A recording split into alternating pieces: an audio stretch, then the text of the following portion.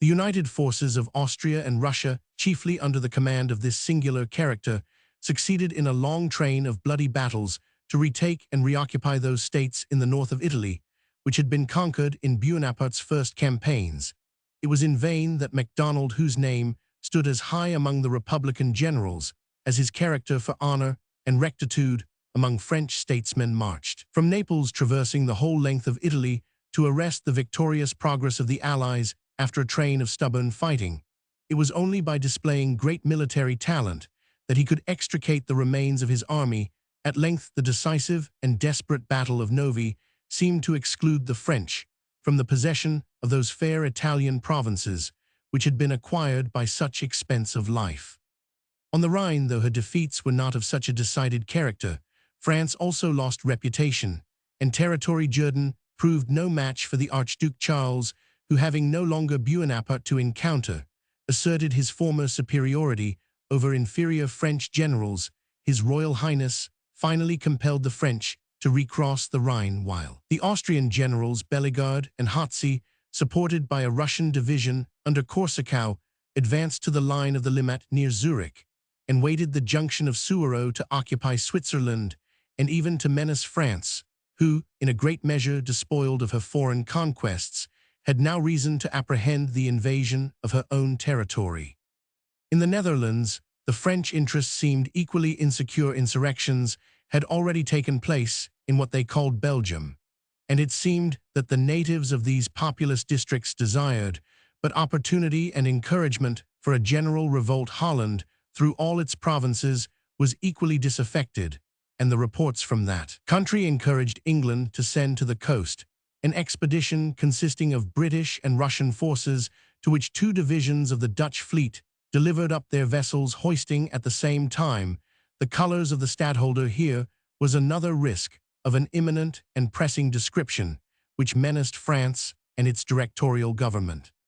It remains to be added to the tale of these foreign calamities that the Chouans, or Royalists of Bretagne, were again in the field, with a number of bands amounting, it is said, to 40,000 men. In all they had gained several successes, and though falling short of the chivalrous spirit of the Vendeans, and having no general equal in talents to Charette, were nevertheless sufficiently brave and well commanded to become extremely formidable, and threaten a renewal of all the evils which had been occasioned by the former civil war.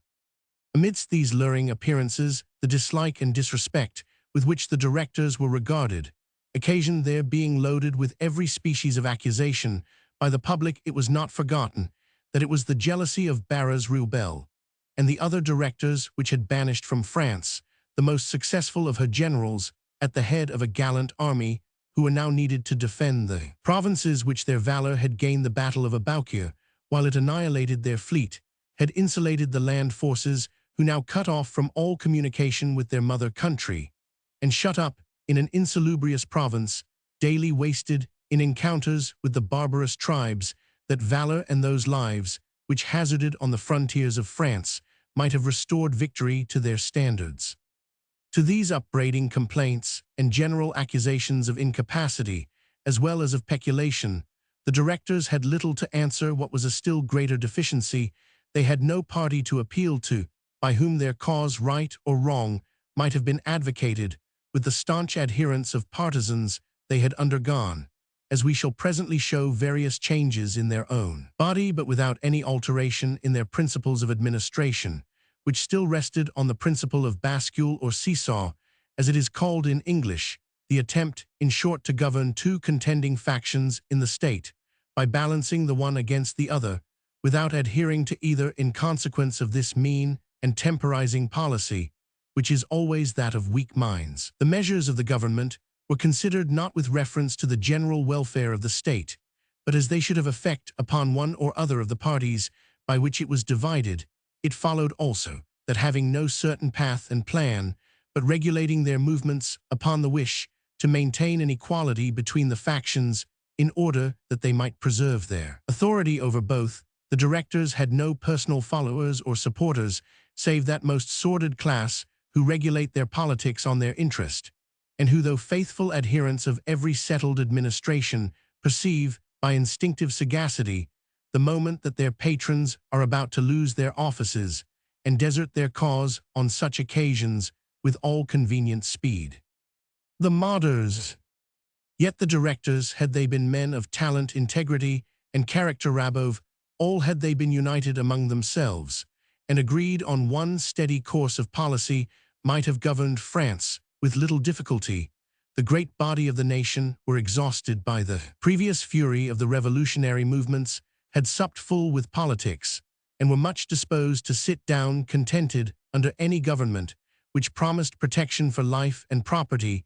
Even the factions had lost their energy. Those who inclined to a monarchical form were many of them become indifferent by whom the scepter was wielded, providing that species of government supposed by them most suitable to the habits and character of the French should be again adopted. Many who were of this opinion saw great objection to the restoration of the Bourbons, for fear that along with their right might revive all those oppressive feudal claims which the Revolution had swept away, as well as the pretensions of the emigrants to resume their property. Those who entertained such sentiments were called martyrs. The ancient blood-red Jacobins could hardly be said to exist. The nation had had a surfeit of blood, and all parties looked back with disgust on the days of Robespierre.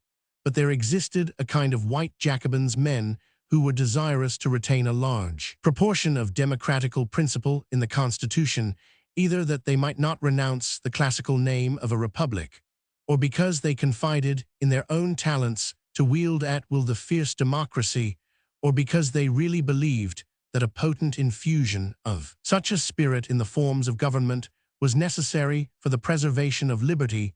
This party was greatly inferior in numbers to the others, and they had lost their authority over the populace, by means of which they had achieved such changes during the early periods of the Revolution. But they were bold, enterprising, active, and their chiefs, assuming at first the name of the Pantheon, afterwards of the Mange Club, formed a party in the state which, from the character of the leaders, gave great subject of jealousy to the Directory. The rapacity and insolent bearing of the French government having, as we have seen, provoked a new war with Austria and Russia, the means to which the directors had recourse for maintaining it were a forced loan imposed on the wealthy, which gave alarm to property, and a conscription of 200,000 men, which was alike distressing to poor and rich. Both measures had been submitted to during the Reign of Terror, but then a murmur cost the complainer his head. The Directory had no such summary mode of settling grievances. These two last inflictions greatly inflamed the public discontent. To meet the general tendency to insurrection, they had recourse to a measure equally harsh and unpopular. It was called the Law of Hostages, by which the unoffending relatives of emigrants or royalists supposed to be in arms were thrown into prison and rendered responsible for the acts of their connections.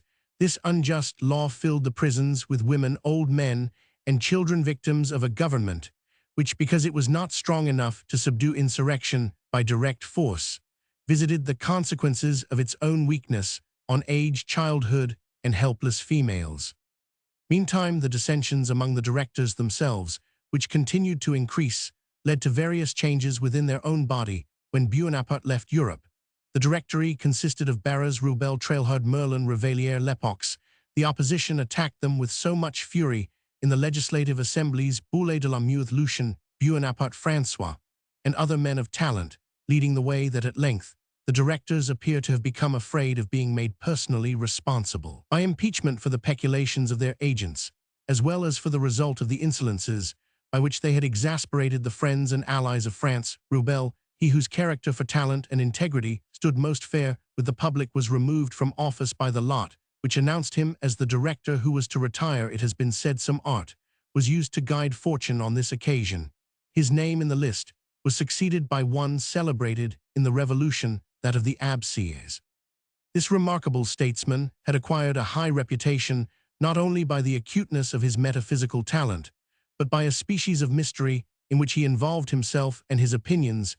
He was certainly possessed of great knowledge and experience in the affairs of France, was an adept in the composition of new constitutions of all kinds, and had got a high character as possessed of secrets peculiarly his own for conducting the vessel of the state amidst the storms of revolution. The abbe, in fact, managed his political reputation as a prudent trader does his stock, and by shunning to venture on anything which could in any great degree peril his credit, he extended it in the public opinion, perhaps much farther than his parts, justified a temper less daring in action than bold in metaphysical speculation, and a considerable regard for his own personal safety. Accorded well with his affected air of mystery and reserve in the National Assembly, he had made a great impression by his pamphlet explaining the nature of the Third Estate, and he had the principal part in procuring the union of the three separate estates into the National Assembly.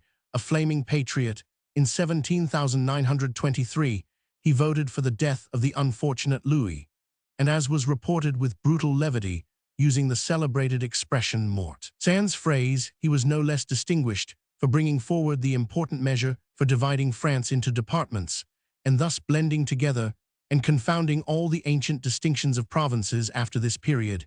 He became passive, and was little heard of during the Reign of Terror, for he followed the maxim of Pythagoras, and worshipped the echo only found in secret and solitary places when he heard the tempest blow hard. Constitution for the year 3. After the revolution of 9th Thermidor Sieyès came in with the moderate party, and had the merit to propose the recall of the members who had been forcibly expelled by the Jacobin faction on the fall of the Girondists. He was one of the committee of 11 to whom was given the charge of forming the new constitution afterwards, called that of the year 3.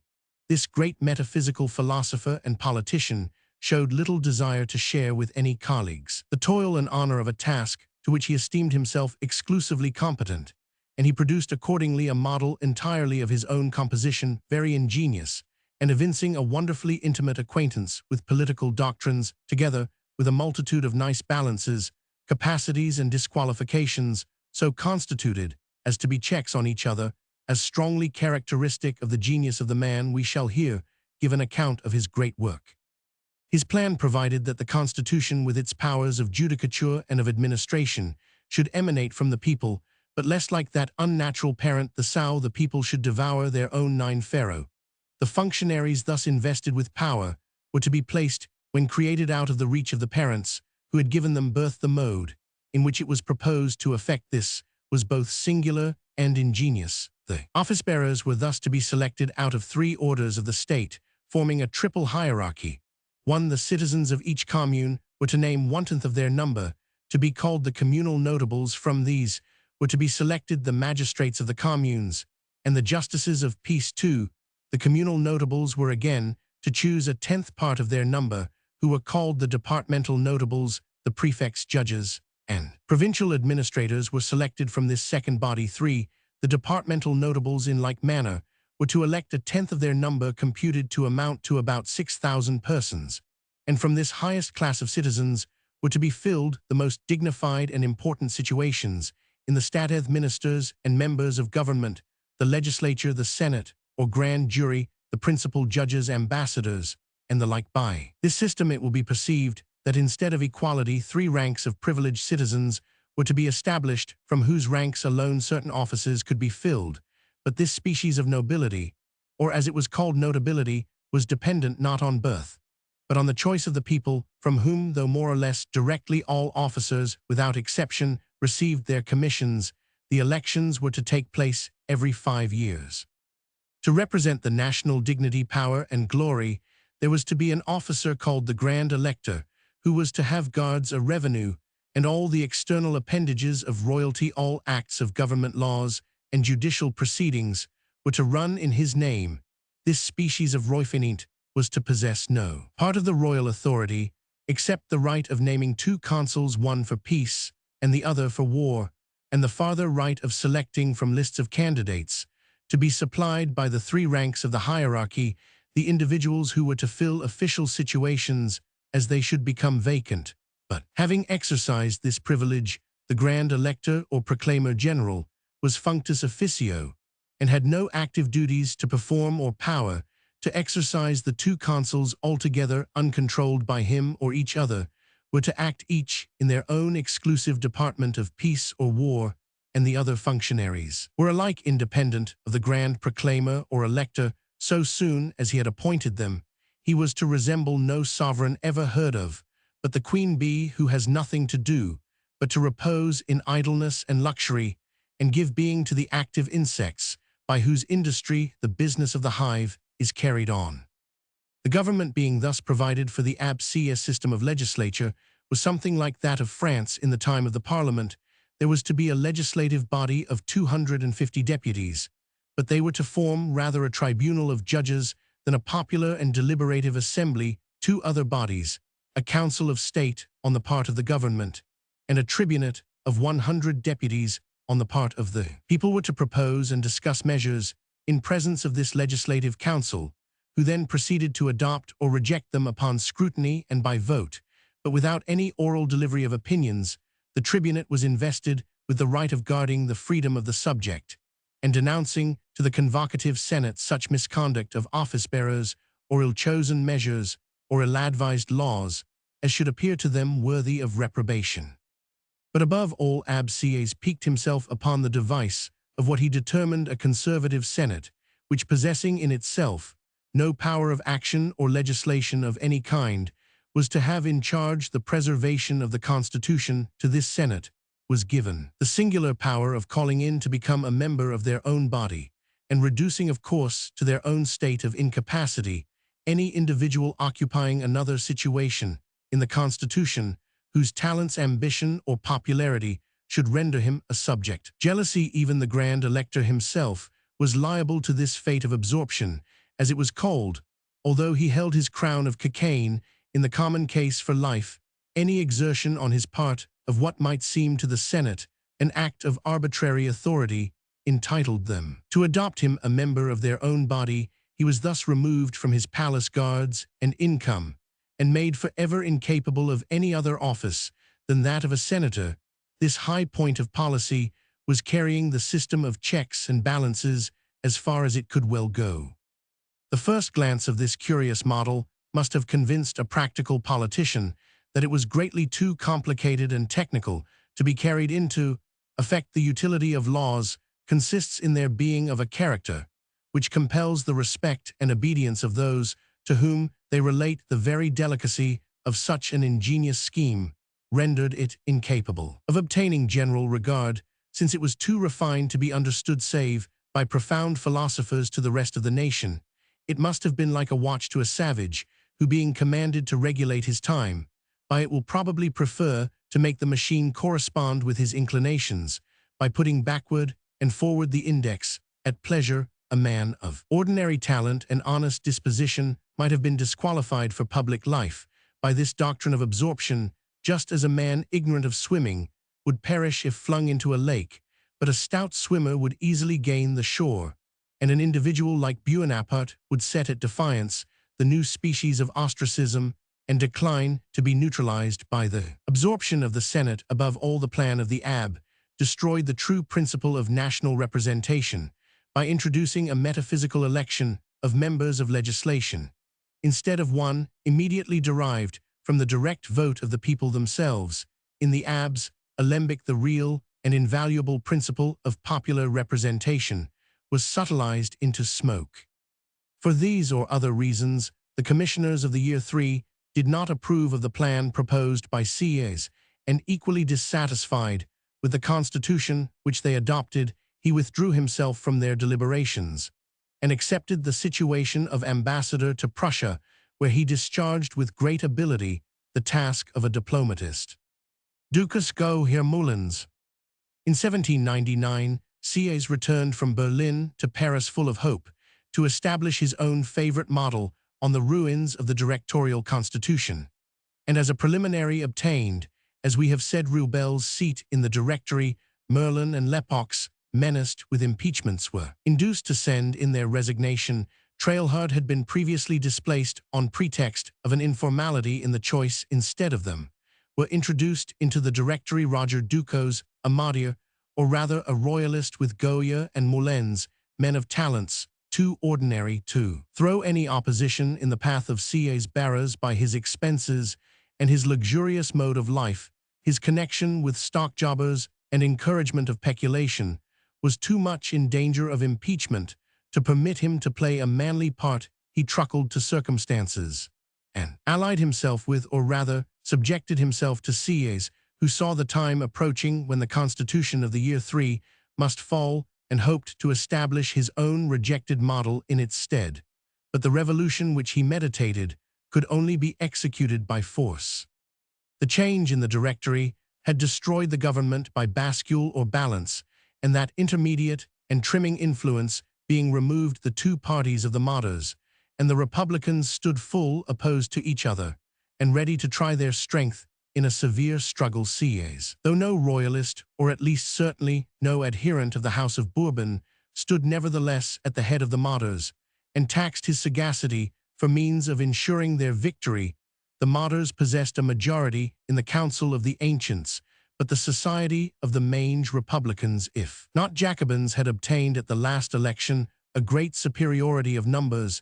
In the Council of 500, they were sure to be in decided opposition to any change of the Constitution of the year 3, and such being the case, those who plotted the new revolution could not attempt it. Without some external support to call upon the people was no longer the order of the day. Indeed, it may be supposed that the ancient revolutionary columns would rather have risen against Sieyès, and in behalf of the Society of the Mange, the proposers of a new change had access, however, to the army, and to that they determined to appeal. The assistance of some military chief of the first reputation was necessary. Sieyès cast his eyes upon Joubert, an officer of high reputation, and one of the most distinguished among Buonaparte's generals.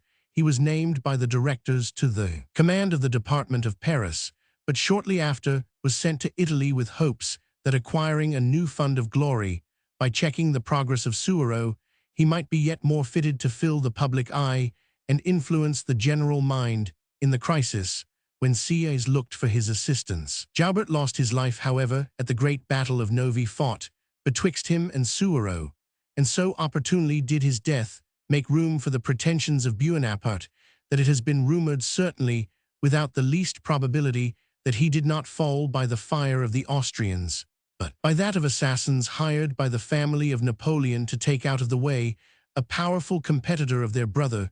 This would have been a gratuitous crime, since they could neither reckon with certainty on the arrival of Buonaparte, nor upon his being adopted by Sieyès in place of Joubert. Meanwhile, the family of Napoleon omitted no mode of keeping his merits in public. Remembrance reports from time to time appeared in the papers to this purpose, as when to give him consequence. Doubtless, they pretended that the Tower guns of London were fired, and public rejoicings made upon a report that Napoleon had been assassinated. Madame Buonaparte, in the meanwhile, lived at great expense, and with much elegance, collecting around her whoever was remarkable for talent and accomplishment, and many of the women of Paris who were best accustomed to the management of political intrigue. Lucien Buonaparte distinguished himself as an orator in the Council of 500, and although he had hitherto affected republican zeal, he now opposed with much ability the reviving influence of the Democrats. Joseph Buonaparte, also a man of talent and of an excellent character, though much aspersed afterwards, in consequence of the part in Spain assigned him by his brother, lived hospitably, saw much company, and maintained an ascendance in Parisian society. We cannot doubt that these near relatives of Buonaparte found means of communicating to him the state of affairs in Paris, and the opening which it afforded for the exercise of his distinguished talents.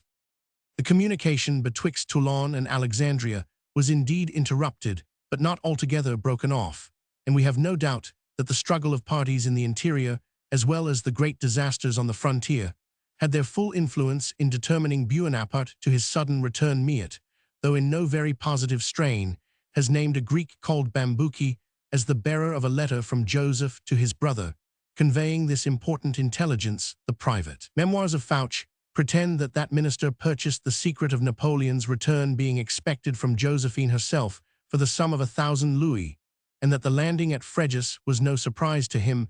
Both these pieces of private history may be safely doubted, but it would be difficult to convince us that Buonaparte took the step of quitting Egypt on the vague intelligence afforded by the journals, and without confidential communication with his own family. Jourdan.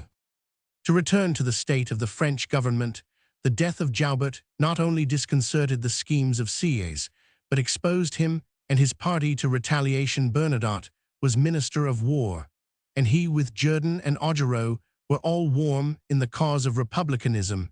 Any of these distinguished generals was capable of leading the military force to compel such an alteration in the constitution as might suit the purpose of their party, and thus reversing the project of Sieyes, who, without Joubert, was like the head without the arm that should execute. Already Jourdan had made in the Council of 500 a speech on the dangers of the country, which in point of vehemence might have been pronounced in the ancient hall of the Jacobins. He in plain terms threatened the martyrs with such a general insurrection as had taken place in the year 1792, and proposed to declare the country in danger.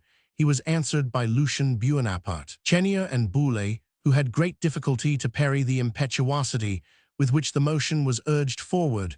Though they succeeded in eluding the danger, it was still far from being over, and the Democrats would probably have dared some desperate movement if any additional reverse had been sustained on the frontier. But as if the calamities of France, which of late had followed each other in quick succession, had attained their height of tide, the affairs of that country began all of a sudden to assume a more favorable aspect. The success of General Brune in Holland against the Anglo-Russian army had obliged the invaders of Holland to retreat and enter into a convention for evacuation of the country on which they had made their descent. A dispute or misunderstanding having occurred between the emperors of Austria and Russia, the Archduke Charles, in order, it was alleged, to repel an incursion of the French into the countries on the Main, withdrew a great part of his army from the line of the Limmat, which was taken up by the Russians under Corsica. Massena took the advantage of this imprudent step, crossed the Limmat, surprised the Russians, and defeated Corsica, whilst the formidable Suwarrow, who had already advanced to communicate with that general, found his right flank uncovered by his defeat, and had the greatest difficulty in executing a retrograde movement before General Leclerc. The news of these successes induced the Republicans to defer their attack upon the moderate party, and on so nice a point do the greatest events hang, that had a longer period intervened between these victories and the arrival of Buonaparte, it is most probable that he would have found the situation of military chief of the approaching revolution, which became vacant on the death of Joubert, filled up by some one of those generals of whom success had extended the fame. But he landed at the happy crisis, when the presence of a chief of first-rate talents was indispensable, and when no favorite name had yet been found to fill the public voice with half such loud acclaim as his own. Chapter Romans 16. General rejoicing on the return of Buonaparte. Advances made to him on all sides. Napoleon coalesces with Sieyes' revolution of the 18th. Brumaire Nav 9. Clashing views of the councils of ancients and the 500 bearers and his colleagues resign. Proceedings of the councils on the 18th. The 19th. Sittings removed from Paris to St. Cloud. Commotion in the council of 500. Napoleon menaced and assaulted, and finally extricated by his grenadiers. Lucien Buonaparte. The president retires from the hall. Declares the council dissolved. Provisional consular government of Buonaparte. Sieyes and Ducos. Paris.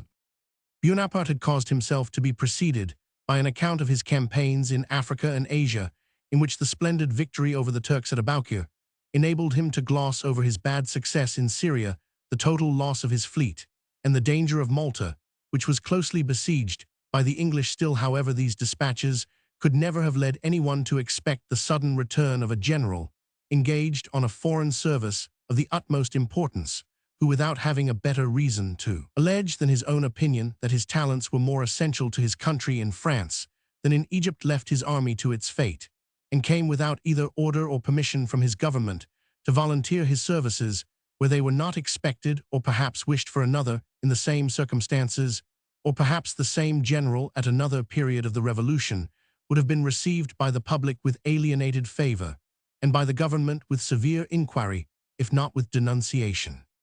On the contrary, such was the general reliance on the talents of Buonaparte that, delighted to see him arrive, no one thought of asking wherefore, or by whose authority he had returned. He was received like a victorious monarch, re-entering his dominions at his own time, and pleasure bells were everywhere rung. Illuminations made a delirium of joy, agitated the public mind, and the messenger who carried the news of his disembarkation to Paris was received as if he had brought news of a battle gained. The hall of the Council of 500 reached with cries of victory, while the orator announcing the victories of Brünn over the English and Massena over the Russians dwelt upon the simple fact of Buonaparte's return. As of interest equal to all these successes, he was heard with shouts of "Long live the Republic," which, as the event proved, was an exclamation, but very indifferently adapted to the occasion. Josephine and Joseph Buonaparte, apprised by the government of the arrival of Napoleon, hastened to meet him on the road, and his progress towards Paris was everywhere attended by the same general acclamations which had received him at landing. The members of government, it must be supposed, felt alarm and anxiety, which they endeavored to conceal under the appearance of sharing in the general joy. The arrival of a person so influential by his fame, so decided in his character, engaged with no faction, and pledged to no political system, was likely to give victory to one or the other party who were contending for superiority, as he should himself determine. The eyes of all men were upon Napoleon, while his reserved and retired mode of life prevented any accurate anticipation being formed of the part which he was likely to take in the approaching convulsions of the state. While both parties might hope for his participation and succor, neither ventured to call into question his purpose or the authority by which he had left his army in Egypt, and appeared thus unexpectedly in the capital. On the contrary, they courted him on either hand as the arbiter whose decision was likely to have most influence on the state of the nation.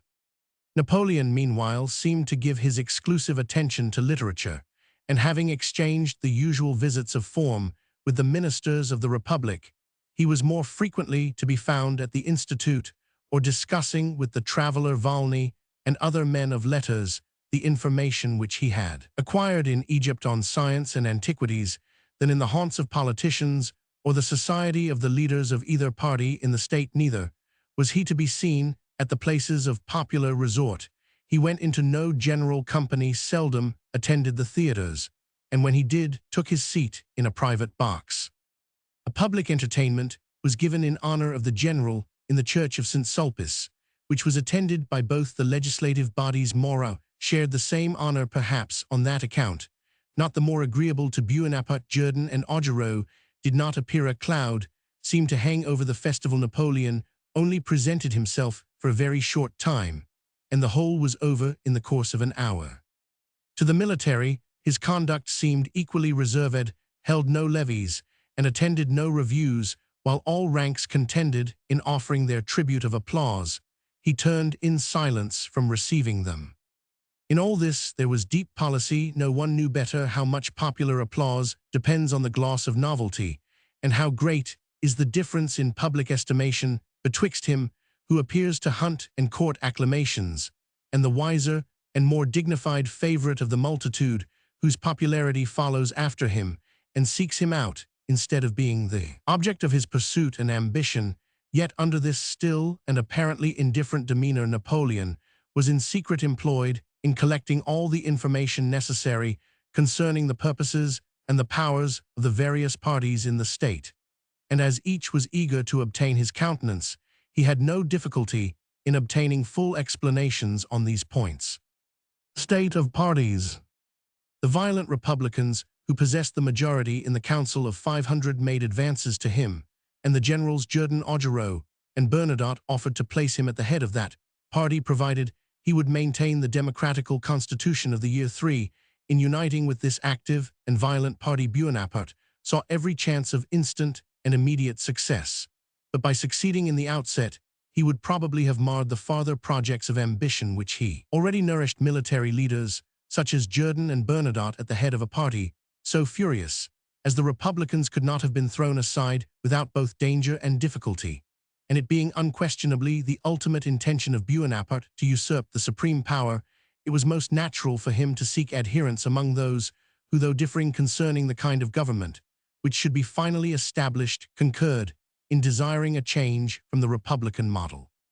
Barras, too, endeavored to sound the purposes of the general of the army of Egypt. He hinted to him a plan of placing at the head of the Directory Hédouville a man of ordinary talent, then general of what was still termed the Army of England, of retiring himself from power and of conferring on Napoleon the general command of the Republican forces on the frontiers, which he vainly supposed preferment sufficient to gratify his ambition. Bonaparte would not listen to a hint which went to remove him from the capital, and the supreme administration of affairs knew also that Barras' character was contemptible, and his resources diminished, that his subsequent conduct had cancelled the merit which he had acquired by the overthrow of Robespierre, and that to unite with him in any degree would be to adopt in the public opinion the very worst and most unpopular portion of the directorial government. He rejected the alliance of Barras. Therefore, even when abandoning his own plan, the director offered to concur in any which Napoleon might dictate. A union with Sieyès and the party whom he influenced promised greater advantages. Under this speculative politician were united for the time all who, though differing in other points, joined in desiring a final change from a revolutionary to a moderate and efficient government, bearing something of a monarchical character. Their number rendered this party powerful in the Directory. It was espoused by Sieyès and Ducos. It possessed a large majority in the Council of Ancients, and a respectable minority in that of the 500. The greater part of the middling classes throughout France embraced with more or less zeal the principles of moderation, and agreed that an executive government of some strength was necessary to save them from the evils of combined revolutionary movements. Though the power of the moderates was great, yet their subsequent objects in case of success were various. Thus, Bonaparte saw himself encouraged to hope for victory over the existing government and the Republicans by the united strength of the moderates of every class, whilst their difference in opinion concerning the ultimate measures to be adopted afforded him the best opportunity of advancing during the competition his own pretensions to the larger share of the spoil. Napoleon communicated accordingly with Sieyès upon the understanding that he was to be raised to the principal administration of affairs, that the Constitution of the year 3, which he himself had once pronounced the masterpiece of legislation, which had abolished the errors of 18 centuries, was entirely to be done away, and that a constitution was to be adopted in its stead, of which he knew nothing more than that it was ready drawn up and lay in the portfolio of Sieyès. No doubt, the general mentally reserved the right of altering and adjusting it as it should best suit his own views, a right which he failed not to exercise to a serious extent. When these great preliminaries had been adjusted, it was agreed that it should be executed between the 15th and 20th Brumaire. In the interim, several men of influence of both councils were admitted into the secret. Talleyrand, who had been deprived of office by the influence of the Republicans, brought his talents to the aid of Bonaparte. Fouché, according to Napoleon, was not consulted. The memoirs which bear his name aver the contrary. It is certain that in his important capacity of Minister of Police, he acted in Bonaparte's favor during the Revolution. Some leading members of both legislative bodies were cautiously entrusted with what was going forward, and others were generally advised to hold themselves in readiness for a great movement. A sufficient military force was next to be provided, and this was not difficult, for the reputation of Bonaparte ensured the conspirators unlimited influence among the soldiery. 3 regiments of dragoons were enthusiastically petitioning the honor of being reviewed by Napoleon. The adherents of these troops might be counted upon. The officers of the garrison of Paris were desirous to pay their respects to him. So were the 40 adjutants of the National Guard, whom he himself had appointed when general of the troops in the interior. Many other officers, as well reduced as holding commissions, desired to see the celebrated general, that they might express their devotion to his person and adherence to his fortunes. All these introductions had been artfully postponed. 2 men of more renowned name, Moreau and MacDonald, had made tenders of service to Bonaparte. These both favored the moderate party, and had no suspicion of the ultimate design of Napoleon or the final result of his undertaking. A final resolution on 15th Brumaire determined the 18th 9th November for the great attempt. An interval was necessary, but the risk of discovery and anticipation made it desirable that it should be as short as possible. The secret was well kept, yet being unavoidably entrusted to many persons, some floating and vague rumors did get abroad and gave an alarm to the parties concerned. The 18th Brumaire. Meanwhile, all the generals and officers whom we have named were invited to repair to Napoleon's house at 6 o'clock on the morning of the 18th Brumaire, and the 3 regiments of cavalry already mentioned were appointed to be ready and mounted in the Champs-Élysées to receive the honor of being reviewed by Bonaparte according to their petition. As an excuse for assigning so unusual an hour of rendezvous, it is said that the general was obliged to set out upon a journey many officers, however, understood or guessed what was to be done, and came armed with pistols as well as with swords. Some were without such information or presentiment. Lefebvre, the commandant of the guard of the representative bodies, supposed to be devoted to the Directory, had only received an invitation to attend this military assembly on the preceding midnight. Bernadotte, unacquainted with the project and attached to the Republican faction, was however brought to Bonaparte's house by his brother Joseph. The surprise of some and the anxious curiosity of all may be supposed when they found a military levy so numerous and so brilliant assembled at a house incapable of containing half of them. Bonaparte was obliged to receive them in the open air, leaving them thus assembled, and waiting their cue to enter on the stage. Let us trace the political maneuvers from which the military were to take the signal for action. Early as Bonaparte's levy had taken place, the Council of Ancients, secretly and hastily assembled, had met. Still earlier, the ears of all were filled by a report, generally circulated, that the Republican party had formed a daring plan for giving a new popular impulse to the government. It was said that the resolution was taken at the Hôtel de Salm, amongst the party who still adopted the principles of the old Jacobins, to connect the 2 representative bodies into one national assembly and invest the powers of government in a committee of public safety after the model of what was called the Reign of Terror, circulated hastily, and with such addition to the tale as rumors speedily acquire the mind of. The Council of Ancients was agitated with much fear and anxiety. Cornudet, Lebrun, and Fargues made glowing speeches to the assembly, in which the terror that their language inspired was rendered greater by the mysterious and indefinite manner in which they expressed themselves.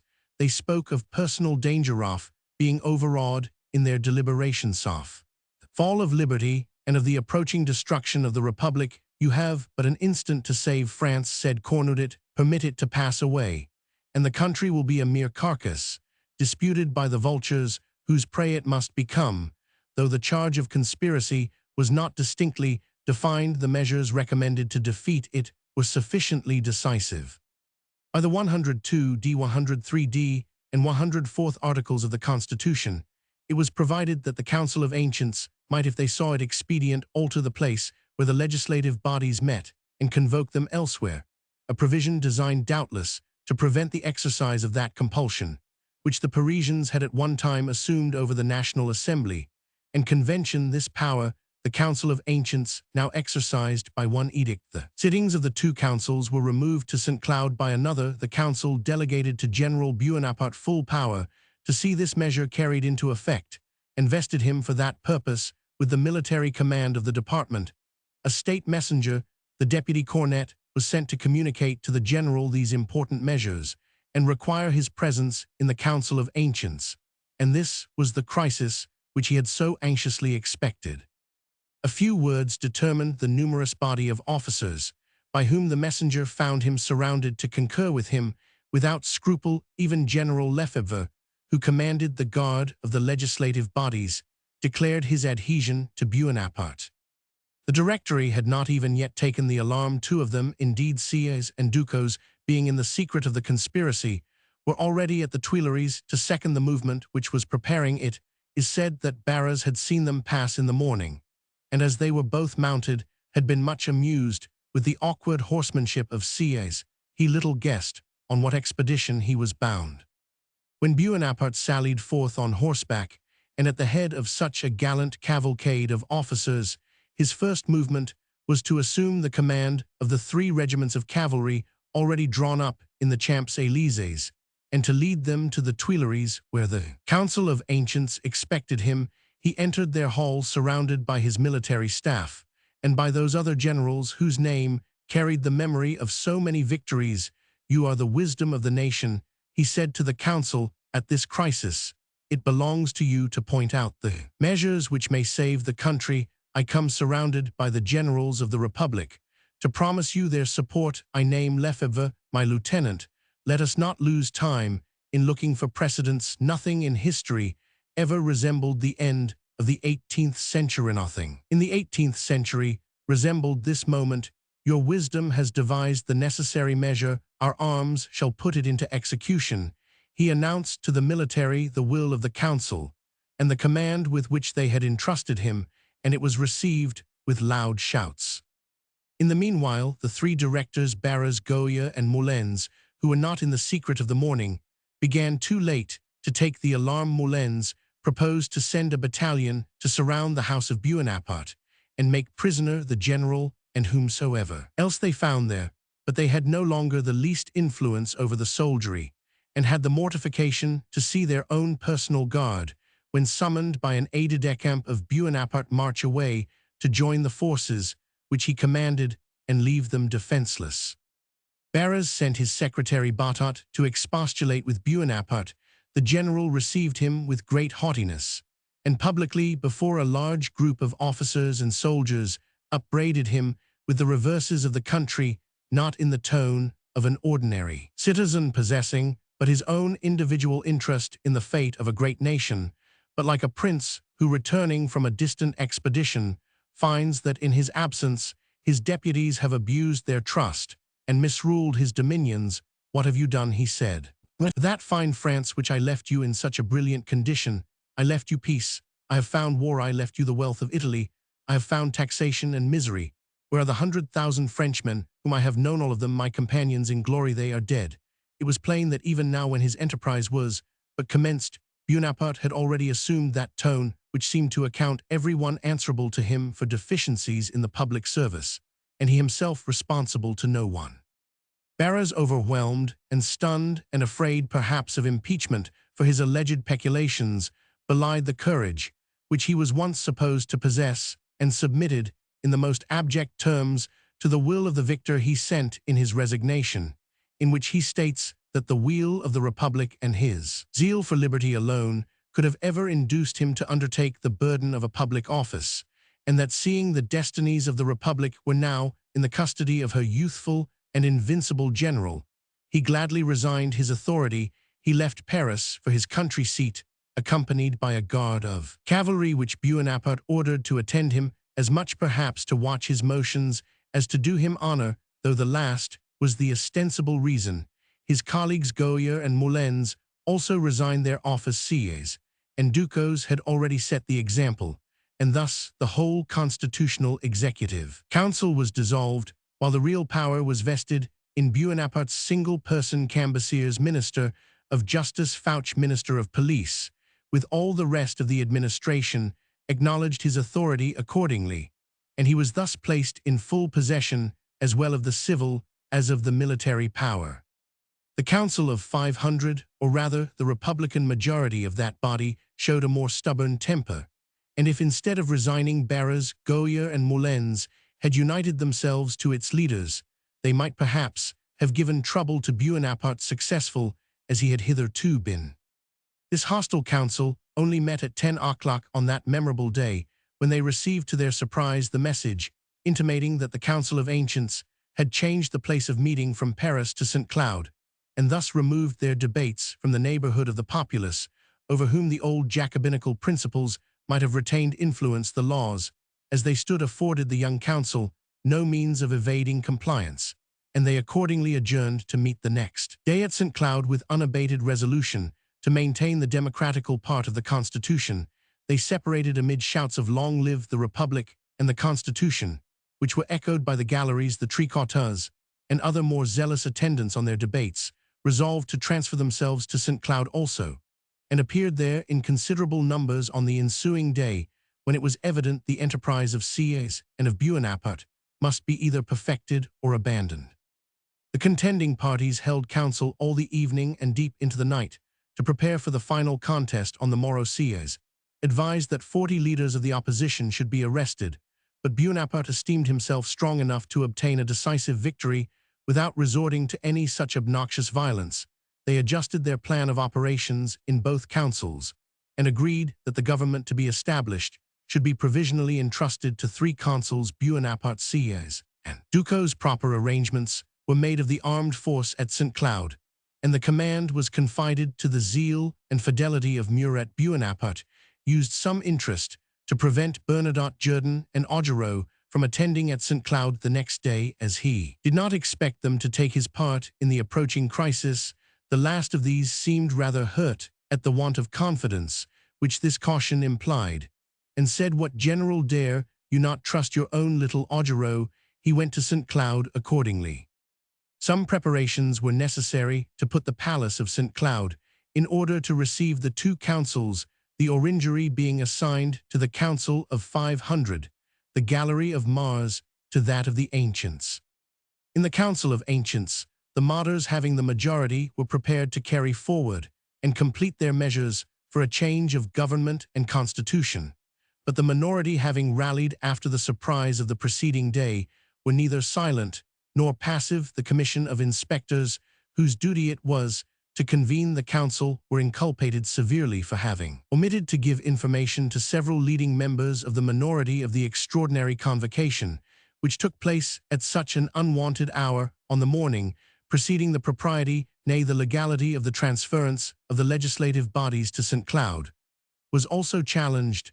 A sharp debate took place, which was terminated by the appearance of Napoleon, who entered the hall and harangued the members. By permission of the President, citizen representatives, said he, "You are placed upon a volcano. Let me tell you the truth with the frankness of a soldier.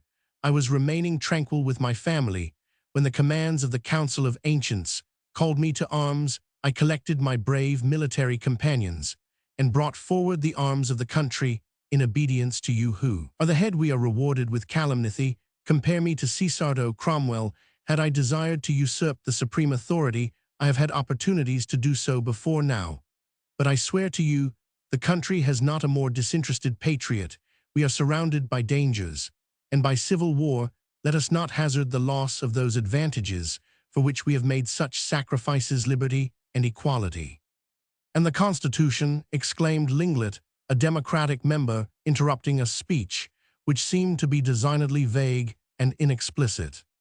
"The Constitution," answered Bonaparte, giving way to a more natural expression of his feelings, and avowing his object more clearly than he had yet dared to do it, "was violated on the 18th, Fructidor violated on the 22nd, Floreal violated on the 30th. Prairial, all parties have invoked it, all have disregarded it in turn. It can be no longer a means of safety to anyone, since it obtains the respect of no one. Since we cannot preserve the Constitution, let us at least save liberty and equality, the foundations on which it is erected."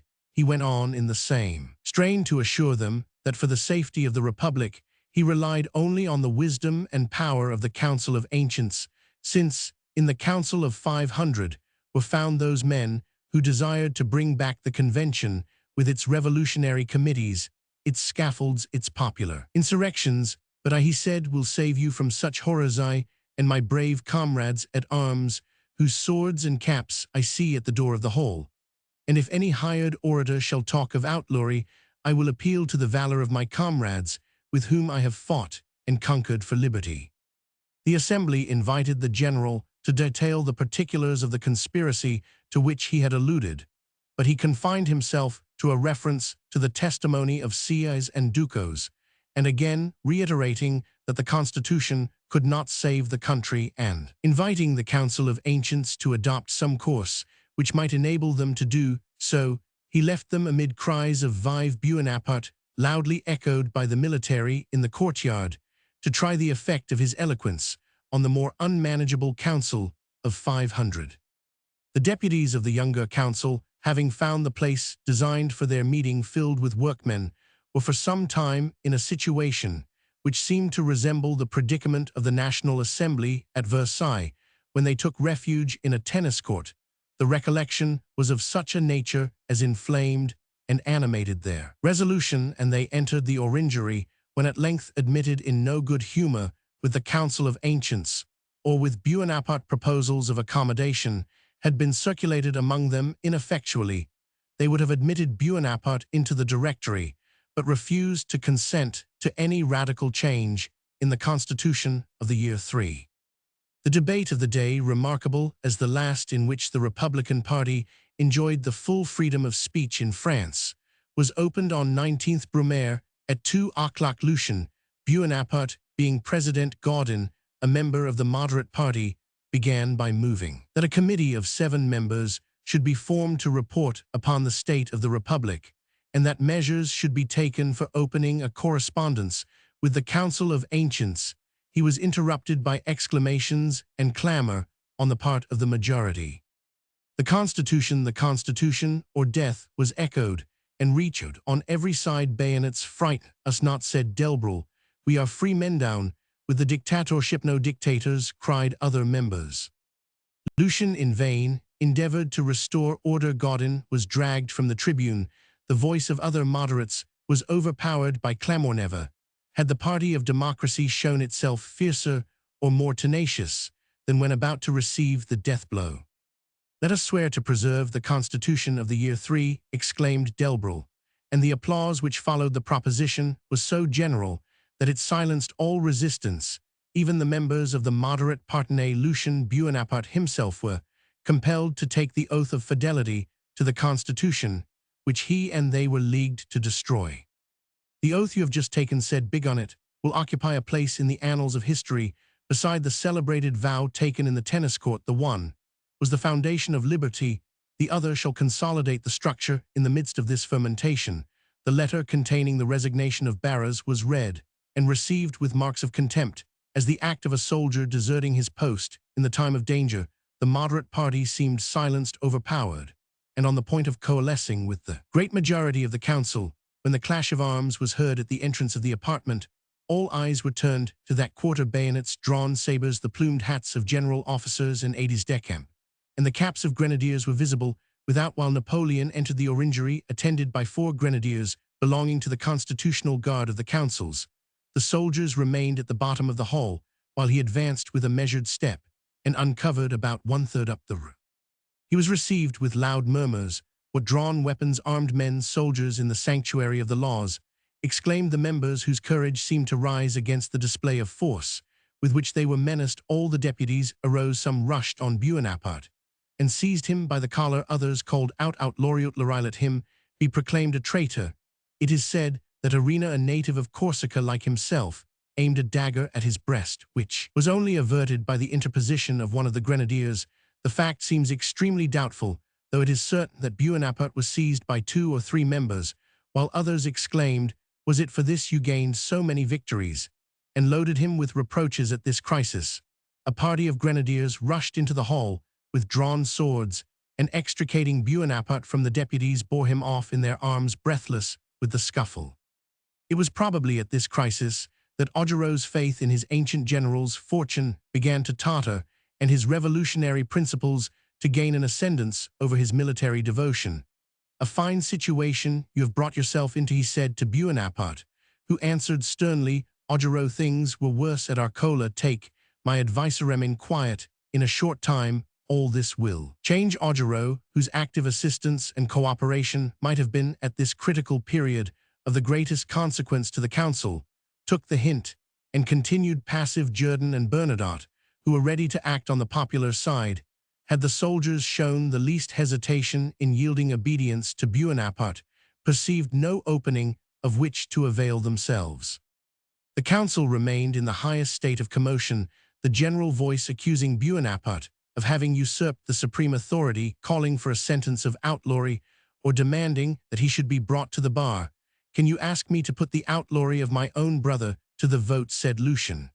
But this appeal to his personal situation and feelings made no impression upon the assembly, who continued clamorously to demand the question. At length Lucien flung on the desk his hat, scarf, and other parts of his official dress. "Let me be rather heard," he said, "as the advocate of him whom you falsely and rashly accuse."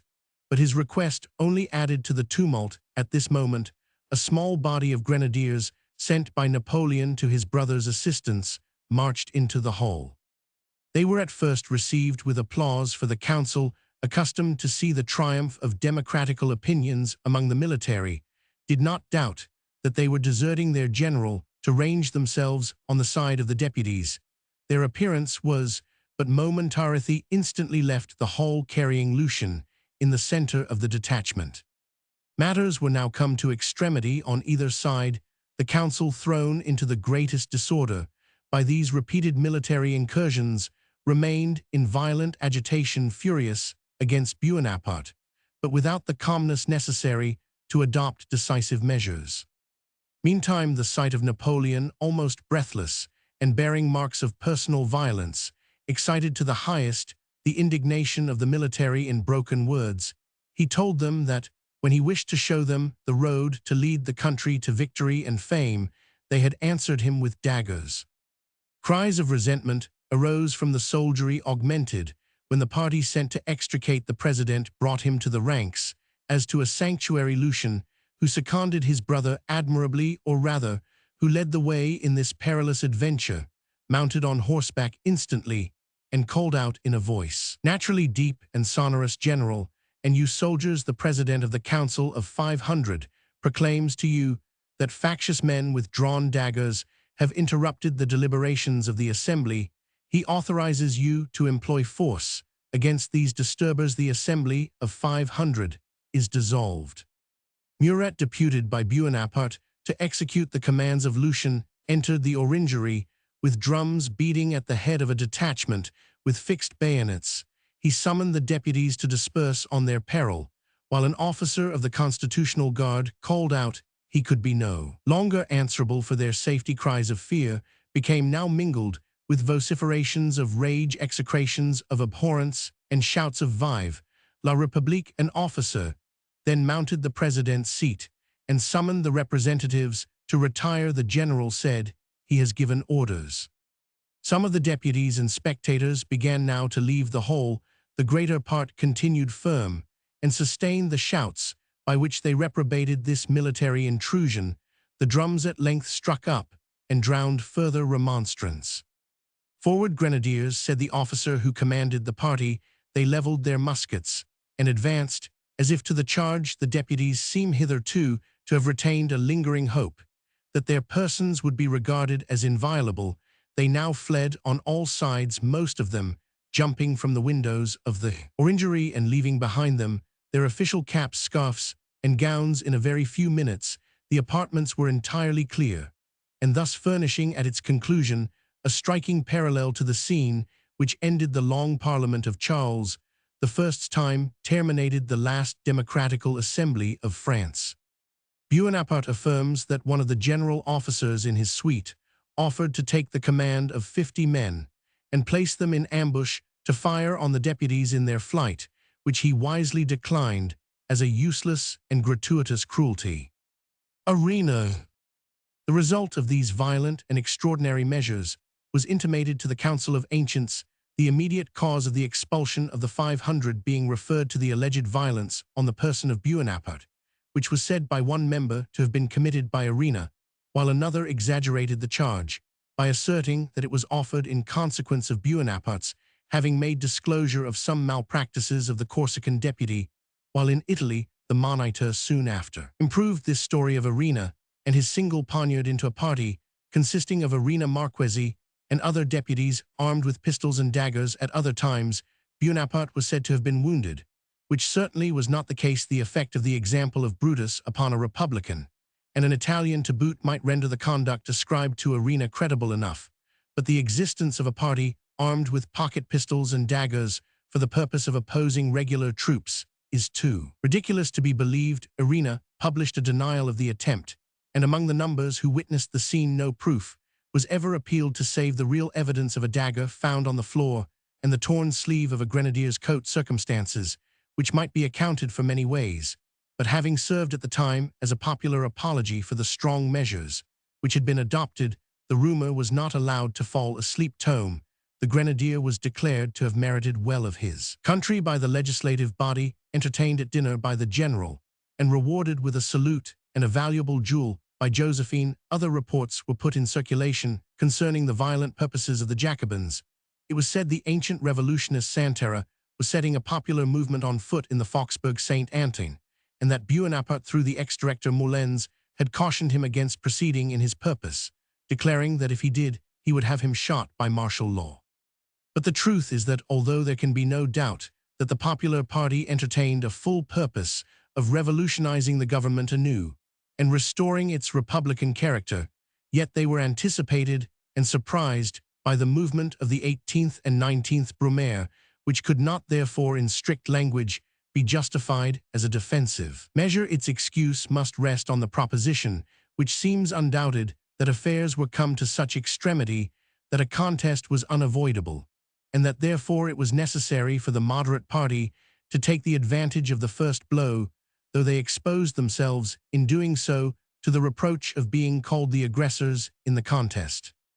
The Council of Ancients had expressed some alarm and anxiety about the employment of military force against the other branch of the constitutional representation, but Lucien Bonaparte, having succeeded in rallying around him about 100 of the Council of the Juniors, assumed the character and office of that legislative body now effectually purged of all the dissidents, and as president of the 500 gave to the Council of Ancients such an explanation as they nothing loth to be convinced admitted to be satisfactory. Both councils then adjourned till the 19th February 1800, after each had devolved their powers upon a committee of 25 persons who were instructed to prepare a civil code against the meeting of the legislative bodies. A provisional consular government was appointed, consisting of Bonaparte Sieyès and Roger Ducos. The victory, therefore, of the 18th and 19th Brumaire was by dint of sword and bayonet completely secured. It remained for the conquerors to consider the uses which were to be made of it. Chapter Romans 17 Clemency of the new consulate beneficial change.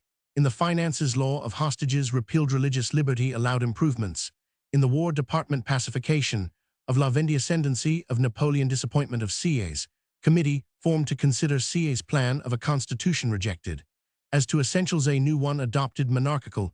In everything but form Sieyès retires from public life. General view of the new government despotic power of the first consul. The victory obtained over the Directory and the Democrats upon the 18th and 19th Brumaire was generally acceptable to the French nation. The feverish desire of liberty, which had been the characteristic of all descriptions of persons in the year 1792, was quenched by the bloodshed during the Reign of Terror, and even just and liberal ideas of freedom had so far fallen into disrepute from their resemblance to those which had been used as a pretext for the disgusting cruelties perpetrated at that terrible period that they excited from association, a kind of loathing as well as dread. The great mass of the nation sought no longer guarantees for metaphysical rights, but broken down by suffering desired repose, and were willing to submit to any government which promised to secure to them the ordinary benefits of civilization.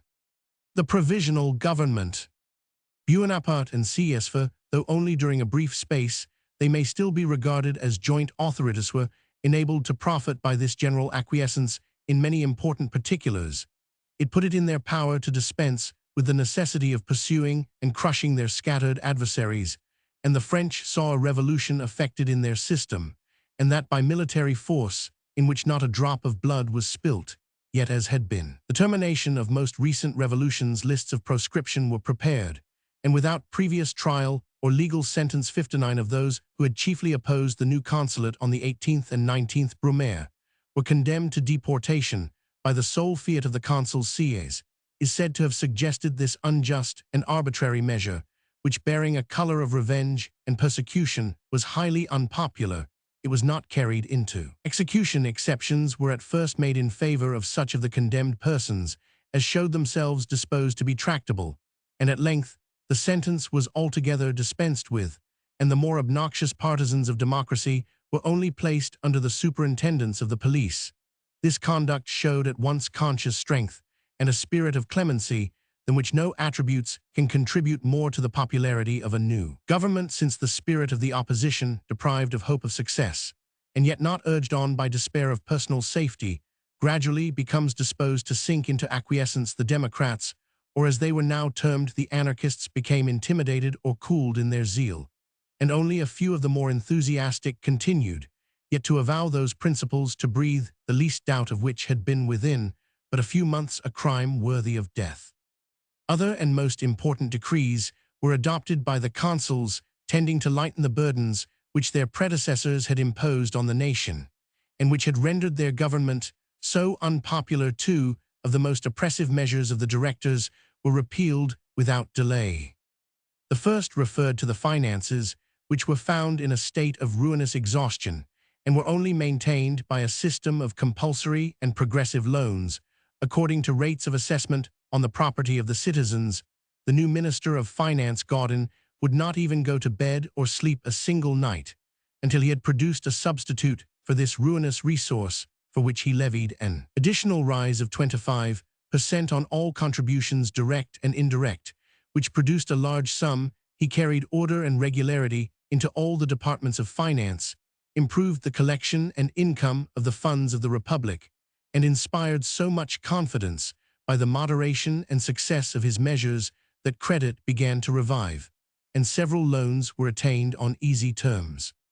The repeal of the law of hostages was a measure equally popular. This cruel and unreasonable enactment, which rendered the aged and weak unprotected females and helpless children of emigrants or armed royalists responsible for the actions of their relatives, was immediately mitigated. Couriers were dispatched to open the prisons, and this act of justice and humanity was hailed as a pledge of returning moderation and liberality.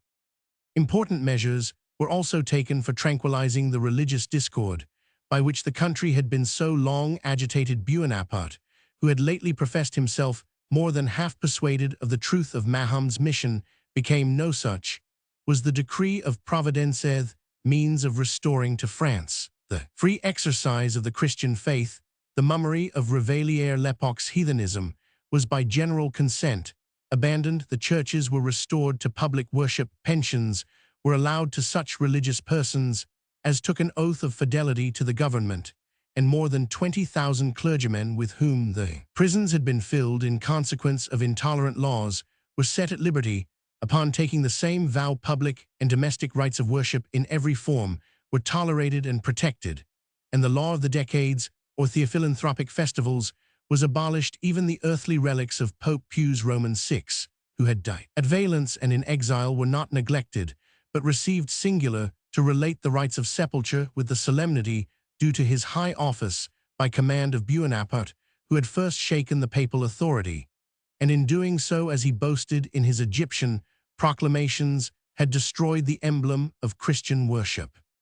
The part taken by Cambyses, the Minister of Justice, in the Revolution of Brumaire had been agreeable to Bonaparte, and his moderation now aided him in the lenient measures which he had determined to adopt. He was a good lawyer and a man of sense and information, and under his administration means were taken to relax the oppressive severity of the laws against the emigrants. 9 of them, noblemen of the most ancient families in France, had been thrown on the coast near Calais by shipwreck, and the directors had meditated bringing to trial those whom the winds and waves had spared as fallen under the class of emigrants, returned to France without permission, against whom the laws denounced the penalty of death. Bonaparte, more liberally, considered their being found within the prohibited territory as an act not of violation, but of inevitable necessity, and they were dismissed accordingly.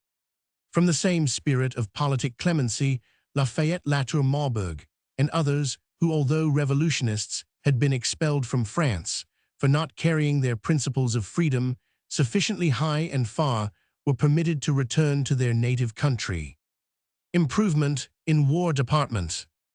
It may be easily believed that the military department of the state underwent a complete reform under the authority of Bonaparte. Dubois de Crantz, the minister at war under the directors, was replaced by Berthier, and Napoleon gives a strange picture of the incapacity of the former functionary. He declares he could not furnish a single report of the state of the army, that he had obtained no regular returns of the effective strength of the different regiments, that many corps had been formed in the departments whose very existence was unknown to the minister at war, and finally, that when pressed for reports of the pay of the victualling and of the clothing of the troops, he had replied that the War Department neither paid, clothed, nor victualled them, this may be exaggerated, for Napoleon disliked Dubois de Krantz as his personal opponent, but the improvident and corrupt character of the directorial government renders the charge very probable by the exertions of Berthier, accustomed to Buonaparte's mode of arrangements. The War Department soon adopted a very different face of activity. The same department received yet additional vigor when the consuls called to be its head the celebrated Carnot, who had returned from exile. In consequence of the fall of the directors, he remained in office, but a short time, for being a Democrat in principle. He disapproved of the personal elevation of Buonaparte, but during the period that he continued in administration, his services in restoring order in the military department and combining the plans of the campaign with Moreau and Buonaparte were of the highest importance. Napoleon showed no less talent in closing the wounds of internal war than in his other arrangements. The Chouans under various chiefs had disturbed the western provinces, but the despair of pardon which drove so many malcontents to their standard began to subside, and the liberal and accommodating measures adopted by the new consular government induced most to make peace with Buonaparte. This they did the more readily that many of them believed the chief consul intended by degrees, and when the opportunity offered to accomplish the restoration of the Bourbons, many of the chiefs of the Chouans submitted to him and afterwards supported his government. Chatelain Suzeranet d'Autechamp nobles and chiefs of the royalist army submitted at Montlucan, and their reconciliation with the government being admitted on liberal terms was sincerely observed by them. Bernier, rector of Saint-Lô, who had great influence in La Vendée, also made his peace, and was afterwards made Bishop of Orleans by Buonaparte, and employed in negotiating the Concordat with the Pope. Count Louis de Fratte, an enterprising and high-spirited young nobleman, refused for a long time to enter into terms with Buonaparte. So did another chief of the Chouans called George Cadoudal, a peasant of the district of Morbihan, raised to the command of his countrymen, because with great strength and dauntless courage, he combined the qualities of enterprise and sagacity. Fratte was betrayed and made prisoner in the house of Guidal commandant at Wellington, who had pretended friendship to him and had promised to negotiate a favorable treaty on his behalf. He and 8 or 9 of his officers were tried by a military commission and condemned to be shot. They marched hand in hand to the place of execution, remained to the last in the same attitude expressive of their partaking the same sentiments of devotion to the cause in which they suffered, and died with the utmost courage. George Cadoudal left alone, became unable to support the civil war, and laid down his arms for a time. Buonaparte, whose policy it was to unite in the new order of things as many and as various characters as possible, not regarding what parts they had formerly played, provided they now attached themselves to his person, took great pains to gain over a man so resolute as this daring Breton. He had a personal interview with him, which he says George Cadoudal solicited. Yet why he should have done so it is hard to guess, unless it were to learn whether Buonaparte had any ultimate purpose of serving the Bourbon interest. He certainly did not request the favor in order to drive any bargain for himself, since Buonaparte frankly admits that all his promises and arguments failed to make any impression upon him, and that he parted with George, professing still to entertain opinions for which he had fought so often and so desperately. In another instance, which happened at this period, Buonaparte boasts of having vindicated the insulted rights of nations. The Senate of Hamburg had delivered up to England Napa, Tandy, Blackwell, and other Irishmen concerned in the rebellion, which had lately wasted Ireland. Buonaparte took this up in a threatening tone, and expounded to their trembling envoy the rights of a neutral territory in language, upon which the subsequent tragedy of the Duc d'Enghien formed a singular commentary. Disappointment of Sieyes. While Buonaparte was thus busied in adopting measures for composing internal discord and renewing the wasted resources of the country, those discussions were at the same time privately carrying forward which were to determine by whom and in what way it should be governed. There is little doubt that when Sieyes undertook the revolution of Brumaire, he would have desired for his military assistant a very different character from Buonaparte. Some general would have best suited him who possessed no knowledge beyond that of his profession, and whose ambition would have been contented to accept such share of power as corresponded to his limited views and capacity. The wily priest, however, saw that no other coadjutor save Bonaparte could have availed him after the return of the latter from Egypt, and was not long of experiencing that Napoleon would not be satisfied with anything short of the lion's share of the spoil. Nav 11. At the very first meeting of the consuls, the defection of Roger Ducos to the side of Bonaparte convinced Sieyès that he would be unable to support those pretensions to the first place in the government, to which his friends had expected to see him elevated. He had reckoned on Ducos' vote for giving him the situation of first consul, but Ducos saw better where the force and talent of the consulate must be considered as repose general. Said he to Napoleon at the first meeting of the consular body, "The presidency belongs to you as a matter of right." Bonaparte took the chair accordingly as a thing of course.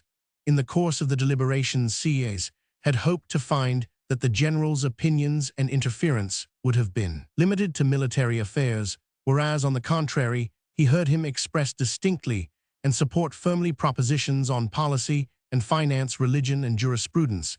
He showed, in short, so little occasion for an independent coadjutor that Sieyès appears from this, the very first interview, to have given up all hopes of establishing a separate interest of his own, and to have seen that the revolution was from that moment ended. On his return home, he said to those statesmen with whom he had consulted and acted preceding the 18th Brumaire, as Talleyrand, Boulay, Ardera, Cabanis, Roman 100 gentlemen, you have a master, give yourself no farther concern about the affairs of the state. Bonaparte can and will manage them all at his own pleasure. This declaration must have announced to those who heard it that the direct and immediate advantages proposed by the revolution were lost, that the government no longer rested on the popular basis, but that in a much greater degree than could have been said to have been the case during the reign of the Bourbons, the whole measures of state must in future rest upon the arbitrary pleasure of one man. It was in the meantime necessary that some form of government should be established without delay, were it only to prevent the meeting of the two councils, who must have resumed their authority, unless superseded by a new constitution previous to the 19th February 1800, to which day they had been prorogued. As a previous measure, the oath taken by official persons was altered from a direct acknowledgement of the Constitution of the year 3, so as to express a more general profession of adherence to the cause of the French nation. How to salve the wounded consciences of those who had previously taken the oath in its primitive form, no care was used, nor does any appear to have been thought necessary. Discussion on the Constitution deck.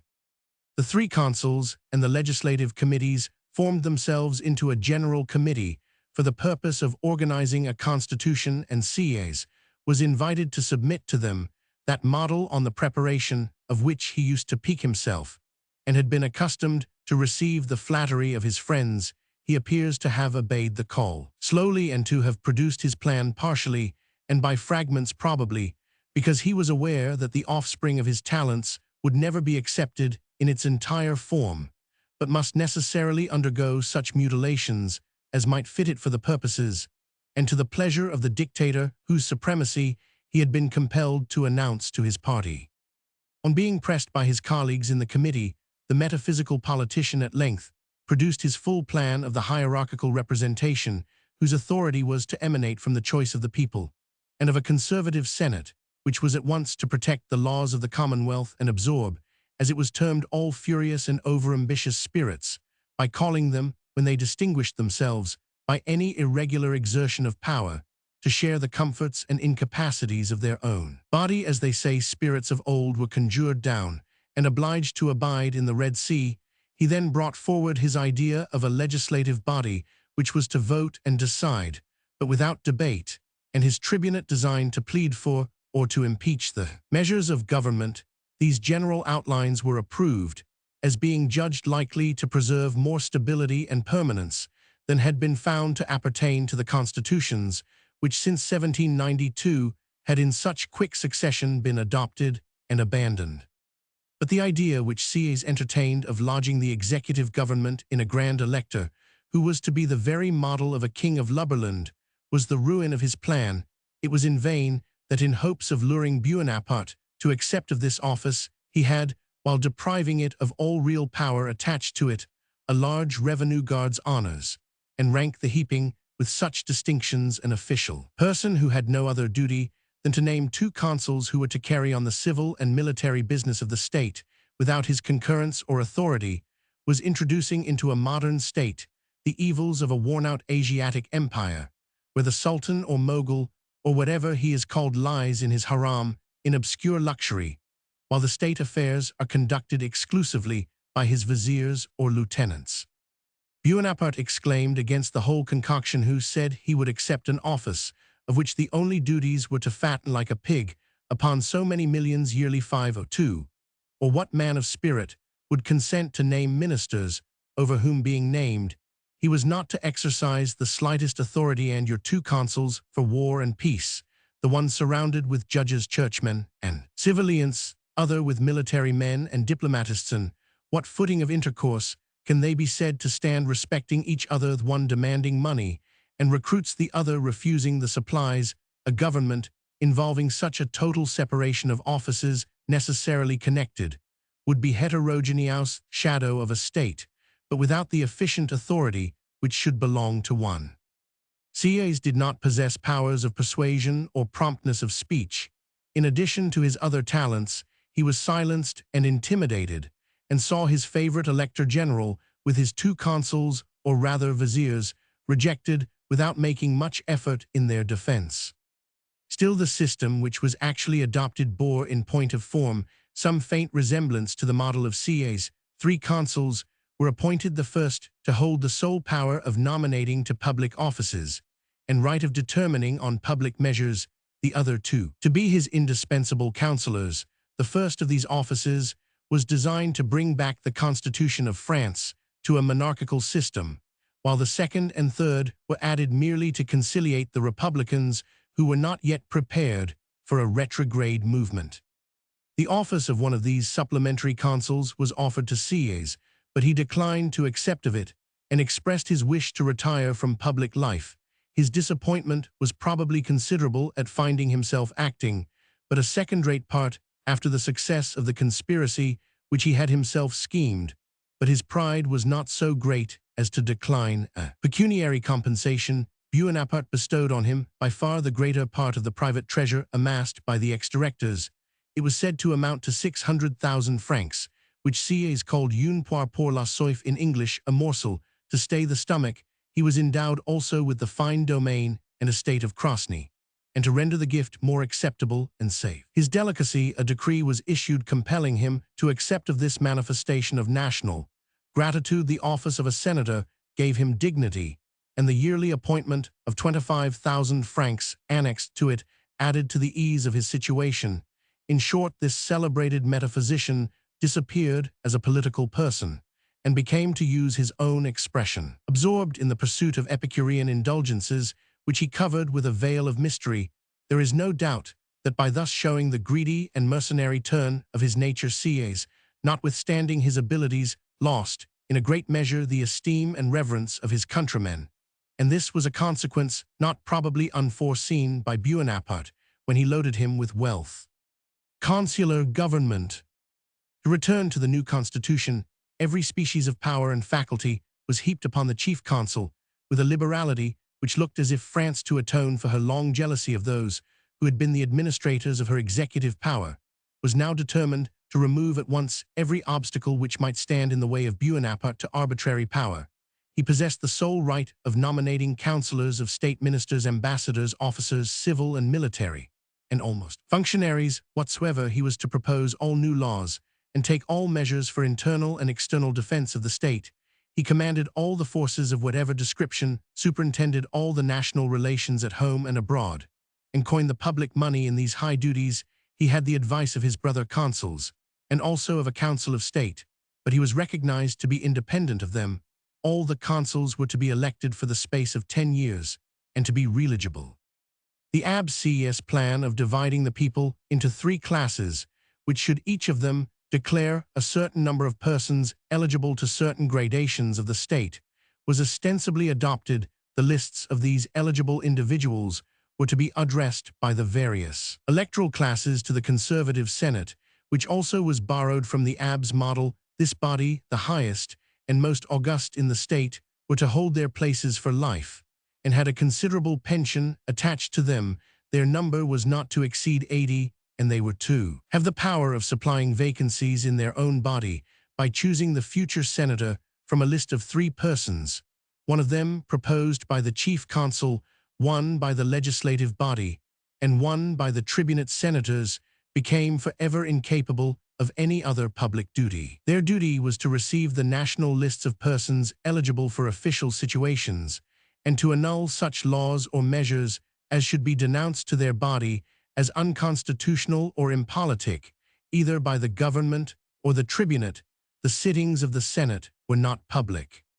The new Constitution of France also adopted the legislative body, and the tribunate proposed by the abdication. The duty of the legislative body was to take into consideration such laws as should be approved by the tribunate and pass or refuse them by vote, but without any debate or even an expression of their opinion. The tribunate, on the contrary, was a deliberative body to whom the chief consul and his council of state, with whom alone lay the initiative privilege, were to propose such laws as appeared to them desirable. These, when discussed by the tribunate and approved of by the silent assent of the legislative body, passed into decrees and became binding upon the community. The legislative body heard the report of the tribunate as expressed by a deputation from that body, and by their votes alone, but without any debate or delivery of opinion, refused or confirmed the proposal. Some of the more important acts of government, such as the proclamation of peace or war, could only take place on the motion of the chief consul to the tribunate, upon their recommending the measure to the legislative body, and finally upon the legislative commissions affirming the proposal. But the power of the chief consul was not much checked by this restriction, for the discussion on such subjects was only to take place on his own requisition, and always in secret committee, so that the greatest hindrance of despotism, the weight of public opinion formed upon public debate, was totally wanting. A very slight glance at this consular form of government is sufficient to show that Bonaparte selected exactly as much of the ingenious constitution of Sieyès as was applicable to his own object of acquiring supreme and despotic authority, while he got rid of all the tribunate alone, excepted which contained directly or indirectly any check or balance affecting the executive power. The substitution of lists of eligible persons or candidates to be made up by the people, instead of the popular election of actual representatives, converted into a metaphysical and abstract idea, the real safeguard of liberty. It may be true that the authority of an official person selected from the national lists might be said originally to emanate from the people, because unless his name had received their sanction, he could not have been eligible. But the difference is inexpressibly great between the power of naming a single direct representative and that of naming 1,000 persons, any of whom may be capable of being created a representative, and the popular interference in the state, which had hitherto comprehended the former privilege, was now restrained to the latter and more insignificant one. This was the main error in Sieyès' system, and the most fatal blow to liberty, whose constitutional safety can hardly exist excepting in union with a direct and unfettered national representation chosen by the people themselves. All the other balances and checks which the abbé had designed to substitute, instead of that which arises from popular election, had been broken and cast away, while the fragments of the scheme that remained were carefully adjusted so as to form the steps by which Bonaparte was to ascend to an unlimited and despotic throne. Sieyès had proposed that his elector general should be merely graceful termination to his edifice, like a gilded vane on the top of a steeple, sovereign without power roi fainéant, with 2 consuls to act as joint mayors des palais. Bonaparte, on the contrary, gave the whole executive power in the state, together with the exclusive right of proposing all new laws, to the chief consul, and made the others mere appendages to be thrown aside at pleasure. Neither were the other constitutional authorities calculated to offer effectual resistance to the engrossing authority of this all-powerful officer. All these bodies were in fact mere pensioners, the Senate, which met in secret, and the legislative body, whose lips were padlocked, were alike removed from influencing public opinion, and being influenced by it, the tribunate indeed consisting of 100 persons retained in some sort the right of debate and of being publicly heard, but the members of the tribunate were selected by the Senate, not by the people whom, except in metaphysical mockery, it could not be said to represent any more than a bottle of distilled liquor can be said to represent the sheaf of grain, which it was originally drawn from what chance was there, that in 100 men so chosen there should be courage and independence enough found to oppose that primary power by which, like a steam engine, the whole constitution was put in motion.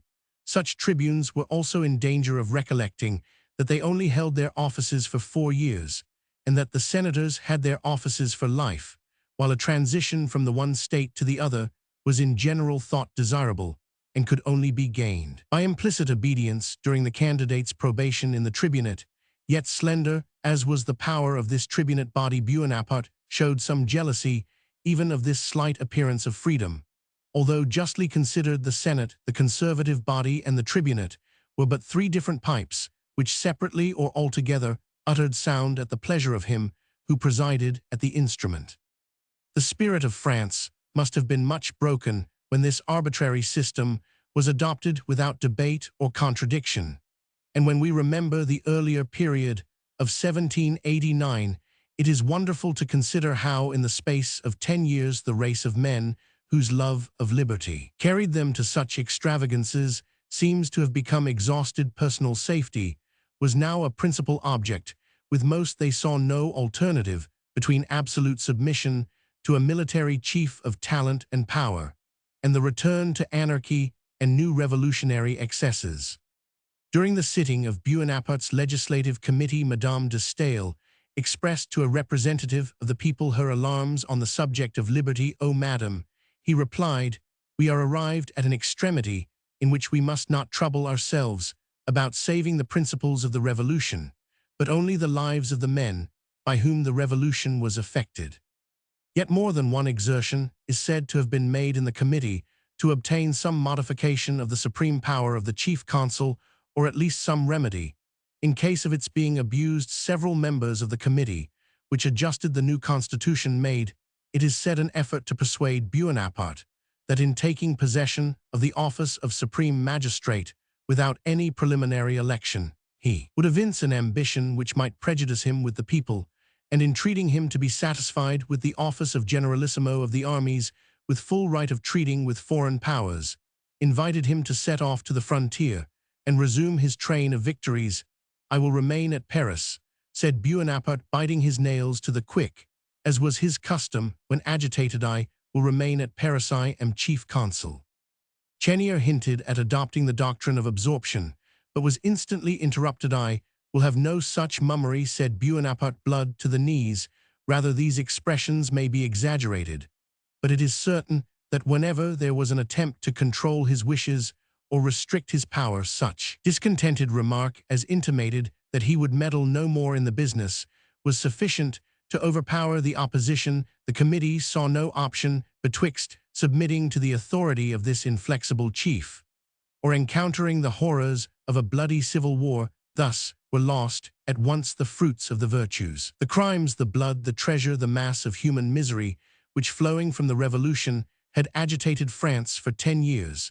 And thus, having sacrificed almost all that men hold dear, the rights of humanity, themselves included, in order to obtain national liberty, her inhabitants, without having enjoyed rational freedom, or the advantages which it ensures for a single day, returned to be the vassals of a despotic government administered by a chief, whose right was only in his sword.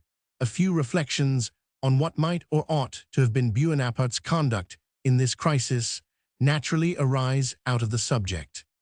We are not to expect in the course of ordinary life moral any more than physical miracles. There have lived men of a spirit so noble that in serving their country they had no other object beyond the merit of having done so, but such men belong to a less corrupted age than ours, and have been trained in the principles of disinterested patriotism, which did not belong to France, perhaps not to Europe in the 18th century. We may therefore take it for granted that Bonaparte was desirous in some shape or other to find his own interest in the service of his country, that his motives were a mixture of patriotism and the desire of self-advancement, and it remains to consider in what manner both objects were to be best obtained. The first alternative was the re-establishment of the Republic upon some better and less perishable model than those which had been successively adopted and abandoned by the French in the several phases of the Revolution. But Bonaparte had already determined against this plan of government, and seemed unalterably convinced that the various misfortunes and failures which had been sustained in the attempt to convert France into a republic afforded irrefragable evidence that her natural and proper constitutional government must be monarchical. This important point settled, it remained first to select the person in whose hand the kingly power was to be entrusted to consider in what degree the monarchical principle should be mingled with and qualified by securities for the freedom of the people and checks against the encroachments of the prince. Having broken explicitly with the Republicans, Bonaparte had it in his power doubtless to have united with those who desired the restoration of the Bourbons, who at this moment formed a large proportion of the better classes in France. The name of the old dynasty must have brought with it great advantages. Their restoration would have at once given peace to Europe, and in a great measure reconciled the strife of parties in France.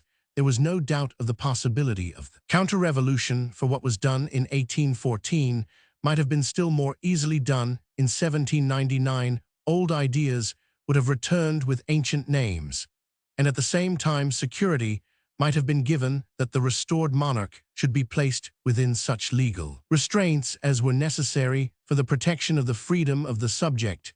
The principal powers of Europe, if required, would have gladly guaranteed to the French people any class of institutions which might have been thought adequate to this purpose. But besides that, such a course cut off Bonaparte from any higher reward of his services than were connected with the rank of a subject. The same objections to the restoration of the Bourbon family still prevailed, which we have before noticed, the extreme confusion likely to be occasioned by the conflicting claims of the restored emigrants, who had left France with all the feelings and prejudices peculiar to their birth and quality, and those of the numerous soldiers and statesmen who had arisen to eminence during the Revolution, and whose pretensions to rank and office would be urged with jealous vehemence against those who had shared the fortunes of the exiled monarch, was a powerful objection to the restoration. The question concerning the national domains remained as embarrassing as before, for while the sales which had been made of that property could scarce be cancelled without a severe shock to national credit, the restored Bourbons could not, on the other hand, fail to insist upon an indemnification to the spirituality who had been stripped of their property for their adherence to their religious vows, and to the nobles whose estates had been forfeited for their adherence to the throne. It might also have been found that among the army a prejudice against the Bourbons had survived their predilection for the Republic, and that although the French soldiers might see with pleasure a crown placed on the brow of their favorite general, they might be unwilling to endure the restoration of the ancient race against whom they had long borne arms. The consulate. All these objections against attempting to recall the ancient dynasty have weight in themselves, and may readily have appeared insuperable to Bonaparte, especially considering the conclusion to be that if the Bourbons were found ineligible, the crown of Francuith, a more extended empire and more unlimited powers, was in that case to rest with Bonaparte himself. There is no doubt that in preferring the title of the Bourbons founded on right to his own, which rested on force and opportunity alone, Bonaparte would have acted a much more noble, generous, and disinterested part than in availing himself of circumstances to establish his own power. Nay, that philosophically speaking such a choice might have been wiser and happier. But in the ordinary mode of viewing and acting in this world, the temptation was immense, and Bonaparte was in some measure unfettered by the circumstances which might have withheld some of his contemporaries from snatching at the crown that seemed to await his grasp. Whatever were the rights of the Bourbons abstractedly considered, they were not of a kind to force themselves immediately upon the conscience of Bonaparte. He had not entered public life, was indeed a mere boy when the general voice of France, or that which appeared such, drove the ancient race from the throne.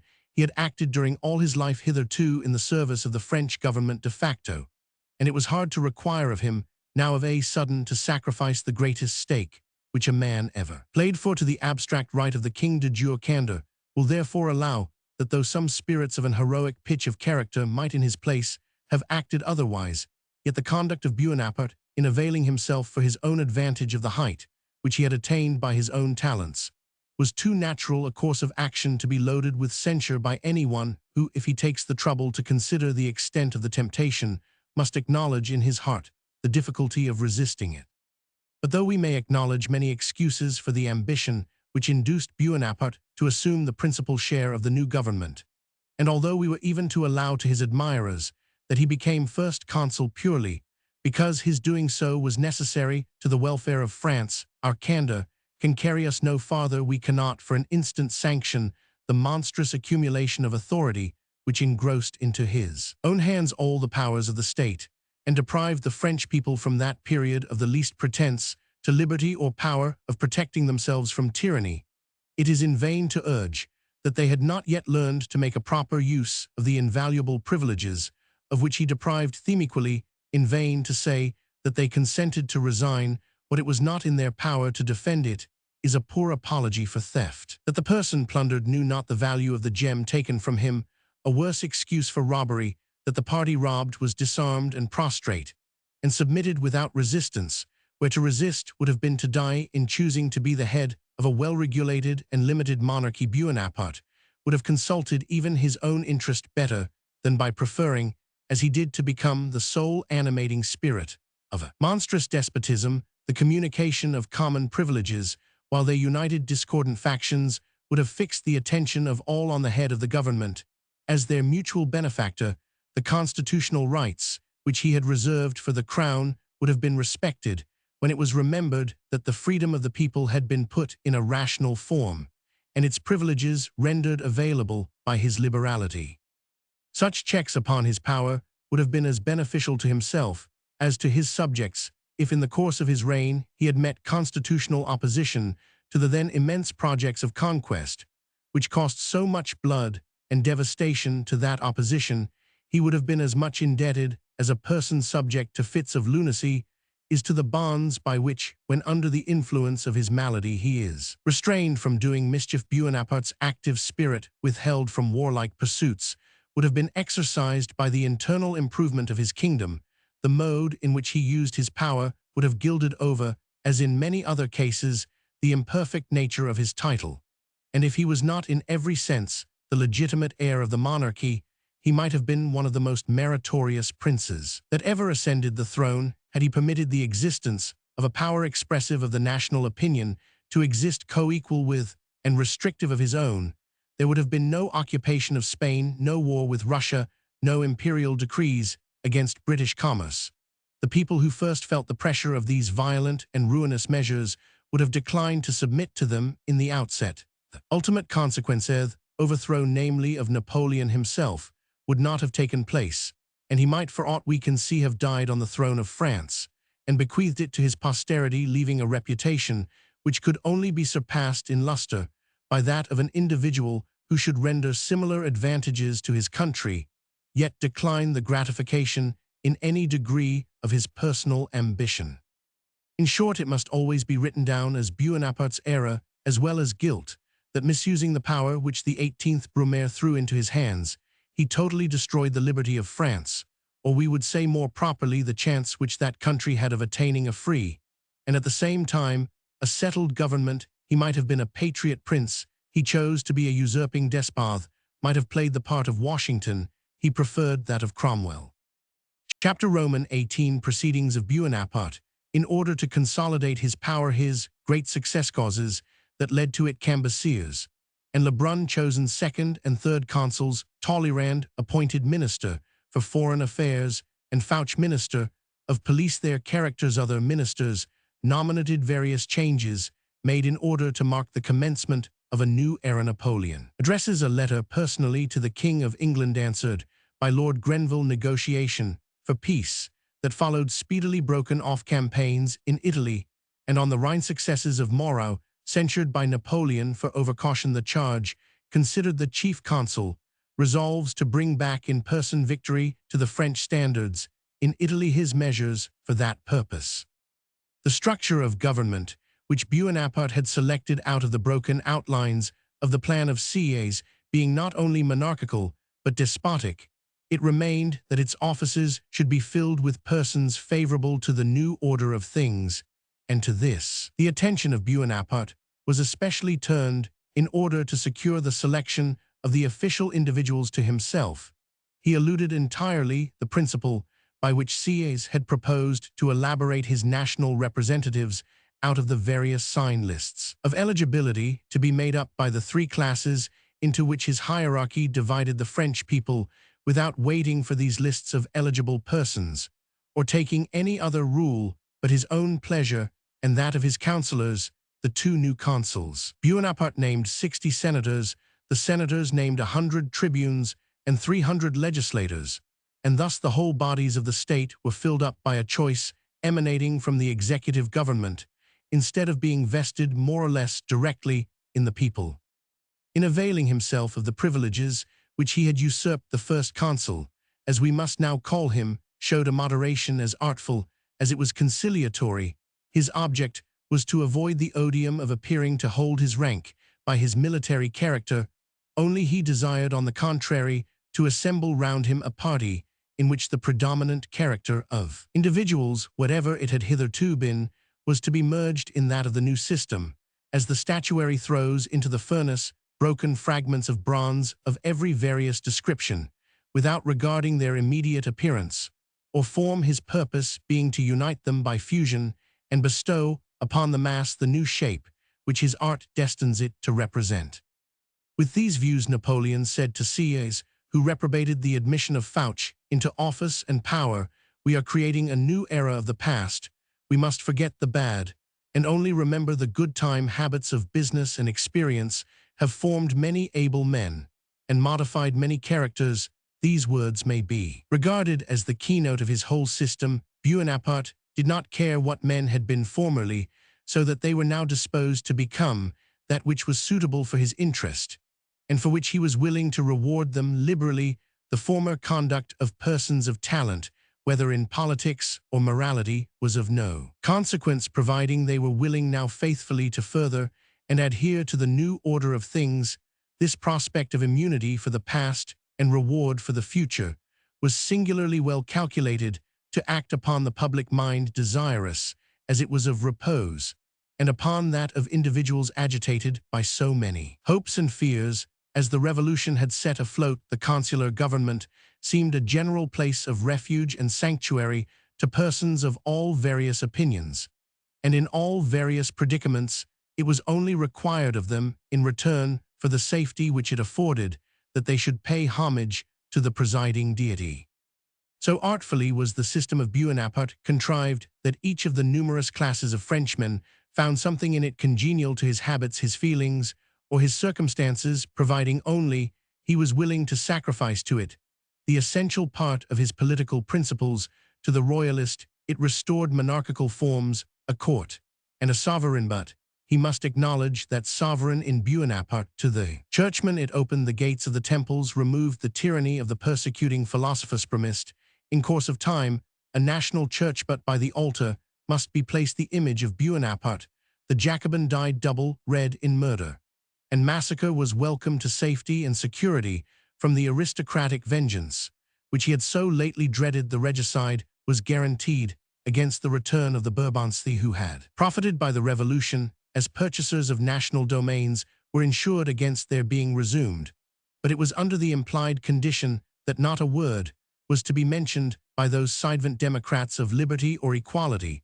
The principles for which forfeitures had been made and revolutionary tribunals erected were henceforth never to be named to all these parties. As to others, Bonaparte held out the same hopes. Under the same conditions, all these things will I give you, if you will kneel down and worship me. Shortly afterwards, he was enabled to place before those to whom the choice was submitted the original temptation, in its full extent, a display of the kingdoms of the earth, over which he offered to extend the empire of France, providing always he was himself acknowledged as the object of general obedience and almost adoration. The system of Bonaparte, as it combined great art with an apparent generosity and liberality, proved eminently successful among the people of France.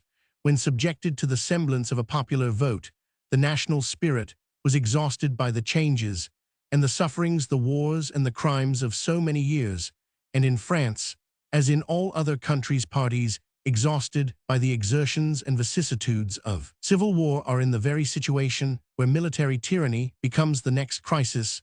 The rich favored Bonaparte for the sake of protection, the poor for that of relief, emigrants in many cases, because they desired to return to France, men of the Revolution, because they were afraid of being banished from it. The sanguine and courageous crowded round his standard in hope of victory, the timid coward behind it in the desire of safety. Add to these the vast multitude who follow the opinions of others, and take the road which lies most obvious and is most trodden, and it is no wonder that the 18th Brumaire and its consequences received the general sanction of the people. The Constitution of the year 8, or consular government, was approved by the suffrages of nearly 4 millions of citizens. 511A. More general approbation than any preceding system had been received, with the vote was doubtless a farce in itself, considering how many constitutions had been adopted and sworn to within so short a space. But still, the numbers who expressed assent, more than doubling those votes, which were obtained by the Constitution of 1792 and of the year 3, indicate the superior popularity of Bonaparte's system. To the 4 millions, who expressly declared their adherence to the new consular constitution, must be added the many hundreds of thousands and millions more who were either totally indifferent upon the form of government, providing they enjoyed peace and protection under it, or who, though abstractedly preferring other rulers, were practically disposed to submit to the party in possession of the power. Such and so extended being the principles on which Bonaparte selected the members of his government, he manifested, in choosing individuals, that wonderful penetration by which, more perhaps than any man who ever lived, he was enabled at once to discover the person most capable of serving him, and the means of securing his attachment. Former crimes or errors made no cause of exclusion, and in several cases the alliance between the first consul and his ministers might have been compared to the marriages between the settlers on the Spanish mainland and the unhappy females, the refuse of great cities, sent out to recruit the colony. I ask thee not, said the buccaneer to the wife he had selected from the cargo of vice, what has been thy former conduct, but henceforth see thou continue faithful to me, or this, striking his hand on his musket, shall punish thy want of fidelity. Cambusser Wesley Talleyrand. For second and third consuls, Bonaparte chose Cambusser, a lawyer and a member of the moderate party, with Lebrun, who had formerly cooperated with the Chancellor Maupeou. The former was employed by the chief consul as his organ of communication with the revolutionists, while Lebrun rendered him the same service with the royal party, and although, as Madame de Staël observes, they preached very different sermons on the same texts, yet they were both eminently successful in detaching from their original factions many of either class, and uniting them with this third or government party, which was thus composed of deserters from both. The last soon became so numerous that Bonaparte was enabled to dispense with the bascule or trimming system, by which alone his predecessors, the directors, had been enabled to support their power. In the ministry, Bonaparte acted upon the same principle, selecting and making his own the men whose talents were most distinguished, without reference to their former conduct. Too were particularly distinguished as men of the most eminent talents and extensive experience. These were Talleyrand and Fouch, the former noble by birth and bishop of Autun, notwithstanding his high rank in church and state, had been deeply engaged in the Revolution. He had been placed on the list of emigrants, from which his name was erased on the establishment of the directorial government, under which he became Minister of Foreign Affairs. He resigned that office in the summer preceding 18th Brumaire, and Bonaparte, finding him at variance with the Directory, readily passed over some personal grounds of complaint which he had against him, and enlisted in his service a supple and dexterous politician and an experienced minister, fond, it is said, of pleasure, not insensible to views of self-interest, nor too closely fettered by principle, but perhaps unequaled in ingenuity. Talleyrand was replaced in the situation of Minister for Foreign Affairs after a short interval assigned for the purpose of suffering the public to forget his prominent share in the scandalous treaty with the American commissioners, and continued for a long tract of time one of the closest sharers of Bonaparte's counsels. If the character of Talleyrand bore no strong traces of public virtue or inflexible morality, that of Fouch was marked with still darker shades. He had been dipped in some of the worst transactions of the Reign of Terror, and his name is found among the agents of the dreadful crimes of that unhappy period. In the days of the Directory, he is stated to have profited by the universal peculation which was then practiced, and to have amassed large sums by shares in contracts and brokerage in the public funds to atone for the imperfections of a character stained with perfidy, venality, and indifference to human suffering. Fouch brought to Bonaparte's service a devotion never like to fail the first consul unless his fortunes should happen to change, and a perfect experience with all the weapons of revolutionary war and knowledge of those who were best able to wield them. He had managed under Barras' administration the Department of Police, and in the course of his agency had become better acquainted perhaps than any man in France with all the various parties in that distracted country, the points which they were desirous of reaching, the modes by which they hoped to attain them, the character of their individual leaders, and the means to gain them over, or to intimidate them. Formidable by his extensive knowledge of the revolutionary springs, and the address with which he could either put them into motion or prevent them from operating. Fouch, in the latter part of his life, displayed a species of wisdom which came in place of morality and benevolence. Loving wealth and power, he was neither a man of ardent passions nor of a vengeful disposition, and though there was no scruple in his nature to withhold him from becoming an agent in the great crimes which state policy under an arbitrary government must often require, yet he had a prudential and constitutional aversion to unnecessary evil, and was always wont to characterize his own principle of action by saying that he did as little harm as he possibly could in his mysterious and terrible office of head of the police. He had often means of granting favors or interposing lenity in behalf of individuals of which he gained the full credit, while the harsh measures of which he was the agent were set down to the necessity of his situation. By adhering to these principles of moderation, he established for himself at length a character totally inconsistent with that belonging to a member of the Revolutionary Committee, and resembling rather that of a timid but well-disposed servant, who in executing his master's commands is desirous to mitigate as much as possible their effect on individuals. It is upon the whole no wonder that although Sieyes objected to Fouch from his want of principle, and Talleyrand was averse to him from jealousy, interference, and personal enmity, Napoleon chose nevertheless to retain in the confidential situation of Minister of Police the person by whom that formidable office had been first placed on an effectual footing. Of the other ministers, it is not necessary to speak in detail. Cambacérès retained the situation of Minister of Justice, for which he was well qualified, and the celebrated mathematician Laplace was preferred to that of the Interior, for which he was not, according to Bonaparte's report, qualified at all. Berthier, as we have already seen, filled the War Department, and shortly afterwards Carnot and Gaudin administered the finances with credit to himself.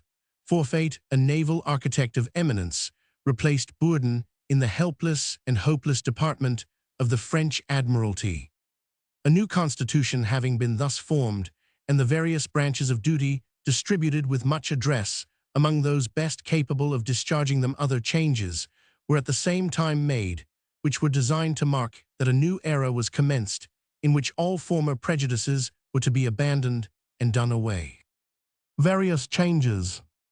We have noticed that one of the first acts of the provisional government had been to modify the national oath and generalize its terms so that they should be no longer confined to the Constitution of the year 3, but should apply to that which was about to be framed, or to any other which might be produced by the same authority. Two subsequent alterations in the Constitution, which passed without much notice, so much was the revolutionary or republican spirit abated, tended to show that farther changes were impending, and that the consular republic was speedily to adopt the name, as it already had the essence of a monarchy. It was scarcely 3 months since the president of the Directory had said to the people, on the anniversary of the taking of the Bastille, royalty shall never raise its head again. We shall no more behold individuals boasting a title from heaven to oppress the earth with more ease and security. and who considered France as their private patrimony, Frenchmen as their subjects, and the laws as the expression of their goodwill and pleasure. Yet now, in contradiction to this sounding declamation, the national oath expressing hatred to royalty was annulled under the pretext that the Republic, being universally acknowledged, had no occasion for the guard of such disclamations.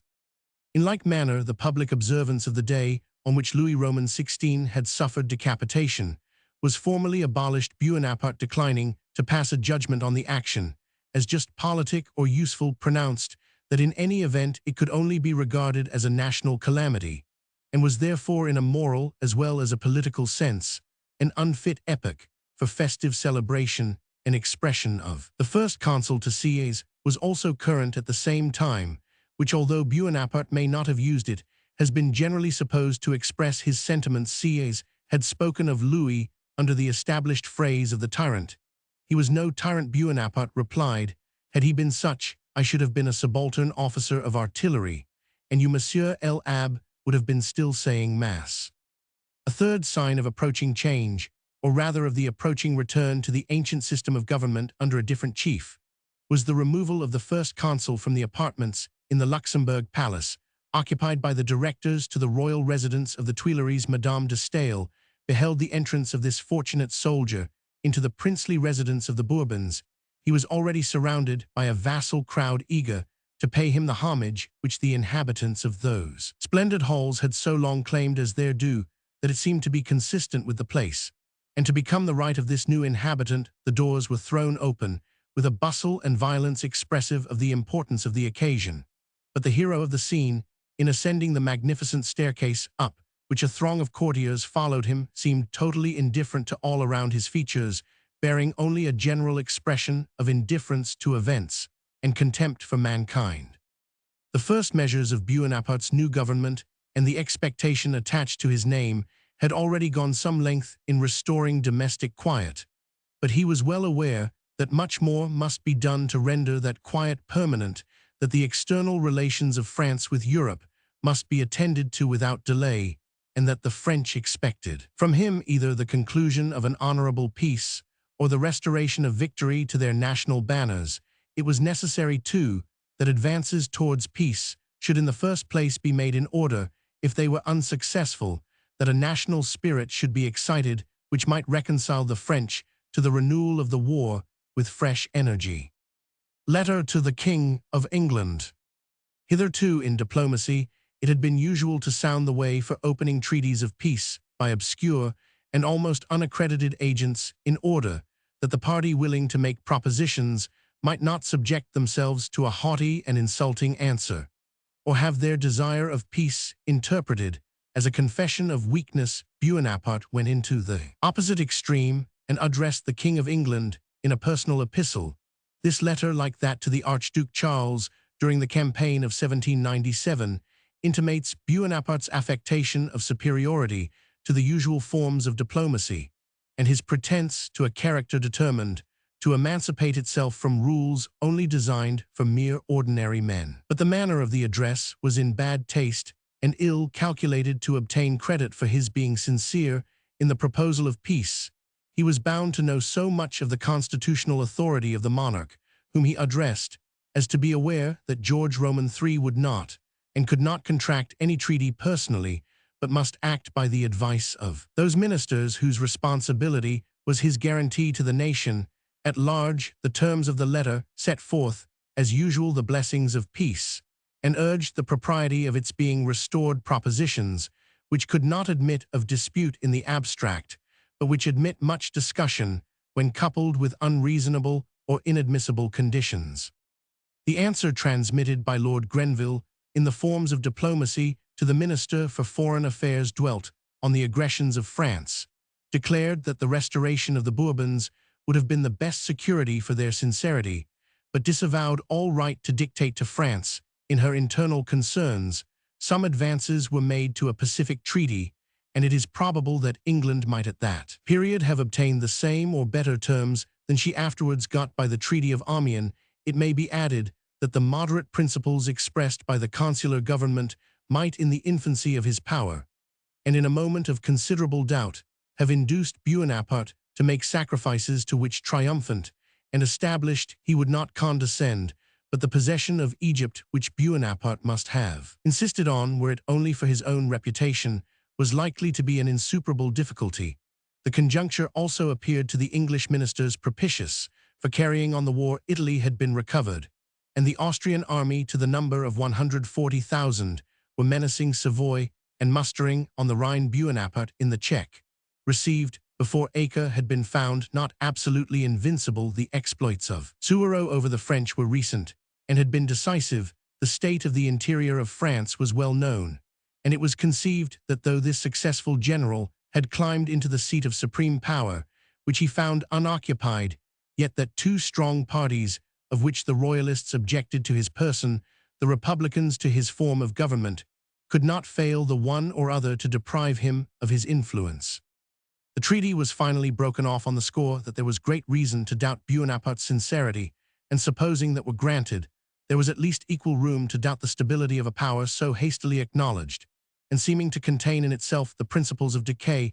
There may be a difference of opinion in regard to Bonaparte's sincerity in the negotiation, but there can be none as to the reality of his joy at its being defeated. The voice which summoned him to war was that which sounded sweetest in his ears, since it was always followed by exertion, and by victory. He had been personally offended too by the allusion to the legitimate rights of the Bourbons, and indulged his resentment by pasquinades in the Moniteur.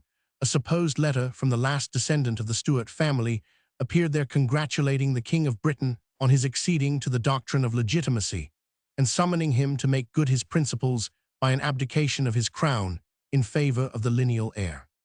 External situation of France.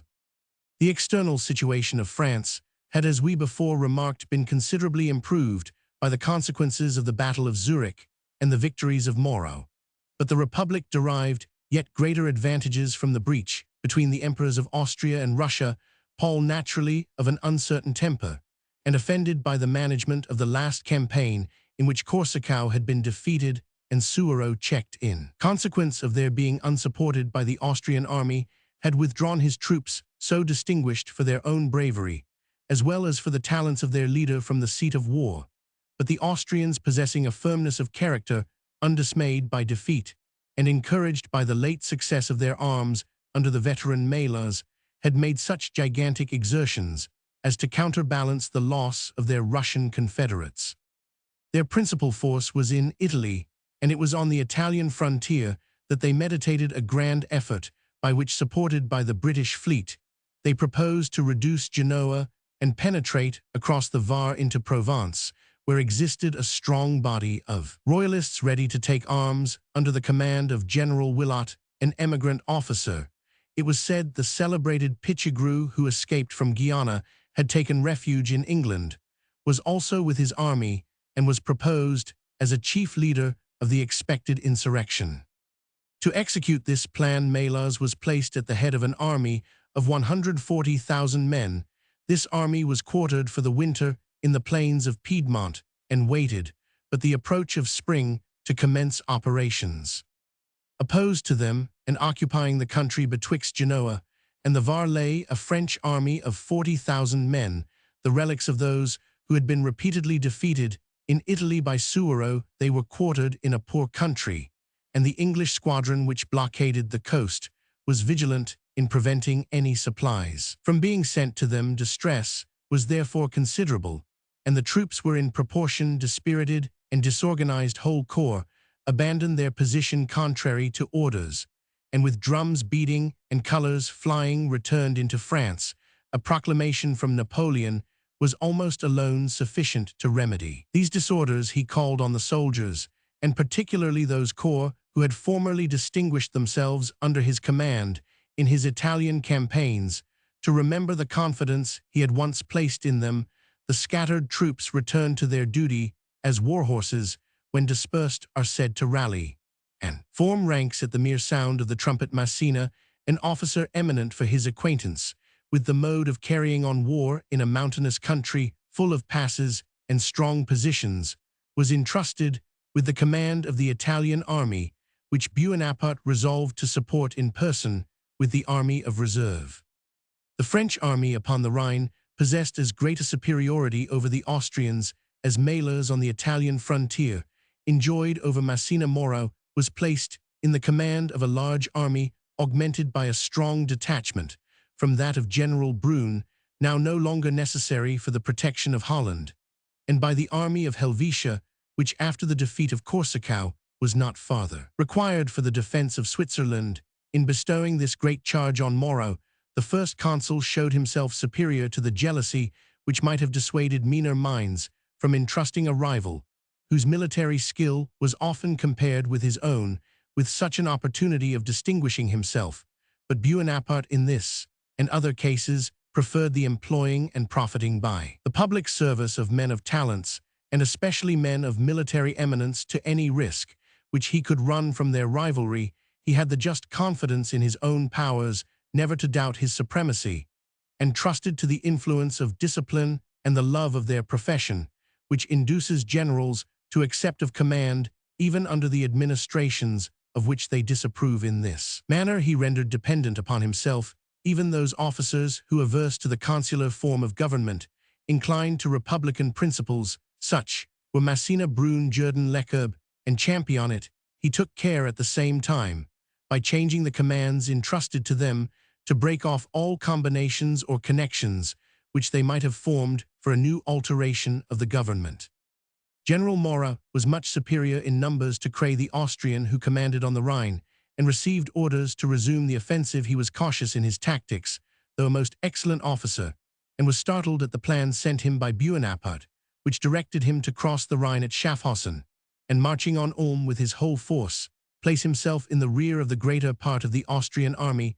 This was one of those schemes fraught with great victories or great reverses which Bonaparte delighted to form, and which, often requiring much sacrifice of men, occasioned his being called by those who loved him not a general, at the rate of 10,000 men per day. Such enterprises resemble desperate passes in fencing, and must be executed with the same decisive resolution with which they are formed. Few even of Bonaparte's best generals could be trusted with the execution of his masterstrokes in tactics, unless under his own immediate superintendence. Moreau invaded Germany on a more modified plan, and a series of marches, countermarches, and desperate battles ensued, in which General Kray, admirably supported by the Archduke Ferdinand, made a gallant defense against superior numbers. Successes of Moreau. In Bonaparte's account of this campaign, he blames Moreau for hesitation and timidity in following up the advantages which he obtained, yet to a less severe perhaps. To a more impartial judge, Moreau's success might seem satisfactory, since crossing the Rhine in the end of April, he had his headquarters at Augsburg, upon the 15th July, ready either to cooperate with the Italian army or to march into the heart of the Austrian territory. Nor can it be denied that during this whole campaign, Moreau kept in view as a principal object the protecting the operations of Bonaparte in Italy, and saving that chief, in his dauntless and desperate invasion of the Milanese territory, from the danger which might have ensued had Kray found an opportunity of opening a communication with the Austrian army in Italy and dispatching troops to its support. It may be remarked of these two great generals that as enterprise was the characteristic of Bonaparte's movements, prudence was that of Moreau's, and it is not unusual, even when there occur no other motives for rivals undervaluing each other, that the enterprising judge the prudent to be timid, and the prudent account the enterprising rash. July. It is not ours to decide upon professional questions between men of such superior talents, and having barely alluded to the topic, we leave Moreau at Augsburg, where he finally concluded an armistice with General Kray as a consequence of that which Bonaparte had established in Italy after the Battle of Marengo.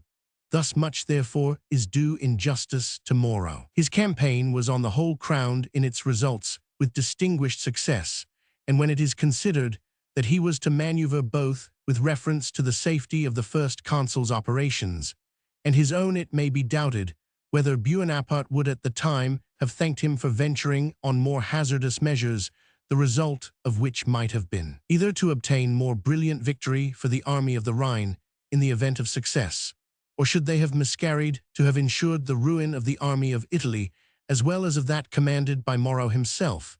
There must have been a wide difference between the part which Moreau ought to act as subsidiary to Bonaparte, to whom, it will presently be seen, he dispatched a reinforcement of from 15 to 20,000 men, and that which Bonaparte, in obedience to his daring genius, might have himself thought it right to perform the commander-in-chief, may venture much on his own responsibility, which must not be hazarded by a subordinate general, whose motions ought to be regulated upon the general plan of the campaign.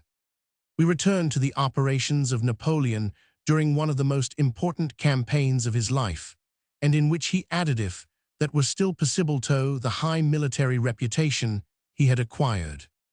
Plan of the campaign. In committing the charge of the campaign upon the Rhine to Moreau, the first consul had reserved for himself the task of bringing back victory to the French standards on the fields in which he won his earliest laurels. His plan of victory again included a passage of the Alps as boldly and unexpectedly as in 1795, but in a different direction. That earlier period had this resemblance to the present, that on both occasions the Austrians menaced Genoa, but in 1800 it was only from the Italian frontier and the Col de Tende, whereas in 1795 the enemy were in possession of the mountains of Savoy above Genoa, Switzerland, too formerly neutral, and allowing no passage for armies, was now as open to the march of French troops as any of their own provinces, and of this Bonaparte. Determined to avail himself, he was aware of the Austrian plan of taking Genoa and entering Provence, and he formed the daring resolution to put himself at the head of the army of reserve, surmount the line of the Alps, even where they are most difficult of access, and, descending into Italy, place himself in the rear of the Austrian army, interrupt their communications, carry off their magazines, parks, and hospitals, coop them up betwixt his own army and that of Massena, which was in their front, and compel them to battle in a situation where defeat must be destruction. But to accomplish this daring movement, it was necessary to march a whole army over the highest chain of mountains in Europe, by roads which afford but a dangerous passage to the solitary traveler, and through passes where one man can do more to defend than 10 to force their way. Artillery was to be carried through sheeppaths, and over precipices impracticable to wheelcarriages. Ammunition and baggage were to be transported at the same disadvantages, and provisions were to be conveyed through a country poor in itself, and inhabited by a nation which had every cause to be hostile to France, and might therefore be expected prompt to avail themselves of any opportunity which should occur of revenging themselves for her late aggressions. The strictest secrecy was necessary to procure even the opportunity of attempting this audacious plan of operations, and to ensure this secrecy, Bonaparte had recourse to a singular mode of deceiving the enemy. It was made as public as possible by orders, decrees, proclamations, and the like, that the first consul was to place himself at the head of the army of reserve, and that it was to assemble at Dijon. Accordingly, a numerous staff was sent, and much apparent bustle took place in assembling their 6,000 or 7,000 men with great pomp and fracas. These, as the spies of Austria truly reported to their employers, were either conscripts or veterans unfit for service, and caricatures were published of the first consul, reviewing troops composed of children and disabled soldiers, which was ironically termed his army of reserve. When an army so composed was reviewed by the first consul himself with great ceremony, it impressed a general belief that Bonaparte was only endeavoring, by making a show of force, to divert the Austrians from their design upon Genoa, and thus his real purpose was effectually concealed. Bulletins, too, were privately circulated by the agents of police, as if scattered by the royalists, in which specious arguments were used to prove that the French army of reserve neither did nor could exist, and these also were designed to withdraw attention from the various points on which it was at the very moment collecting. The pacification of the west of France had placed many good troops at Bonaparte's disposal, which had previously been engaged against the Chouans. The quiet state of Paris permitted several regiments to be detached from the capital. New levies were made with the utmost celerity, and the divisions of the army of reserve were organized separately and at different places of rendezvous, but ready to form a junction when they should receive the signal for commencing operations. Chapter Roman 19. The chief consul leaves Paris on 6 May 1800, has an interview with Necker at Geneva on 8th, arrives at Lausanne on the 13th, various corps put in motion to cross the Alps. Napoleon at the head of the main army marches on the 15th and ascends Mont Saint-Bernard on the 16th. The vanguard takes possession of Aosta fortress and town of Bard, threaten to baffle the whole plan. The town is captured and Napoleon contrives to send his artillery through it under the fire of the fort, his infantry and cavalry passing over the Alberdo lands carries. Ivrea recapitulation operations of the Austrian general Malaz at the commencement of the campaign. Malaz advances towards Genoa. Actions betwixt him and Massena in March. Lord Keith blockades Genoa. Malaz compelled to retreat, enters Nice, recalled from thence by the news of Napoleon's having crossed Mont Saint-Bernard. Genoa surrenders. Buonaparte enters Milan. Battle of Montebello. The chief consul is joined by Desaix's. Battle of Marengo on the 14th. Death of Desaix's. Capitulation on the 15th, by which Genoa Roman 100 are yielded. Napoleon returns to Paris on the 2 July. On the 6th of May 1800, seeking to renew the fortunes of France, now united with his own, the chief consul left Paris, and having reviewed the pretended army of reserve at Dijon on the 7th, arrived on the 8th at Geneva. Here he had an interview with the celebrated financier Necker. There was always doomed to be some misunderstanding between Buonaparte and this accomplished family. Madame de Staël believed that Buonaparte spoke to her father with confidence on his future prospects, while the first consul affirms that Necker seemed to expect to be entrusted with the management of the French finances, and that they parted with mutual indifference, if not dislike. Napoleon had a more interesting conversation with General Merscott, dispatched to survey Mont Bernard, and who had with great difficulty ascended as far as the convent of the Chartreux. Is the route practicable, said Buonaparte. It is barely possible to pass, replied the engineer. Let us set forward, then, said Napoleon, and the extraordinary march was commenced. On the 13th, arriving at Lausanne, Buonaparte joined the van of his real army of reserve, which consisted of 6 effective regiments commanded by the celebrated Lannes. These corps, together with the rest of the troops intended for the expedition, had been assembled from their several positions by forced marches. Carnot, the minister at war, attended the first consul at Lausanne to report to him that 15,000, or from that to the number of 20,000 men detached from Moreau's army, were in the act of descending on Italy by St. Gothard in order to form the left wing of his army. The whole army in its various divisions was now united under the command of Berthier, nominally as general-in-chief, though in reality under that of the first consul himself. This was in compliance with a regulation of the Constitution, which rendered it inconsistent for the first consul to command in person. It was a form which Buonaparte at present evaded, and afterwards laid aside, thinking truly that the name as well as office of generalissimo was most fittingly vested in his own person, since though it might not be the loftiest of his titles, it was that which best expressed his power. The army might amount to 60,000 men, but 1/3 of the number were conscripts. Passage of the Great St. Bernard.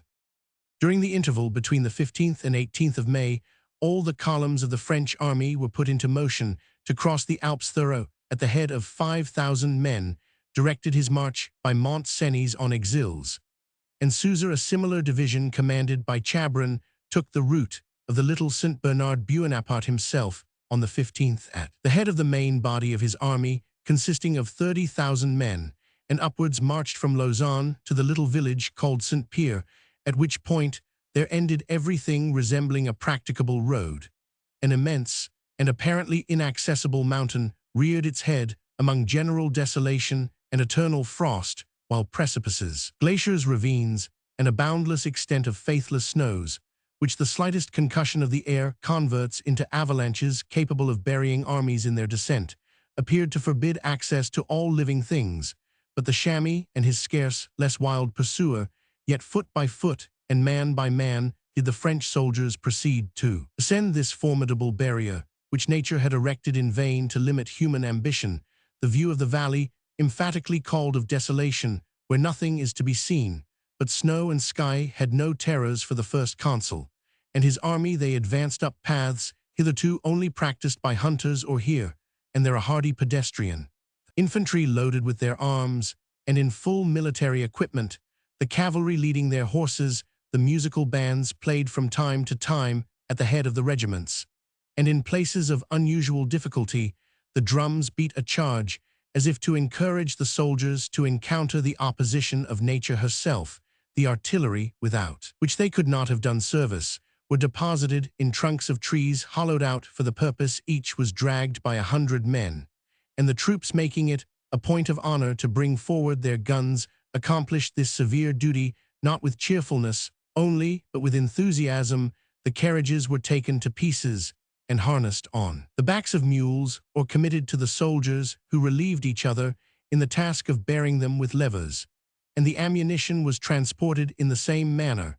While one half of the soldiers were thus engaged, the others were obliged to carry the muskets, cartridge boxes, knapsacks, and provisions of their comrades, as well as their own. Each man so loaded was calculated to carry from 60 to 70 pounds weight up icy precipices, where a man totally without encumbrance could ascend, but slowly. Probably no troops save the French could have endured the fatigue of such a march, and no other general than Bonaparte would have ventured to require it at their hand.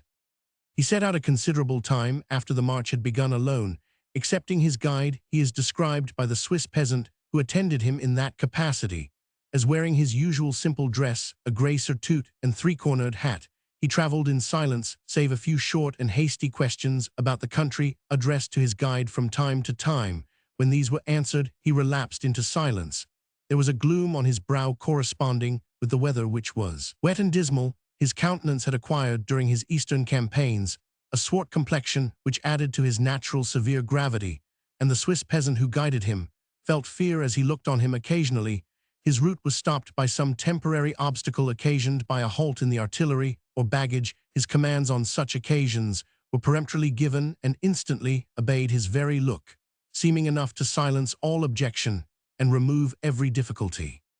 The army now arrived at that singular convent where, with courage equal to their own, but flowing from a much higher source, the monks of St. Bernard have fixed their dwellings among the everlasting snows, that they may afford succor and hospitality to the forlorn travelers in those dreadful wastes. Hitherto the soldiers had had no refreshment, save when they dipped a morsel of biscuit amongst the snow. The good fathers of the convent, who possessed considerable magazines of provisions, distributed bread and cheese, and a cup of wine to each soldier as he passed, which was more acceptable in their situation than, according to one who shared their fatigues, would have been the gold of Mexico. The descent on the other side of Mont St. Bernard was as difficult to the infantry as the ascent had been, and still more so to the cavalry. It was, however, accomplished without any material loss, and the army took up their quarters for the night, after having marched 14 French leagues. The next morning, 16th May, the vanguard took possession of Aosta, a village of Piedmont, from which extends the valley of the same name, watered by the river Doria, a country pleasant in itself, but rendered delightful by its contrast with the horrors which had been left behind. Thus was achieved the celebrated passage of Mont St. Bernard, on the particulars of which we have dwelt the more willingly, because, although a military operation of importance, they do not involve the unwearied details of human slaughter, to which our narrative must now return. Bard. Where the opposition of nature to Napoleon's march appeared to cease, that of man commenced. A body of Austrians at Chatillon were overpowered and defeated by Lannes, but the strong fortress of Bard offered more serious opposition. This little citadel is situated upon an almost perpendicular rock, rising out of the river Doria at a place where the valley of Aosta is rendered so very narrow by the approach of two mountains to each other that the fort and walled town of Bard entirely close up the entrance. This formidable obstacle threatened for the moment to shut up the French in a valley where their means of subsistence must have been speedily exhausted. General Lannes made a desperate effort to carry the fort by assault, but the advanced guard of the attacking party were destroyed by stones, musketry, and hand grenades, and the attempt was relinquished. Bonaparte in person went now to reconnoiter, and for that purpose ascended a huge rock called Alberdo, being a precipice on the side of one of the mountains, which formed the pass from the summit of which he could look down into the town and into the fortress, he detected a possibility of taking the town by storm. Though he judged the fort was too strong to be obtained by a coup de main, the town was accordingly carried by escalade, but the French who obtained possession of it had little cover from the artillery of the fort, which fired furiously on the houses where they endeavored to shelter themselves, and which the Austrians might have entirely demolished. But for respect to the inhabitants, meanwhile Bonaparte availed himself of the diversion to convey a great part of his army in single files horse as well as foot, by a precarious path formed by the pioneers over the tremendous Alberdo, and so down on the other side in this manner, avoiding the cannon of Fort Bard. Still a most important difficulty remained. It was impossible, at least without great loss of time, to carry the French artillery over the Alberdo, while without artillery it was impossible to move against the Austrians, and every hope of the campaign must be given up.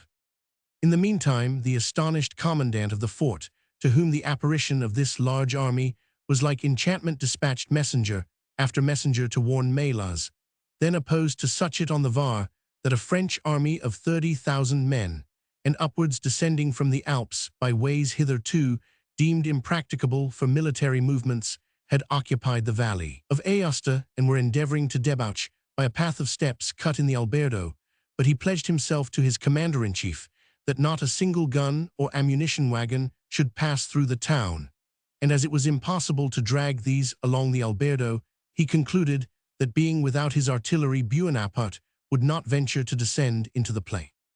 But while the commandant of Bard thus argued, he was mistaken in his premises, though right in his inference. The artillery of the French army had already passed through the town of Bard, and under the guns of the citadel, without being discovered to have done so. This important maneuver was accomplished by previously laying the street with dung and earth, over which the pieces of cannon concealed under straw, and branches of trees were dragged by men in profound silence. The garrison, though they did not suspect what was going on, fired nevertheless upon some vague suspicion, and killed and wounded artillerymen in sufficient number to show it would have been impossible to pass under a severe and sustained discharge from the ramparts.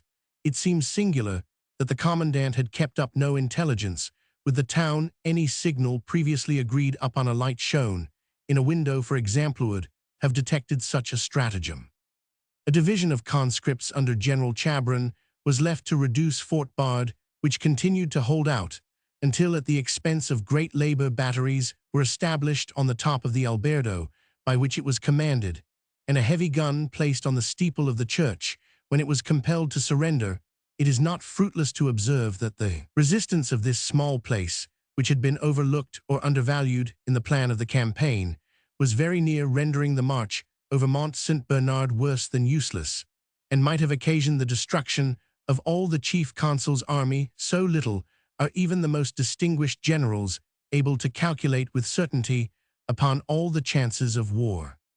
From this dangerous pass, the vanguard of Bonaparte now advanced down the valley to Ivrea, where Lannes carried the town by storm, and a second time combated and defeated the Austrian division, which had defended it when reinforced and situated on a strong position at Romano. The roads to Turin and Milan were now alike open to Bonaparte, had only to decide which he chose to take. Meanwhile, he made a halt of 4 days at Ivrea to refresh the troops after their fatigues, and to prepare them for future enterprises.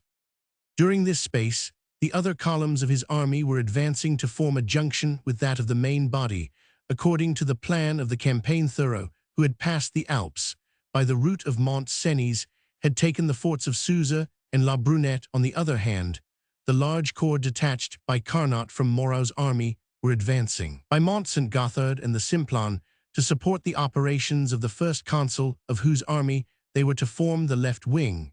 But ere we prosecute the account of Bonaparte's movements during this momentous campaign, it is necessary to trace the previous operations of Melas and the situation in which that Austrian general now found himself. Operations of Melas. It has been already stated that at the commencement of this campaign of 1800, the Austrians entertained the highest hopes that their Italian army, having taken Genoa and Nice, might penetrate into Provence by crossing the frontier at the Var and perhaps make themselves masters of Toulon and Marseille. To realize these hopes, Melas, having left in Piedmont a sufficient force, as he deemed it to guard the passes of the Alps, had advanced towards Genoa, which Massena prepared to cover and defend. A number of severe and desperate actions took place between these generals, but being a war of posts, and fought in a very mountainous and difficult country, it was impossible by any skill of combination to ensure on any occasion more than partial success, since cooperation of movements upon a great and extensive scale was prohibited by the character of the ground.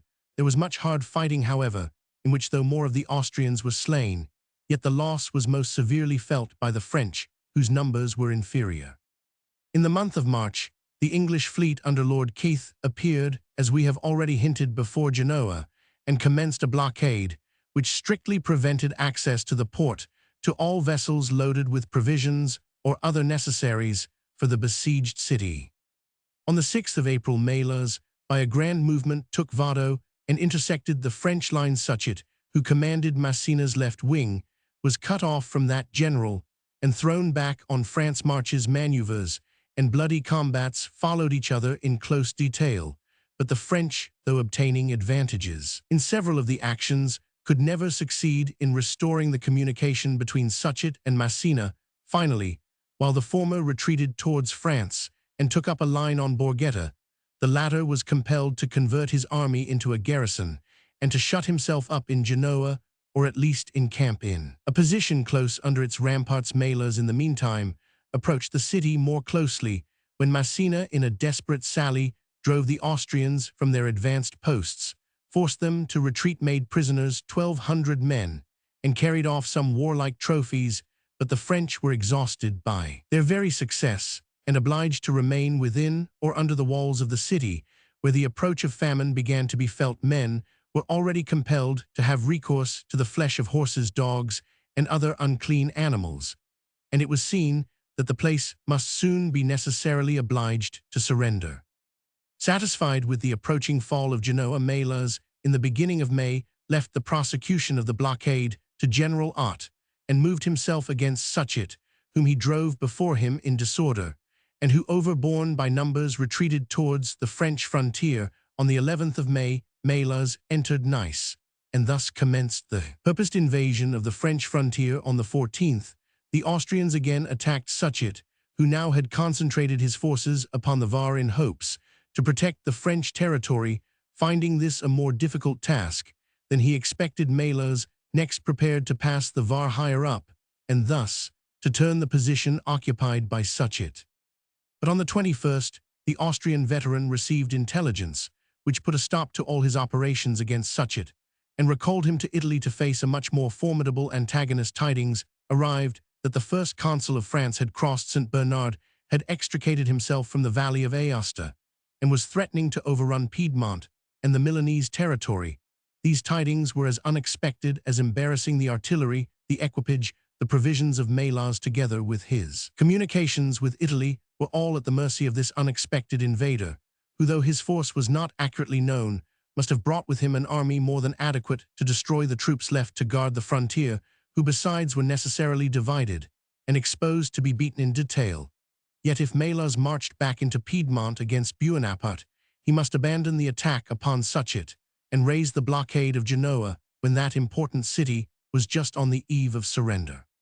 Persevering in the belief that the French army of reserve could not exceed 20,000 men or thereabouts in number, and supposing that the principal, if not the sole object of the first consul's daring eruption, was to raise the siege of Genoa and disconcert the invasion of Provence, Melas resolved on marching himself against Bonaparte with such forces as, united with those he had left in Italy, might be of power to face the French army according to his computation of its probable strength. At the same time, he determined to leave before Genoa an army sufficient to ensure its fall, and a corps of observation in front of Suchet, by means of which he might easily resume his plans against that general so soon as the chief consul should be defeated or driven back. The corps of observation already mentioned was under the command of General Elsnitz, strongly posted upon the Roye and secured by entrenchments. It served at once to watch Suchet and to cover the siege of Genoa from any attempts to relieve the city, which might be made in the direction of France. Massena surrenders Genoa. Massena, in the meantime, no sooner perceived the besieging army weakened by the departure of Melas than he conceived the daring plan of a general attack on the forces of Art, who was left to carry on the siege. The attempt was unfortunate. The French were defeated, and Soult, who had joined Massena, was wounded and made prisoner, yet Genoa still held out. An officer had found his way into the place, brought intelligence of Buonaparte's descent upon Piedmont, and inspired all with a new spirit of resistance. Still, however, extreme want prevailed in the city, and the hope of delivery seemed distant. The soldiers received little food, the inhabitants less, the Austrian prisoners, of whom they had about 8,000 in Genoa, almost none. At length, the situation of things seemed desperate. The numerous population of Genoa rose in the extremity of their despair, and called for a surrender. Buonaparte, they said, was not wont to march so slowly. He would have been before the walls sooner. If he was to appear at all, he must have been defeated or driven back by the superior force of Melas. They demanded the surrender of the place, therefore, which Massena no longer found himself in a condition to oppose. Yet could that brave general have suspended this measure a few hours longer, he would have been spared the necessity of making it at all. General Art had just received commands from Melas to raise the blockade with all dispatch, and to fall back upon the Po in order to withstand Buonaparte, who in unexpected strength was marching upon Milan. The Austrian staff officer who brought the order had just received his audience of General Art, when General Andrea, presenting himself on the part of Massena, announced the French general's desire to surrender the place if his troops were permitted to march out with their arms. There was no time to debate upon terms, and those granted to Massena by Melas were so unusually favorable that perhaps they should have made him aware of the precarious state of the besieging army. He was permitted to evacuate Genoa without laying down his arms, and the convention was signed 5th June 1800. Meantime, at this agitating and interesting period, events of still greater importance than those which concerned the fate of the once princely Genoa were taking place with frightful rapidity. Melas, with about one-half of his army, had retired from his operations in the Genoese territory and retreated on Turin by the way of Conai, where he fixed his headquarters, expecting that Buonaparte would either advance to possess himself of the capital of Piedmont, or that he would make an effort to relieve Genoa. In the first instance, Melas deemed himself strong enough to receive the first consul, in the second to pursue him, and in either to assemble such numerous forces as might harass and embarrass either his advance or his retreat. But Buonaparte's plan of the campaign was different from what Melas had anticipated. He had formed the resolution to pass the rivers Sesia and Ticino, and thus leaving Turin and Melas behind him, to push straight for Milan and form a junction with the division of about 20,000 men detached from the right wing of Moreau's army, which, commanded by Moncey, were on their road to join him. Having crossed the mountains by the route of St. Gothard, it was necessary, however, to disguise his purpose from the sagacious veteran. With this view, ere Buonaparte broke up from Ivrea lands, who had commanded his vanguard with so much gallantry, victorious at Romano, seemed about to improve his advantage, he had marched on Chiavasso, and seizing on a number of boats and small vessels, appeared desirous to construct a bridge over the Po at that place. This attracted the attention of Melas. It might be equally a preliminary to an attack on Turin or a movement towards Genoa, but as the Austrian general was at the same time alarmed by the descent of General Thurau's division from Mont-Cenis and their capture of Suza and La Brunette, Turin seemed ascertained to be the object of the French, and Melas acted on this idea. He sent a strong force to oppose the establishment of the bridge, and while his attention was thus occupied, Buonaparte was left to take the road to Milan unmolested. Vercelli was occupied by the cavalry under Murat, and the Sesia was crossed without obstacle.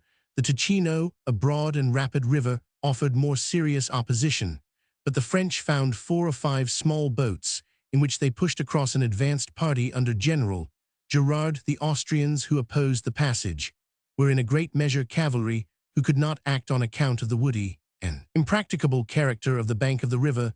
The passage was accomplished, and upon the 2nd of June Bonaparte entered Milan, where he was received with acclamations by a numerous class of citizens who looked for the re-establishment of the Cisalpine Republic. The Austrians were totally unprepared for this movement.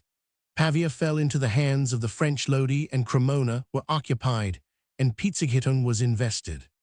Meanwhile, Bonaparte, fixing his residence in the ducal palace of Milan, employed himself in receiving the deputations of various public bodies, and in reorganizing the Cisalpine government, while he waited impatiently to be joined by Montcy and his division from Mont Saint Gothard. They arrived at length, but marching more slowly than accorded with the fiery promptitude of the first consul, who was impatient to relieve the blockade of Genoa, which place he concluded still held out. He now issued a proclamation to his troops, in which he described, as the result of the efforts he expected from them, cloudless glory and solid peace. On the 9th of June, his armies were again in motion. Situation of Melas. Melas, an excellent officer, had at the same time some of the slowness imputed to his countrymen, or of the irresolution incident to the advanced age of 80 years. For so old was the opponent of Bonaparte, then in the very prime of human life, as others suspect it may have been orders from Vienna which detained the Austrian general so long at Turin, where he lay in a great measure inactive. It is true that on receiving notice of Bonaparte's march on Milan, he instantly dispatched orders to General Ott, as we have already stated, to raise the siege of Genoa and join him with all possible speed, but it seemed that in the meantime he might have disquieted Bonaparte's lines of communication by acting upon the river Doria, attacking Ivrea, in which the French had left much baggage and artillery, and relieving the fort of Bard. Accordingly, he made an attempt of this kind by detaching 6,000 men to Chiavasso, who were successful in delivering some Austrian prisoners at that place. But Ivrea proved strong enough to resist them, and the French retaining possession of that place, the Austrians could not occupy the valley of the Doria or relieve the besieged fortress of Bard. The situation of Melas now became critical. His communications with the left or north bank of the Po were entirely cut off, and by a line stretching from Fort Bard to Placentia, the French occupied the best and fairest share of the north of Italy, while he found himself confined to Piedmont. The Austrian army, besides, was divided into two parts: one under Ott, which was still near Genoa, that had so lately surrendered to Themon, with Melas himself, which was at Turin. Neither were agreeably situated. That of Genoa was observed on its right by Suchet, whose army, reinforced with the garrison, which, retaining their arms, evacuated that city under Massena, might soon be expected to renew the offensive. There was therefore the greatest risk that Bonaparte, pushing a strong force across the Po, might attack and destroy either the division of Ott or that of Melas himself, before they were able to form a junction. To prevent such a catastrophe, Ott received orders to march forward on the Ticino, while Melas, moving towards Alexandria, prepared to resume his communications with his lieutenant general. Bonaparte, on his part, was anxious to relieve Genoa, news of the fall of which had not reached him. With this view, he resolved to force his passage over the Po and move against the Austrians, who were found to occupy in strength the villages of Casteggio and Montebello. These troops proved to be the greater part of the very army which he expected to find before Genoa, and which was commanded by Ott, but which had moved westward in conformity to the orders of Melas. 9th June. General Lannes, who led the vanguard of the French as usual, was attacked early in the morning by a superior force, which he had much difficulty in resisting. The nature of the ground gave advantage to the Austrian cavalry, and the French were barely able to support their charges. At length, the division of Victor came up to support Lannes, and the victory became no longer doubtful, though the Austrians fought most obstinately, the fields being covered with tall crops of grain, and especially of rye. The different bodies were frequently hid, until they found themselves at the bayonet's point, without having had any previous opportunity to estimate each other's force, a circumstance which led to much close fighting and necessarily to much slaughter. At length, the Austrians retreated, leaving the field of battle covered with their dead, and above 5,000 prisoners in the hands of their enemies. General Ott rallied the remains of his army under the walls of Tortona from the prisoners taken at the Battle of Montebello, As this action was called, Bonaparte learned for the first time the surrender of Genoa, which apprised him that he was too late for the enterprise which he had meditated. He therefore halted his army for 3 days in the position of Stradella, unwilling to advance into the open plain of Marengo, and trusting that Melas would find himself compelled to give him battle in the position which he had chosen as most unfavorable for the Austrian cavalry. He dispatched messengers to Suchet commanding him to cross the mountains by the Cal di Cadibona and march on the river Scrivia, which would place him in the rear of the Austrians. Desaix Marengo. Even during the very Battle of Montebello, the chief consul was joined by Desaix, who had just arrived from Egypt, landed at Fréjus after 100 interruptions that seemed as if intended to withhold him from the fate he was about to meet. He had received letters from Bonaparte inviting him to come to him. Without delay, the tone of the letters expressed discontent and embarrassment. He has gained all, said Desaix, who was much attached to Bonaparte, and yet he is not happy immediately afterwards. On reading the account of his march over St. Bernard, he added, "He will leave us nothing to do." He immediately set out post to place himself under the command of his ancient general, and as it eventually proved to encounter an early death, they had an interesting conversation on the subject of Egypt, to which Bonaparte continued to cling as to a matter in which his own fame was intimately and inseparably concerned. Desaix immediately received the command of the division hitherto under that of Boudet. In the meanwhile, the headquarters of Melas had been removed from Turin and fixed at Alexandria for the space of 2 days, yet he did not, as Bonaparte had expected, attempt to move forward on the French position at Stradella in order to force his way to Mantua, so that the first consul was obliged to advance towards Alexandria, apprehensive lest the Austrians should escape from him, and either by a march to the left flank move for the Ticino cross that river and by seizing Milan open a communication with Austria in that direction, or by marching to the right and falling back on Genoa overwhelm Suchet and take a position the right of which might be covered by that city, while the sea was open for supplies and provisions, and their flank protected by the British squadron. Either of these movements might have been attended with alarming consequences, and Napoleon, impatient lest his enemy should give him the slip, advanced his headquarters on the 12th to Voghera, and on the 13th to St. Giuliano in the midst of the great plain of Marengo. As he still saw nothing of the enemy, the chief consul concluded that Melas had actually retreated from Alexandria, having, notwithstanding the temptation afforded by the level ground around him, preferred withdrawing, most probably to Genoa, to the hazard of a battle. He was still more confirmed in this belief when, pushing forward as far as the village of Marengo, he found it occupied only by an Austrian rearguard, which offered no persevering defense against the French, but retreated from the village without much opposition. The chief consul could no longer doubt that Melas had eluded him by marching off by one of his flanks, and probably by his right. He gave orders to Desaix, whom he had entrusted with the command of the reserve, to march towards Rivolta with a view to observe the communications with Genoa, and in this manner the reserve was removed half a day's march from the rest of the army, which had like to have produced most sinister effects upon the event of the great battle that followed.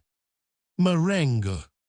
Contrary to what Bonaparte had anticipated, the Austrian general, finding the first consul in his front, and knowing that Suchet was in his rear, had adopted, with the consent of a council of war, the resolution of trying the fate of arms in a general battle. It was a bold, but not a rash resolution. The Austrians were more numerous than the French in infantry and artillery, much superior in cavalry, both in point of numbers and of discipline, and it has been already said that the extensive plain of Marengo was favorable for the use of that description of force. Melas, therefore, on the evening of the 13th, concentrated his forces in front of Alexandria, divided by the river Bormida from the purposed field of fight, and Napoleon, undeceived concerning the intentions of his enemy, made with all haste the necessary preparations to receive battle, and failed not to send orders to Desaix to return as speedily as possible and join the army. That general was so far advanced on his way towards Rivolta before these counter orders reached him that his utmost haste only brought him back after the battle had lasted several hours. June 14. Bonaparte's disposition was as follows. The village of Marengo was occupied by the divisions of Gardin and Chambalhac Victor with other 2 divisions, and commanding the whole was prepared to support them.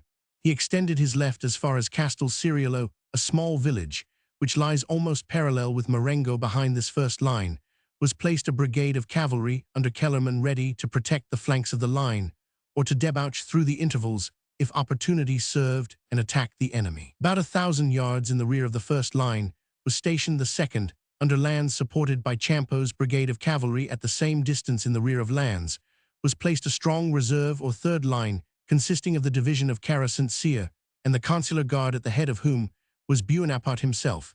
Thus the French were drawn up on this memorable day in 3 distinct divisions, each composed of a corps d'armée distant about 3/4 of a mile in the rear of each other. The force which the French had in the field in the commencement of the day was above 20,000 men. The reserve under Desaix upon its arrival might make the whole amount to 30,000.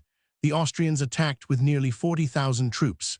Both armies were in high spirits, determined to fight, and each confident in their general. The Austrians in the bravery and experience of Melas, the French in the genius and talents of Bonaparte. The immediate stake was the possession of Italy, but it was impossible to guess how many yet more important consequences the event of the day might involve. Thus much seemed certain, that the battle must be decisive, and that defeat must prove destruction to the party who should sustain it. Bonaparte, if routed, could hardly have accomplished his retreat upon Milan, and Melas, if defeated, had such it in his rear. The fine plain on which the French were drawn up seemed lists formed by nature for such an encounter when the fate of kingdoms was at issue.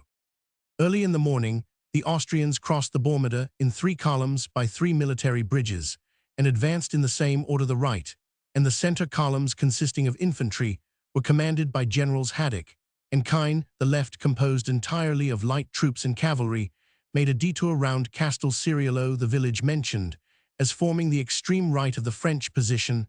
About 7 in the morning, Haddock attacked Marengo with fury, and Gardin's division, after fighting bravely, proved inadequate to its defense. Victor supported Gardin and endeavored to cover the village by an oblique movement. Melas, who commanded in person the central column of the Austrians, moved to support Haddock, and by their united efforts the village of Marengo, after having been once or twice lost, and one was finally carried.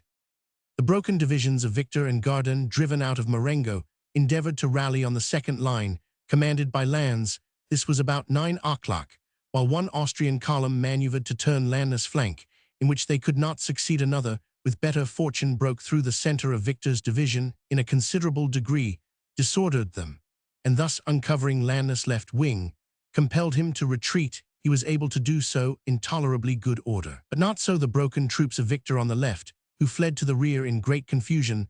The column of Austrian cavalry, who had come round Castel Ceriolo, now appeared on the field, and threatened the right of Lannes, which alone remained standing firm. Napoleon detached 2 battalions of the consular guard from the third line or reserve, which, forming squares behind the right wing of Lannes, supported its resistance, and withdrew from it, in part, the attention of the enemy's cavalry. The chief consul himself, whose post was distinguished by the furred caps of a guard of 200 grenadiers, brought up Monier's division, which had but now entered the field at the moment of extreme need, being the advance of Desaix's reserve returned from their half-day's march towards Revolta. These were with the guards directed to support Lannes' right wing, and a brigade detached from them was thrown into Castel Ceriolo, which now became the point of support on Bonaparte's extreme right, and which the Austrians, somewhat unaccountably, had omitted to occupy in force when their left column passed it in the beginning of the engagement. Bonaparte, meantime, by several desperate charges of cavalry, endeavored in vain to arrest the progress of the enemy. His left wing was put completely to flight. His center was in great disorder, and it was only his right wing which, by strong support, had been enabled to stand their ground. In these circumstances, the day seemed so entirely against him that, to prevent his right wing from being overwhelmed, he was compelled to retreat in the face of an enemy superior in numbers, and particularly in cavalry and artillery. It was, however, rather a change of position than an absolute retreat to the rear, the French right, still resting on Castel Ceriolo, which formed the pivot of the maneuver, had orders to retreat very slowly, the center faster, the left at ordinary quick time. In this manner, the whole line of battle was changed, and instead of extending diagonally. Across the plain, as when the fight began, the French now occupied an oblong position, the left being withdrawn as far back as St. Giuliano, where it was protected by the advance of Desaix's troops. This division, being the sole remaining reserve, had now at length arrived on the field, and by Buonaparte's directions had taken a strong position in front of St. Giuliano, on which the French were obliged to retreat great part of the left wing in the disorder of utter flight, the right wing steadily, and by intervals fronting the enemy and sustaining with firmness the attacks made upon them. At this time, and when victory seemed within his grasp, the strength of General Melas, 80 years old, and who had been many hours on horseback, failed entirely, and he was obliged to leave the field and retire to Alexandria, committing to General Zach the charge of completing a victory which appeared to be already gained. But the position of Desaix at St. Giuliano afforded the first consul a rallying point, which he now greatly needed. His army of reserve lay formed in 2 lines in front of the village, their flanks sustained by battalions and potents, formed into close columns of infantry. On the left was a train of artillery, on the right Kellerman, with a large body of French cavalry, which, rooted in the beginning of the day, had rallied in this place. The ground that Desaix occupied was where the highroad forms a sort of defile, having on the one hand a wood, on the other a thick plantation of vines. The French soldier understands better perhaps than any other in the world the art of rallying after having been dispersed. The fugitives of Victor's division, though in extreme disorder, threw themselves into the rear of Desaix's position, and covered by his troops renewed their ranks and their courage. Yet when Desaix saw the plain filled with flying soldiers and beheld Buonaparte himself in full retreat, he thought all must be lost. They met in the middle of the greatest apparent confusion, and Desaix said, "The battle is lost, I suppose. I can do no more for you than secure your retreat." "By no means," answered the first consul. "The battle is, I trust, gained. The disordered troops, whom you see, are my center, and left, whom I will rally in your rear. Push forward your column." June. Desaix, at the head of the 9th Light Brigade, instantly rushed forward and charged the Austrians, wearied with fighting the whole day and disordered by their hasty pursuit. The moment at which he advanced, so critically favorable for Buonaparte, was fatal to himself. He fell shot through the head, but his soldiers continued to attack with fury, and Kellerman, at the same time charging the Austrian column, penetrated its ranks and separated from the rest 6 battalions, which, surprised and panic-struck, threw down their arms. Zach, who in the absence of Melas commanded-in-chief, being at their head, was taken with them. The Austrians were now driven back. In their turn, Buonaparte galloped along the French line, calling on the soldiers to advance. "You know," he said, "it is always my practice to sleep on the field of battle." The Austrians had pursued their success with incautious hurry, and without attending to the due support which one corps ought in all circumstances to be prepared to afford to another. Their left flank was also exposed by their hasty advance to Buonaparte's right, which had never lost order. They were therefore totally unprepared to resist this general, furious, and unexpected attack. They were forced back at all points and pursued along the plain, suffering immense loss, nor were they again able to make a stand until driven back over the Bormida. Their fine cavalry, instead of being drawn up in squadrons to cover their retreat, fled in disorder, and at full gallop, riding down all that was in their way. The confusion at passing the river was inextricable. Large bodies of men were abandoned on the left side and surrendered to the French in the course of the night or next morning. It is evident in perusing the accounts of this battle that the victory was wrested out of the hands of the Austrians after they had become, by the fatigues of the day, too weary to hold it. Had they sustained their advance by reserves, their disaster would not have taken place. It seems also certain that the fate of Buonaparte was determined by the arrival of Desaix at the moment he did, and that in spite of the skillful disposition by which the chief consul was enabled to support the attack so long, he must have been utterly defeated. Had Desaix put less dispatch in his countermarch, military men have been farther of opinion that Melas was guilty of a great error in not occupying Castel Ceriolo on the advance, and that the appearances of early victory led the Austrians to be by far too unguarded in their advance on St. Giuliano. In consequence of a loss which seemed in the circumstances altogether irreparable, Melas resolved to save the remains of his army by entering upon the 15th June 1800 into a convention, or rather capitulation, by which he agreed on receiving permission to retire behind Mantua to yield up Genoa and all the fortified places which the Austrians possessed in Piedmont Lombardy, and the legations Bonaparte the more readily granted these terms that an English army was in the act of arriving on the coast. His wisdom taught him not to drive a powerful enemy to despair, and to be satisfied with the glory of having regained in the affairs of Montebello and of Marengo almost all the loss sustained by the French in the disastrous campaign of 1799. Enough had been done to show that, as the fortunes of France appeared to wane and dwindle after Bonaparte's departure, so they revived with even more than their original brilliancy as soon as this child of destiny had returned to preside over them. An armistice was also agreed upon which it was supposed might afford time for the conclusion of a victorious peace with Austria, and Bonaparte extended this truce to the armies on the Rhine as well as those in Italy. 2 days having been spent in the arrangements which the convention with Mélas rendered necessary, Bonaparte, on the 17th June, returned to Milan, where he again renewed the republican constitution which had been his original gift to the Cisalpine state. He executed several other acts of authority, though displeased with Massena for the surrender of Genoa. He did not the less constitute him commander-in-chief in Italy, and, though doubtful of Jourdan's attachment, who on the 18th Brumaire seemed ready to espouse the republican interest, he did not on that account hesitate to name him minister of the French Republic in Piedmont, which was equivalent to giving him the administration of that province. These conciliatory steps had the effect of making men of the most opposite parties see their own interest in supporting the government of the first consul. Paris. The presence of Napoleon was now eagerly desired at Paris. He set out from Milan on the 24th June, and in the passage through Lyon paused to lay the foundation stone for rebuilding the Place Bellica, a splendid square, which had been destroyed by the frantic vengeance of the Jacobins when Lyon was retaken by them from the insurgent party of Girondins and Royalists. Finally, the chief consul returned to Paris upon the 2 July. He had left it on the 6th of May, yet in the space of not quite 2 months, how many hopes had he realized! All that the most sanguine partisans had ventured to anticipate of his success had been exceeded. It seemed that his mere presence in Italy was of itself sufficient at once to obliterate the misfortunes of a disastrous campaign and restore the fruits of his own brilliant victories, which had been lost during his absence.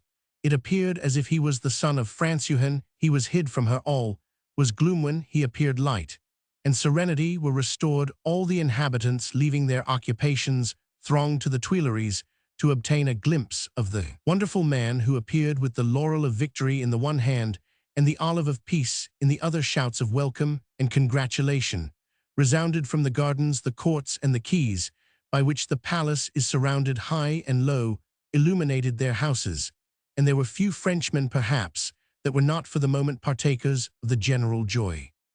Chapter Roman 20. Napoleon offers, and the Austrian envoy accepts a new treaty. The emperor refuses it unless England is included. Negotiations with England fail. Renewal of the war. Armistice. Resumption of hostilities. Battle of Hohenlinden.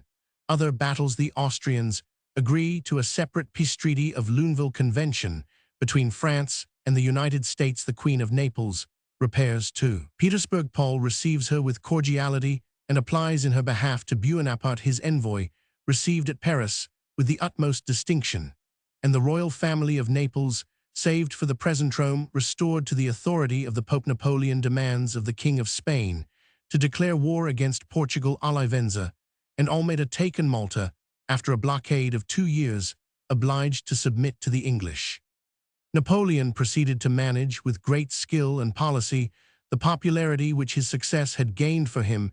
In war it was always his custom, after he had struck some venturous and apparently decisive blow, to offer such conditions as might induce the enemy to submit, and separate his interest from that of his allies. Upon this system of policy, he offered the Count de St. Julien, an Austrian envoy, the conditions of a treaty having for its basis that of Campo Formio, which after the loss of Italy on the fatal field of Marengo afforded terms. Much more favorable than the Emperor of Germany was entitled to have expected from the victors, the Austrian envoy accordingly took upon him to subscribe these preliminaries, but they did not meet the approbation of the emperor, who placed his honor on observing accurately the engagements which he had formed with England, and who refused to accede to a treaty in which she was not included.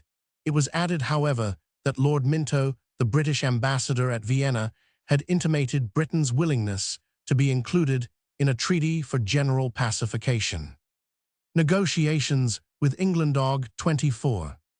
This proposal occasioned a communication between France and Britain through Monsieur Otto, Commissioner for the care of French prisoners. The French envoy intimated that as a preliminary to Britain's entering on the treaty, she must consent to an armistice by sea and suspend the advantages which she received from her naval superiority in the same manner as the first consul of France had dispensed with prosecuting his victories by land.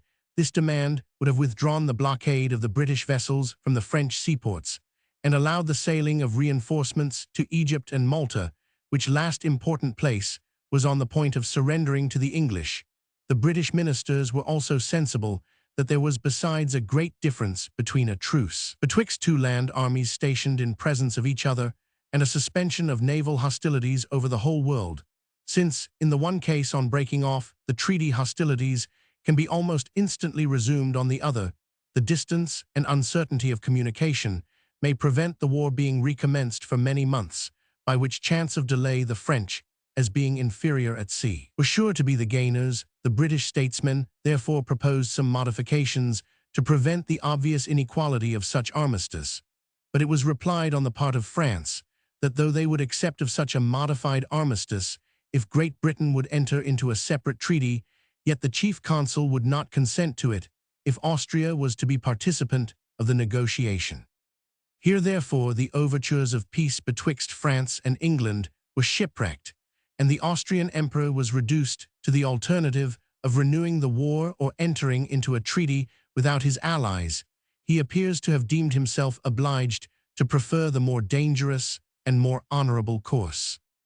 This was a generous resolution on the part of Austria, but by no means politic at the period when their armies were defeated, their national spirit depressed, and when the French armies had penetrated so far into Germany, even Pitt himself, upon whose declining health the misfortune made a most unfavorable impression, had considered the defeat of Marengo as a conclusion to the hopes of success against France.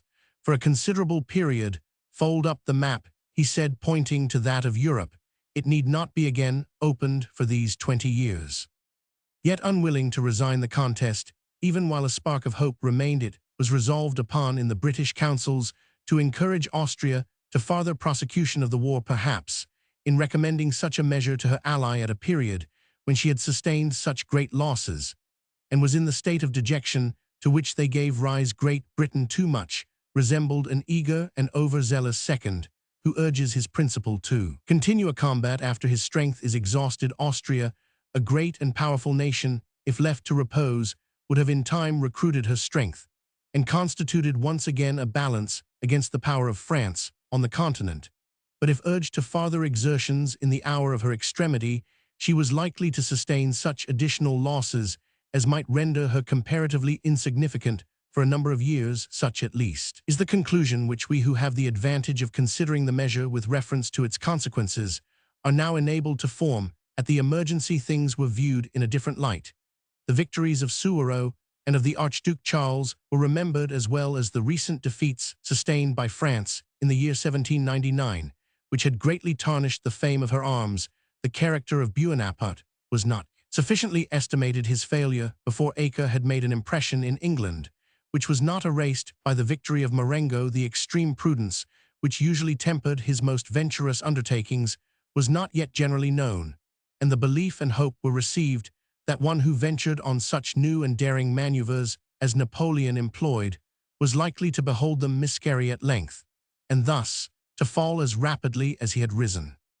Influenced by such motives, it was determined in the British cabinet to encourage the emperor by a loan of 2 millions to place himself and his brother the Archduke John in command of the principal army, raised the whole national force of his mighty empire, and at the head of the numerous forces which he could summon into the field, either command a more equal peace or try the fortunes of the most desperate war. The money was paid, and the emperor joined the army, but the negotiations for peace were not broken off. On the contrary, they were carried on much on the terms which St. Julian had subscribed to, with this additional and discreditable circumstance, that the first consul, as a pledge of the Austrian sincerity, required that the 3 fortified towns of Ingolstadt, Ulm, and Philippstadt should be placed temporarily in the hands of the French, a condition to which the Austrians were compelled to submit.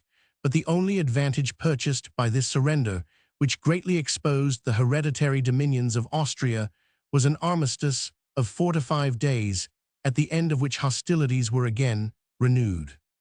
In the action of Hague, the Archduke John, whose credit in the army almost rivaled that of his brother Charles, obtained considerable advantages, and encouraged by them, he ventured on the 3d of December 1800, 2 days afterwards, a great and decisive encounter with Moreau. This was the occasion on which that general gained over the Austrians the bloody and most important victory of Hohenlinden, an achievement which did much to keep his reputation for military talents abreast with that of the first consul himself. Moreau pursued his victory and obtained possession of Salzburg. At the same time, Augereau, at the head of the Gallo-Batavian army, pressed forward into Bohemia, and MacDonald, passing from the country of the Grisons into the Valteline, forced a division of his army across the Mincio, and communicated with Massena and the French army in Italy. The Austrian affairs seemed utterly desperate. The Archduke Charles was again placed at the head of her forces, but they were so totally discouraged that a retreat on all points was the only measure which could be executed. Armistice. Another and a final cessation of arms was now the only resource of the Austrians, and in order to obtain it, the emperor was compelled to agree to make a peace separate from his allies. Britain, in consideration of the extremity to which her ally was reduced, voluntarily relieved him from the engagement by which he was restrained from doing so without her participation. An armistice shortly afterwards took place, and the Austrians, being now sufficiently humbled, it was speedily followed by a peace. Joseph Bonaparte, for this purpose, met with the Austrian minister Count Cobenzl at Luneville, where the negotiations were carried on. There were 2 conditions of the treaty which were peculiarly galling to the Emperor. Bonaparte peremptorily exacted the cession of Tuscany, the hereditary dominions of the brother of Francis, which were to be given up to a prince of the House of Parma, while the Archduke was to obtain an indemnity in Germany. The French consul demanded with no less pertinacity that Francis, though not empowered to do so by the Germanic constitution, should confirm the peace, as well in his capacity of Emperor of Germany, as in that of sovereign of his own hereditary dominions. This demand, from which Bonaparte would on no account depart, involved a point of great difficulty and delicacy. One of the principal clauses of the treaty included the cession of the whole territories on the left bank of the Rhine to the French Republic, thereby depriving not only Austria, but Prussia and various other princes of the German Empire of their possessions in the districts, which were now made over to France. It was provided that the princes who should suffer such deprivations were to be remunerated by indemnities, as they were termed, to be allotted to them at the expense of the Germanic body in general. Now, the emperor had no power to authorize the alienation of these fiefs of the empire without consent of the Diet, and this was strongly urged by his envoy. Bonaparte was, however, determined to make peace on no other terms than those of the emperor's giving away what was not his to bestow. Francis was compelled to submit, and as the necessity of the case pleaded its apology, the act of the emperor was afterwards ratified by the Diet, except in these mortifying claims, the submission to which plainly intimated one of power to resist compulsion. The Treaty of Luneville was not much more advantageous to France than that of Campo Formio, and the moderation of the first consul indicated at once his desire of peace upon the continent and considerable respect for the bravery and strength of Austria, though enfeebled by such losses as those of Marengo and Hohenlinden. We have already noticed the disputes betwixt France and America, and the scandalous turn of the negotiations by which the French Directory attempted to bully or wheedle the United States out of a sum of money which, in part at least, was to be dedicated to their own private use. Since that time, the aggressions committed by the French on the American Navy had been so numerous that the two republics seemed about to go to war, and the United States actually issued letters of marque for making reprisals on the French. New communications and negotiations, however, were opened, which Bonaparte studied to bring to maturity. His brother Joseph acted as negotiator, and on the 30th September 1800, a convention was entered into to subsist for the space of 8 years, agreeing on certain modifications of the right of search, declaring that commerce should be free between the countries, and that the captures on either side, excepting such as were contraband and destined for an enemy's harbor, should be mutually restored. Thus, Bonaparte established peace between France and the United States, and prevented the latter in all probability from throwing themselves into a closer union with Britain, to which their common descent, with the similarity of manners, language, and laws, overcoming the recollection of recent hostilities, might have otherwise strongly inclined them. Naples. Still more important results were derived by Napoleon from the address and political sagacity with which, in accommodating matters with the court of Naples, he contrived to form what finally became a strong and predominating interest in the councils, and even the affections of a monarch whose amity was of all others.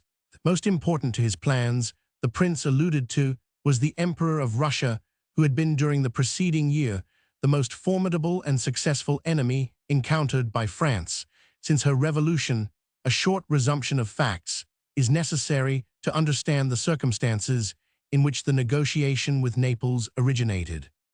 When Bonaparte departed for Egypt, all Italy excepting Tuscany and the dominions assigned to Austria by the Treaty of Campo Formio was in the hands of the French, while Naples was governed by the ephemeral Parthenopean Republic, and the City of the Popes by that which assumed the superb title of Roman. These authorities, however, were only nominal. The French generals exercised the real authority in both countries suddenly, and as if by magic, this whole state of affairs was changed by the military talents of Suwarrow. The Austrians and Russians gained great successes in the north of Italy, and General MacDonald found himself obliged to evacuate Naples and to concentrate the principal resistance of the French in Lombardy and Piedmont. Cardinal Ruffo, a soldier, churchman, and politician, put himself at the head of a numerous body of insurgents and commenced war against such French troops as had been left in the south. And in the middle of Italy, this movement was actively supported by the British fleet. Lord Nelson recovered Naples. Rome surrendered to Commodore Trowbridge. Thus the Parthenopean and Roman republics were extinguished forever. The royal family returned to Naples, and that fine city and country were once more a kingdom. Rome, the capital of the world, was occupied by Neapolitan troops, generally supposed the most indifferent of modern times. Replaced in his richest territories by the Allies, the King of Naples was bound by every tie to assist them in the campaign of 1800.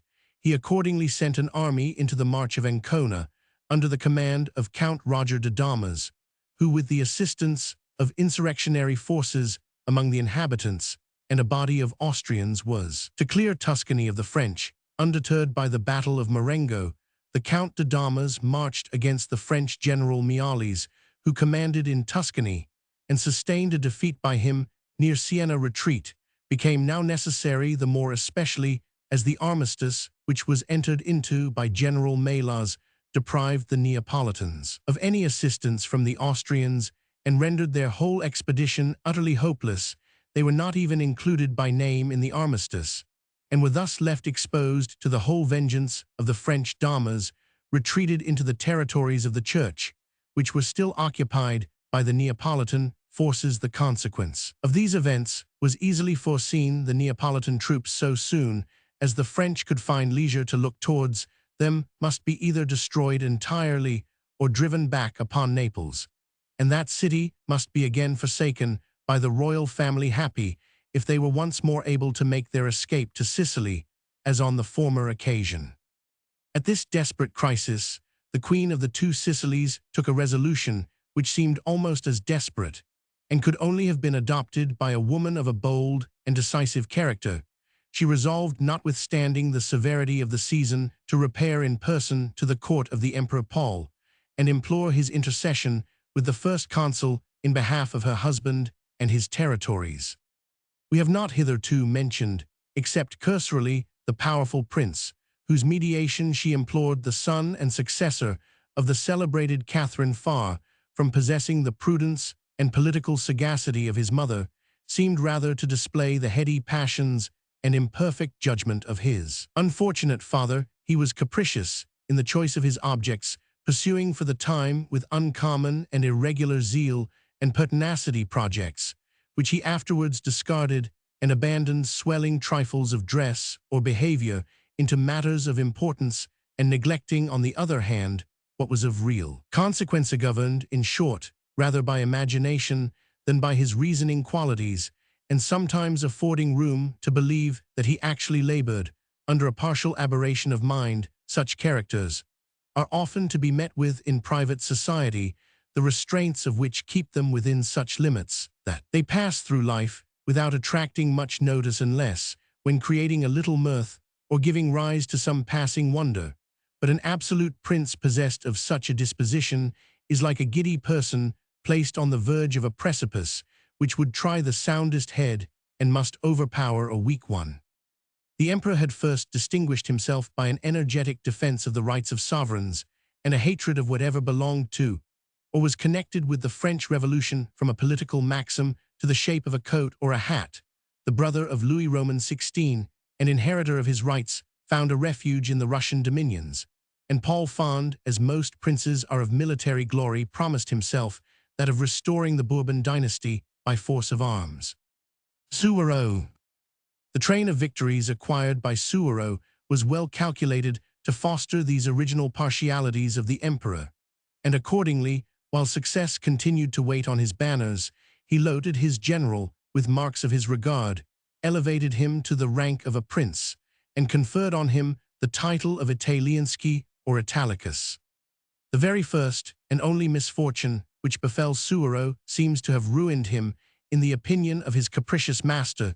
The defeat of Corsica by Massena near Zurich had involved Suwarrow in great momentary danger, as he advanced into Switzerland, reckoning on the support of that general, whose disaster left his right uncovered now, although Suwarrow saved his army on this occasion by a retreat which required equal talent to that which achieved his numerous victories.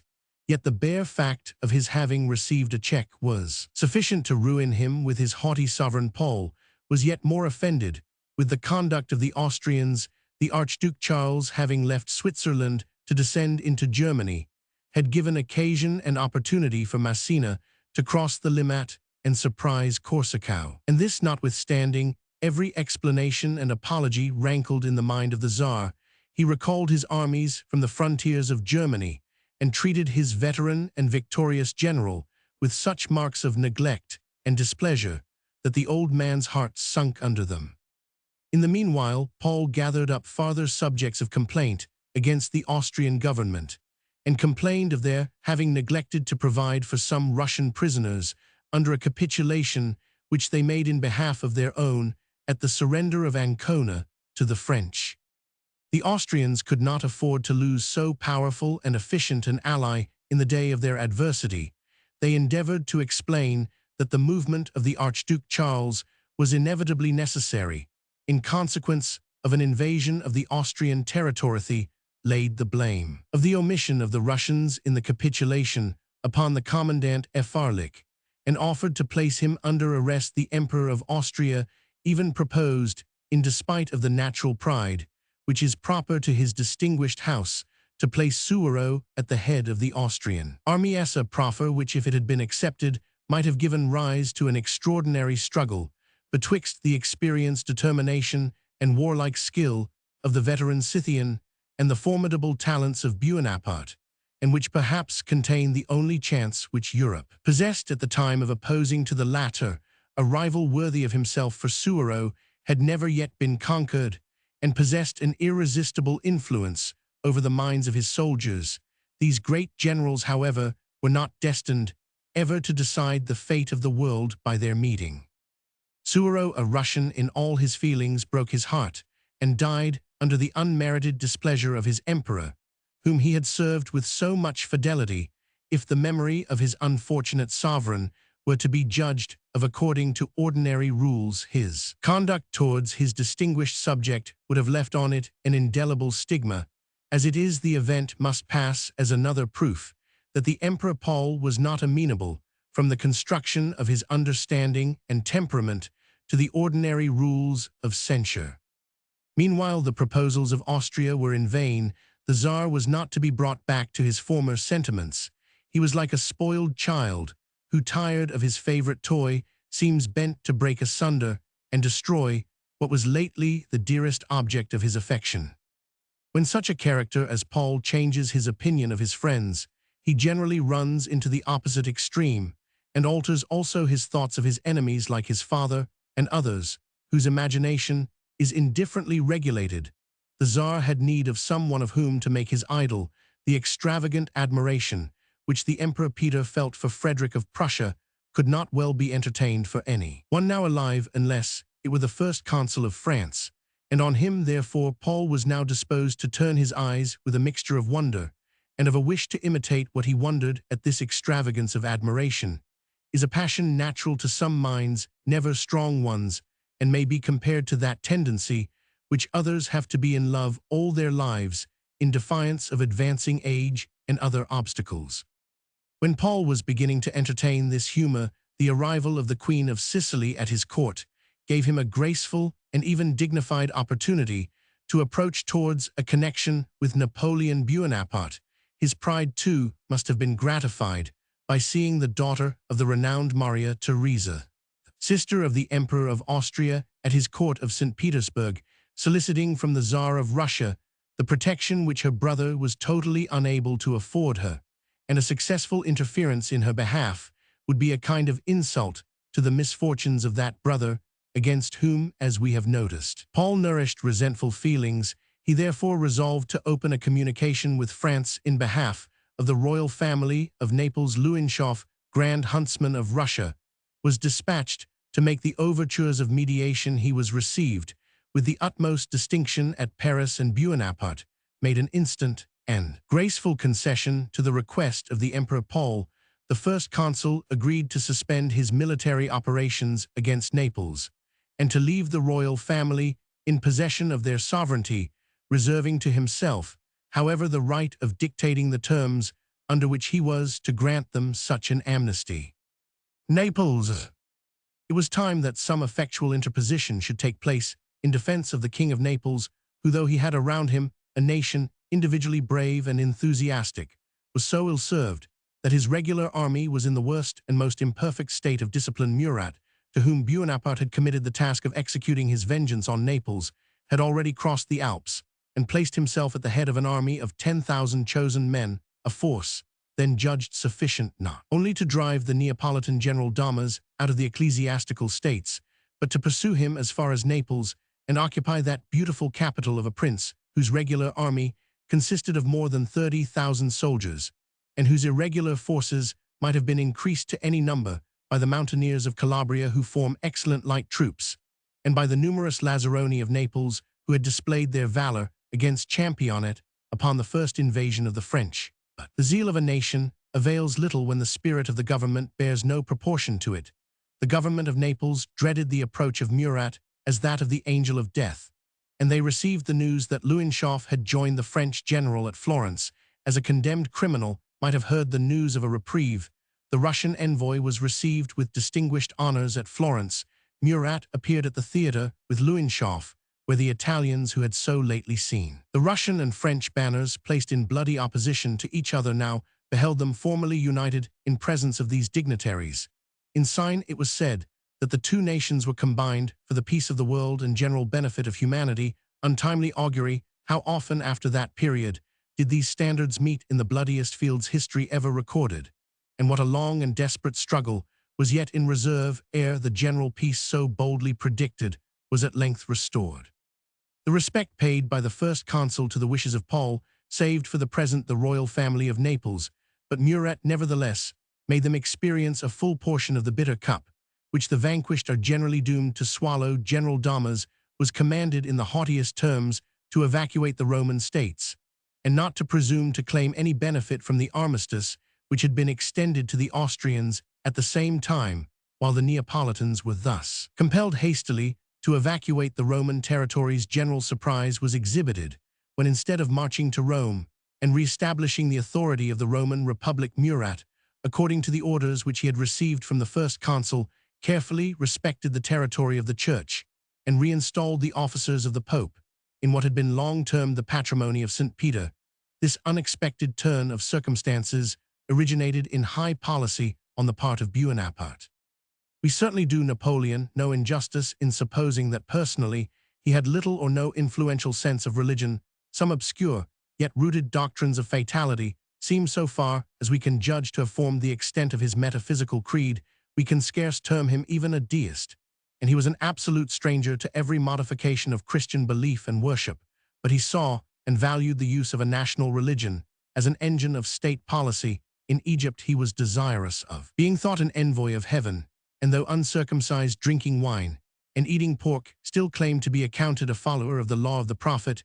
He had pathetically expostulated with the Turks on their hostility towards him. The French, he said, had ceased to be followers of Jesus, and now that they were almost, if not altogether, Moslema, would the true believers make war on those who had overthrown the cross, dethroned the Pope, and extirpated the Order of Malta, the sworn persecutors of the Moslem faith. On his return to France, all this was to be forgotten or only remembered as a trick played upon the infidels. He was, as we have said, aware of the necessity of a national faith to support the civil government, and as while in Egypt he affected to have destroyed the Catholic religion in honor of that of Mohammed, so returned to Europe, he was now desirous to become the restorer of the temporal territories of the Pope, in order to obtain such a settlement of church affairs in France as might procure for his own government the countenance of the sovereign pontiff, and for himself an admission into the pale of Christian princes.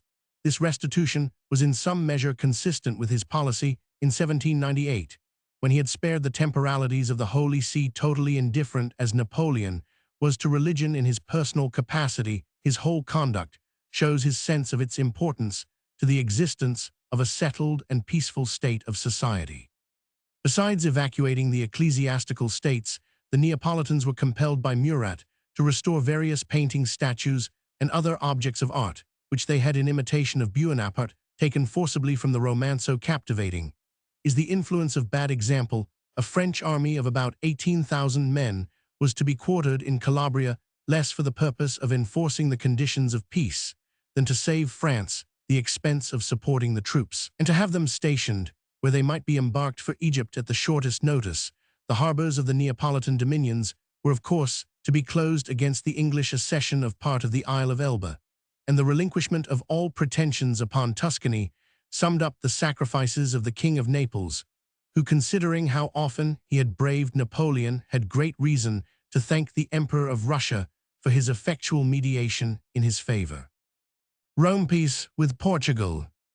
These various measures respecting foreign relations, the Treaty of Luneville, the acquisition of the goodwill of the Emperor Paul, the restoration of Rome to the Pope's authority, and the mildness of the penalty inflicted on the King of Naples, seemed all to spring from a sound and moderate system, the object of which was rather the consolidation of Napoleon's government than any wish to extend its influence or its conquests. His plans in after times often exhibited a mixture of the greatest good sense and prudence, with rash and splenetic explosions of an overeager ambition or a temper irritated by opposition.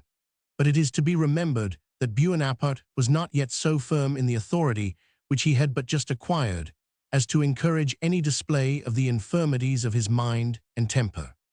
His behavior towards Portugal was, however, of a character deviating from the moderation he had in general displayed. Portugal, the ancient and faithful ally of England, was on that account the especial object of the first consul's displeasure.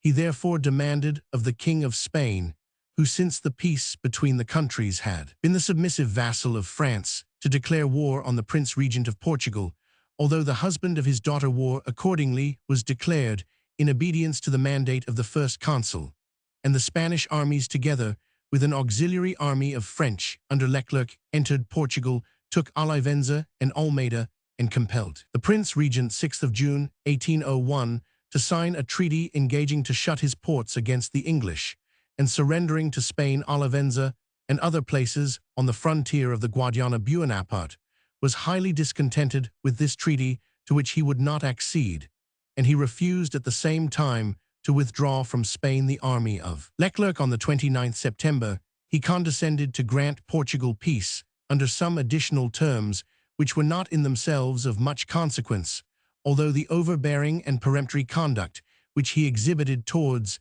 the peninsular powers was a sign of the dictatorial spirit which he was prepared to assume in the affairs of Europe. The same disposition was manifested in the mode by which Bonaparte was pleased to show his sense of the King of Spain's complaisance. He chose for that purpose to create a kingdom, and a king too of the House of Bourbon, an infant of Spain, obtained the throne of Tuscany under the name of Etruria, rent from the House of Austria. Madame de Staël terms this the commencement of the great masquerade of Europe, but it was more properly the second act. The stage during the first was occupied by a quadrille of republics who were now to be replaced by an anti-masque of kings. This display of power pleased the national vanity, and an uproar of applause ensued, while the audience at the theatre applied to Bonaparte the well-known line, "J'ai fait des rois, madame, et n'ai pas voulu l'être." While all the continent appeared thus willing to submit to one so ready to avail himself of their subjection, Britain alone remained at war without allies, without it might seem a direct object, yet on the grand and unalterable principle that no partial distress should induce her to submit to the system of degradation, which seemed preparing for all nations under the yoke of France, and which had placed France herself, with all her affected zeal for liberty, under the government of an arbitrary ruler. On every point, the English squadrons annihilated the commerce of France, crippled her revenues, blockaded her ports, and prevented those combinations which would have crowned the total conquest of Europe, could the master, as he might now be called, of the land, have enjoyed at the same time the facilities which can only be afforded in communication by sea. It was in vain that Bonaparte, who besides his natural hardiness of perseverance, connected a part of his own glory with the preservation of Egypt, endeavored by various means to send supplies to that distant province. His convoys were driven back into harbor by the English fleets, and he directed against his admirals, who could not achieve impossibilities, the unavailing resentment natural to one who was so little accustomed to disappointment. The chance of relieving Egypt was rendered yet more precarious by the loss of Malta, which after a distressing blockade of 2 years was obliged to submit to the English arms on the 5th of September 1800. The English were thus in possession of a strong and almost impregnable citadel in the midst of the Mediterranean, with an excellent harbor and everything required for a naval station of the first importance. Above all, they had obtained the very spot which Bonaparte had fixed upon for maintaining the communication with Egypt, which was now in greater danger than ever. The capture of Malta was, however, by its consequences favorable to Napoleon's views. In one important respect, the Emperor Paul imagined he had rights upon that island, in consequence of his having declared himself Grand Master of the Order of St. John, and although by his deserting the coalition and abandoning the common cause, he had lost all right to expect that Great Britain should surrender to him an important acquisition made by her own arms, yet, with his usual intemperate indulgence of passion, he conceived himself deeply injured by its being withheld, and nourished from that time an implacable resentment against England and her government, the effects of which are afterwards to be traced. Chapter Roman 21, Internal Government of France. General attachment to the chief consul. Plot to remove him by assassination defeated vain hopes of the royalists that Napoleon would restore the Bourbons. Infernal machine. It fails suspicion. First falls on the Republicans the actual conspirators, executed use made by Bonaparte of the conspiracy to consolidate despotism system of police, Fouch his skill, influence, and power. Apprehension entertained by the chief consul of the effects of literature. Persecution of Madame de Staël. The Concordat plan for a general system of jurisprudence. Amnesty granted to the emigrants. Plans of public education. Hopes of a general peace. Internal government of France. we return to the internal government of France under the chief consul.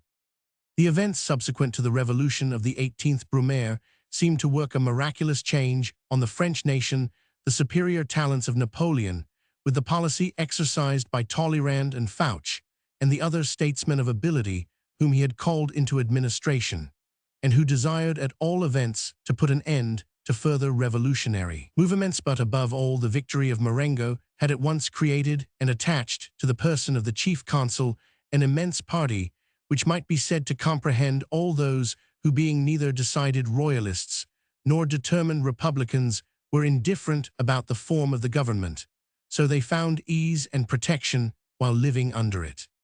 But on the other hand, the heads of the two factions continued to exist, and as the power of the first consul became at once more absolute and more consolidated, it grew doubly hateful and formidable to them. His political existence was a total obstruction to the systems of both parties, and yet one which it was impossible to remove. There was no national council left in which the authority of the first consul could be disputed, or his measures, impeached the strength of his military power, bid defiance alike to popular commotions, if the Democrats had yet possessed the means of exerting them, and to the scattered bands of the royalist insurgents, what chance remained for ridding themselves of the autocrat, in whom the Republicans saw a dictator, the royalists an usurper, none save that, being mortal Napoleon, was subject to be taken off by assassination. Plot to assassinate the first consul. The Democrats were naturally the first to meditate an enterprise of this nature. The right of taking off a tyrant was, according to their creed, as proper to any private citizen as to those who opposed him armed in the field. The act of Harmodius and Aristogiton, noble deed of Brutus and his associates, were consecrated in history and esteemed so congenial to the nature of a free constitution that the Convention on the motion of Jean de Brie had at one time determined to raise a legion of assassins armed with poniards who should devote themselves to the pious task of exterminating all foreign princes, statesmen, and ministers, in short, all who were accounted the foes of freedom, without pity or distinction. In a party entertaining such principles there could be no scruple on the score of morality, and where they had been so lately professed by thousands, it seemed natural that amid the multitude they must have made a deep impression on some enthusiastic and gloomy disposition, which might be easily provoked to act upon them.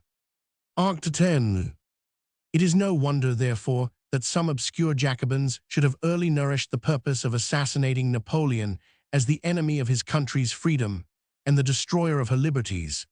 But it is singular that most of the conspirators against his person were Italians. Arena, brother of the deputy, who was said to have aimed a dagger at Bonaparte in the Council of 500, was at the head of the conspiracy. He was a Corsican with him Siracchi and Diana, two Italian refugees, a painter called Topino Lebrun, and 2 or 3 enthusiasts of low condition, formed a plot for the purpose of assassinating the chief consul at the Opera House. Their intention was detected by the police. Siracchi and Diana were arrested in the lobby armed, it was said, and prepared for the attempt, and Napoleon was congratulated by most of the constituted authorities upon having escaped a great danger. Crassus, president of the tribunate, made a singular speech on the occasion, which would almost bear a double interpretation. There had been so many conspiracies, he said, at so many different periods, and under so many different pretexts, which had never been followed up either by inquiry or punishment, that a great number of good citizens had become skeptical on the subject of their existence. This incredulity was dangerous. He argued it was time it should be ended. With this view, Monsieur Crassus recommended that the persons guilty on the present occasion should be prosecuted and punished with all the solemnity and rigor of the laws. Bonaparte replied with military indifference that he had been in no real danger. The contemptible wretches, he said, in something like a renewal of his Egyptian vein, had no power to commit the crime they meditated. Besides the assistance of the whole audience, I had with me a piquet of my brave guard, from whom the wretches could not have borne a look. So ended this singular discourse, and it is remarkable that neither were the circumstances of the plot made public, nor the conspirators punished, till the more memorable attempt on Napoleon's life by the Royalists. The Royalists. The Royalists as a party had far more interest with Bonaparte than the Democrats.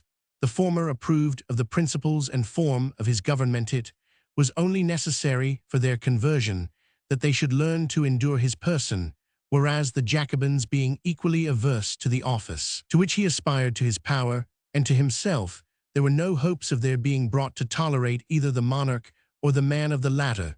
Therefore Napoleon entertained equal dislike and distrust, while from obvious causes his feelings towards the former were in some measure friendly. The Royalists too for some time entertained a good opinion of Bonaparte, and conceived that he intended in his own time, and in his own way, to act in behalf of the exiled royal family. The enthusiastic of the party were at a loss to conceive that the throne of France should be again erected, and that anyone but a Bourbon should dare to ascend it. It seemed to them impossible that the monarchy should revive without the restoration of the legitimate monarch, and they could not believe that a Corsican soldier of fortune would meditate in usurpation, or that France would be for a moment tolerant of his pretensions. The word liberty had indeed misled the people of France for a time, but that illusion being dissipated, their natural love to the royal race would return like a reviving spring and again run in its old channel. So general was the belief among this class that Bonaparte meditated the restoration of the Bourbons, that several agents of the family made their way so far as to sound his own mind upon the subject. Louis himself, afterwards Roman 18, addressed to the first consul a letter of the following tenor: "You cannot achieve the happiness of France without my restoration, any more than I can ascend the throne, which is my right, without your cooperation. Hasten, then, to complete the good work which none but you can accomplish, and name the rewards which you claim for your friends."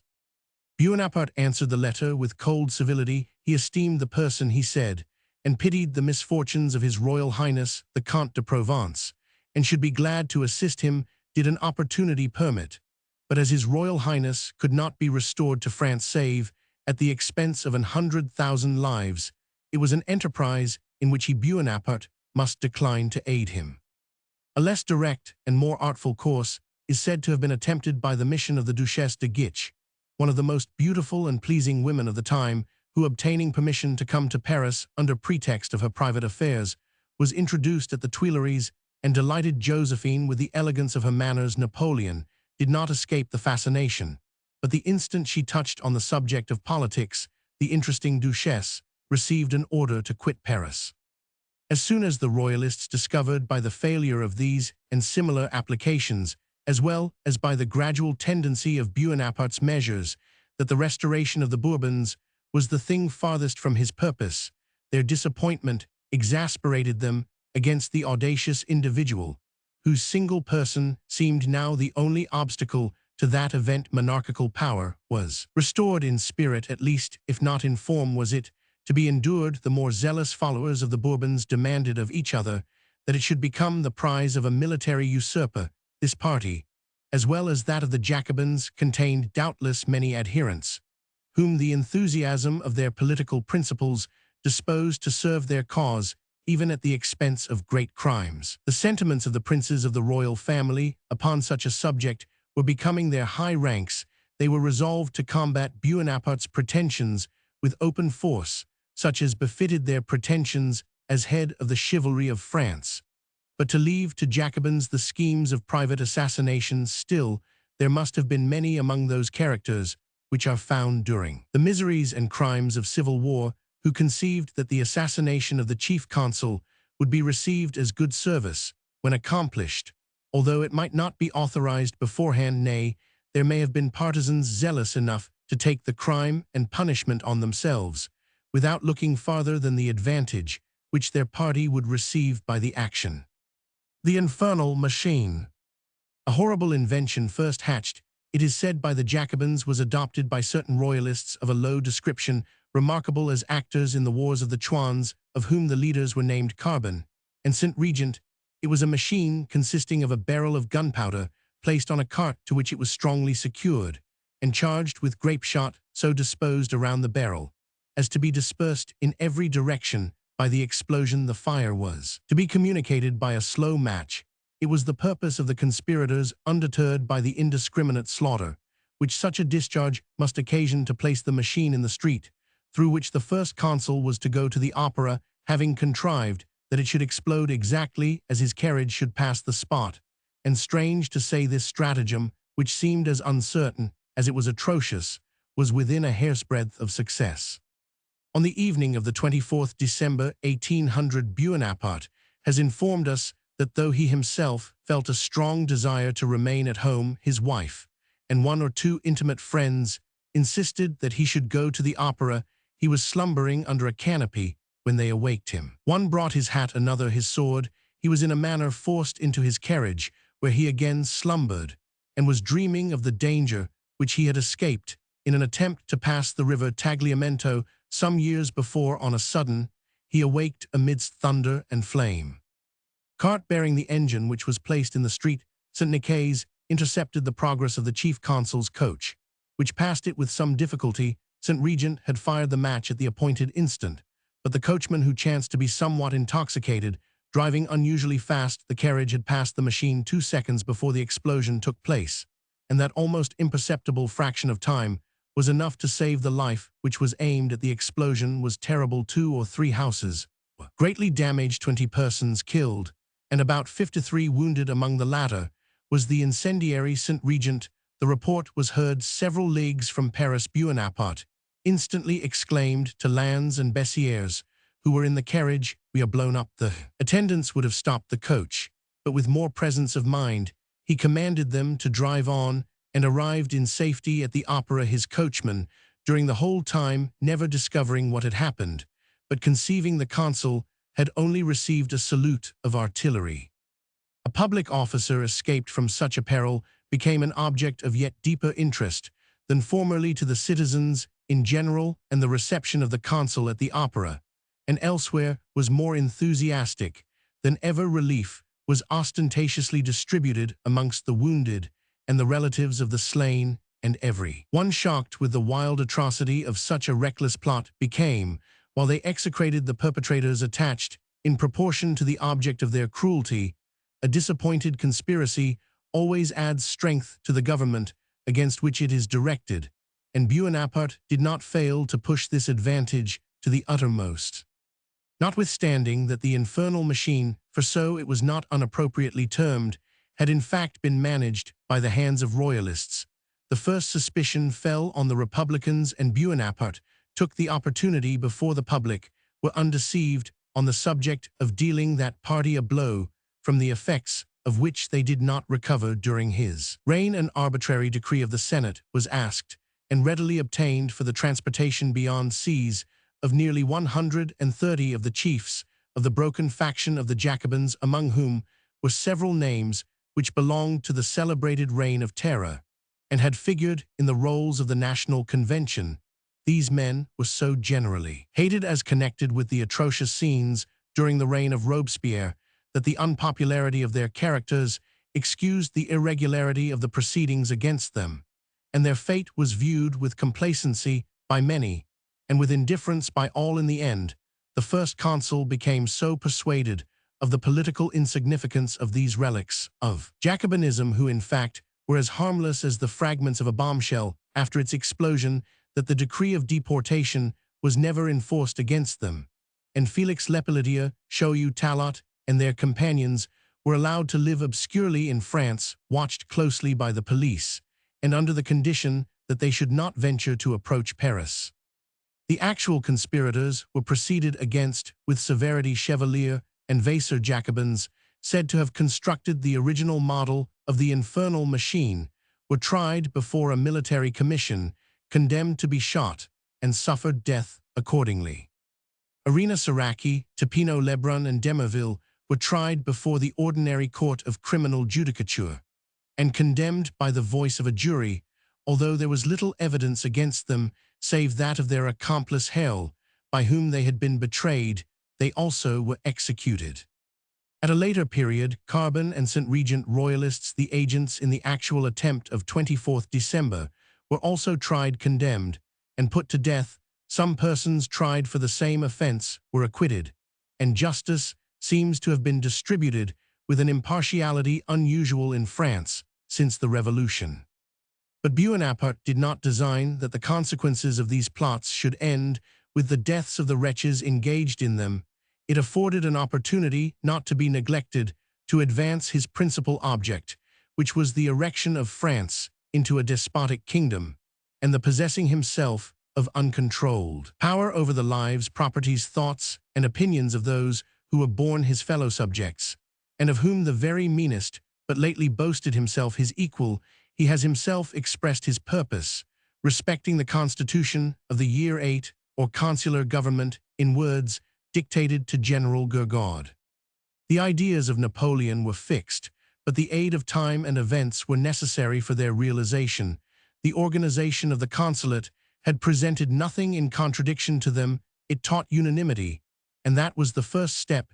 This point gained, Napoleon was quite indifferent as to the form and denominations of the several constituted bodies. He was a stranger to the revolution. It was natural that the will of these men who had followed it through all its phases should prevail in questions as difficult as they were abstract.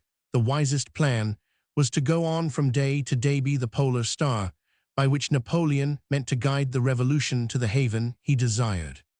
If there is anything obscure in this passage, it received but too luminous a commentary from the course of Bonaparte's actions, all of which tend to show that he embraced the consular government as a mere temporary arrangement, calculated to prepare the minds of the French nation for his ulterior views of ambition, as young colts are ridden with a light bridle, until they are taught by degrees to endure the curb and bit, or as waterfowl taken in a decoy are first introduced within a wider circuit of nets, in order to their being gradually brought within that strict enclosure where they are made absolute prisoners. He tells us in plain terms, he let the revolutionary sages take their own way in arranging the constitution, determined, without regarding the rules they laid down on the chart, to steer his course by one fixed point to one desired haven. That polar star was his own selfish interest. That haven was despotic power. What he considered as most for his own interest,